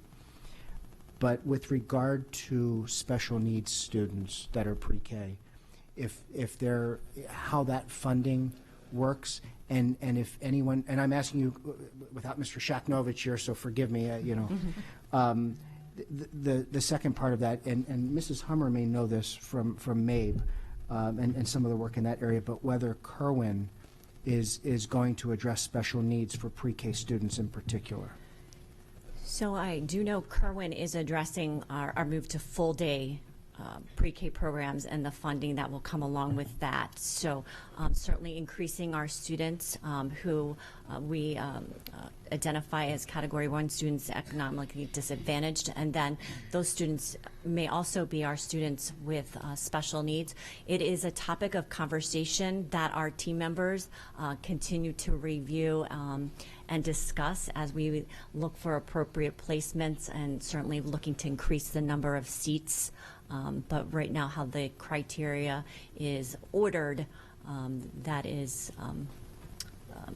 considered the category, what we would consider a Category 2 student, if they're not meeting the economically disadvantaged. And then the last, it's not so much a question, but a comment that kind of goes back to what some other members have mentioned with regard to non-public placements. As we have new high schools on the horizon and what I'll just call new building structures, for a broader term, and the ability to potentially house some additional students, and I know we've got some schools with some excess capacity that potentially can't be redistricted because of a number of variables in that space. I'm just wondering if we are able to look at that radius and find a way to naturally shorten the radius and look at what I'm just going to call right now that Timonium School or the Hunt Valley School, and see if there's a chance to get those services in county. And the Cecil County one, I know this is not you guys, but I just find that unacceptable that a student is on the road 2.5 hours each way, and if there's a way to draw that in and prioritize where we've got excess capacity or when we've got a new school on the horizon, that can really become a greater priority for us. So again, I know we're moving in that direction. And it's no one individual's fault or group's fault here, but I just get frustrated by that. Mrs. Hummer, I think, had one more comment.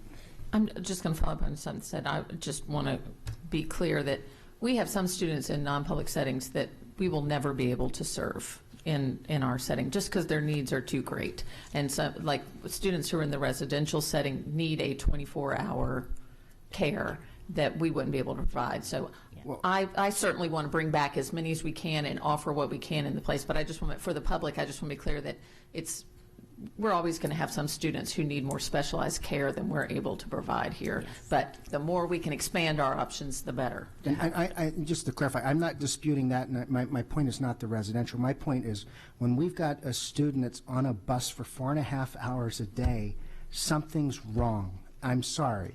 And if we were, with all due respect to our friends and some other superintendents and board members are going to get irritated with me for saying this, if we were Somerset County Public Schools or we were Garrett County Public Schools, we could have every excuse in the world. We're one of the leading school systems in this state, and for us to not have some of these capabilities, again, whether it's a funding issue that we need to address with our funding authority, I don't know. If it's bringing in the additional expertise to make this happen, I'm sorry. We're Anne Arundel County Public Schools. Garrett County, they can check the boxes of excuses because they're small and they don't have resources. Cecil County, Somerset County, Worcester County, Wycomico, they don't have the resources we have. But we are one of the leading school systems in this state, and we're recognized nationally for being leaders in so many areas, and this is just an opportunity for us to raise the flag and say, hey, guess what we're doing? So my point's not necessarily on the residential. I come back, Mr. Schallheim or someone mentioned the bus. It's 2019. So let me just say, you referenced the staff. They've been here all day. I was just going to ask if you wanted to introduce them. I would love to. I'll let them introduce themselves. How about that? Allison Barnett from the Compliance Office. Jane Dunhider, Coordinator of Special Services. Pam Corson, Coordinator of Specialized Instruction. Hammett, Non-Public Information. Thank you for being here for most of the day as well. And thank you for what you do. Ms. Urea. I also just wanted to say thank you as well for everybody that came here today. And just my experience, this 1 year limited experience on the board has really shown me so much about special education, the department, and all you guys do for the students, whether it be like the PE showcases that I go to or just walking around at school visits. It's just, I see how much you all do for students. And as Mr. Gilliland said, like, you all really try your best, and I know it's difficult, and it's a very emotional process, IEPs, from what I've heard, so just thank you for everything. Thank you. Great, thank you. I see no further board comments at this time. Above all, just to say thank you for this presentation and for the extended Q&A. Thank you. We will now move to item 6.02, which is award of contracts. Are there any board questions at this time? Mrs. Schallheim. Yes, I have one question regarding the Coping Power program. This was awarded to the University of Alabama, and recently the state comptroller urged divestiture from the state of Alabama due to the passing of some sensitive laws and the creation of some very negative publicity. I wonder if anyone can speak to that, and if that's signed and sealed and in stone, or if that's something that can be reconsidered. Hi. Hi, again, Mary Jo Child, Supervisor Purchasing. Thank you for the question, Mr. Schellheim. I think the appropriate person to answer that would be Mr. Ryan Vogelin. And if it's possible, can we possibly get that answer to you later? I know the grant expires August 31st, but beyond that, I can't speak to the substance and the merits of the program itself. Yes, I would love that information, and I would love to know if there's if it hasn't been written in stone, given what the state has suggested, I would urge us to look elsewhere for similar. I believe the Coping Power program was written into the grant, so I don't know how much discretion we had, but I really can't speak to the merits of the program itself. Okay. Yeah, I would love that information, and even better if it could be delivered, since this is a public open meeting, for that information to be delivered to us in an open setting, too, for the benefit of the public. Thank you. Sure. Alabama. Ms. Antwine. Just one general question about the CAT programs. For CAT North, CAT South, the needs are different. When they come up for contractual requests, does the money get split based on those needs, or does it get shared amongst the two programs? That's a budget question. I'm afraid I am not able to answer that for you. Okay. So they are. So the CAT North, the CAT programs are funded through majority funded through Perkins funds, which are federal funds for career and technology education. So whether it's food service or automotive or or cosmetology, many of those programs. So funding needs could come in through Perkins funds or through operating funds, but it's based program by program. They build their budget, just as and then our coordinator of CTE. Deb Kremer brings all of that together to bring it to the budget and eventually to the budget group and then eventually to the board for approval. But in terms of needs, they have their own separate line of funding according to their needs. So they can come in, they can request, for example, these bus services individually, not necessarily for the entire CAT program. They can specifically go towards CAT South. Correct. They're separate programs, separate schools. Mrs. Quirkadall.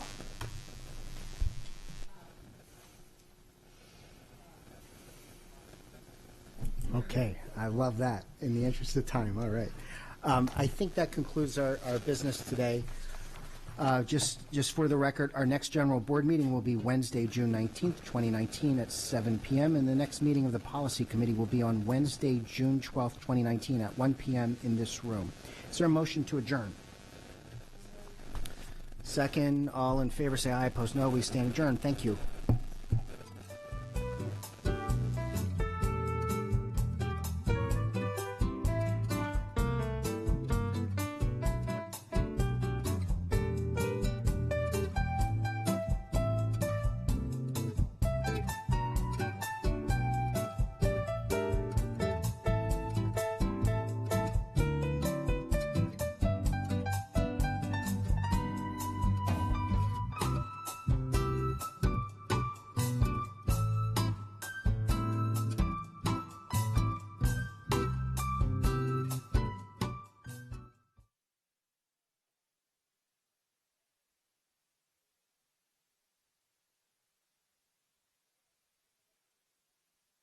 And thank you for joining us.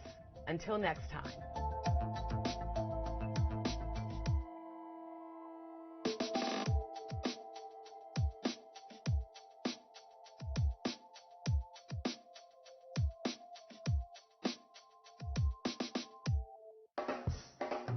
The Cafe at Maryland Hall is a collaborative venture between Anne Arundel County Public Schools and Maryland Hall for the Creative Arts. The culinary arts students of the Center of Applied Technology South not only prepare the wonderful food items, they also manage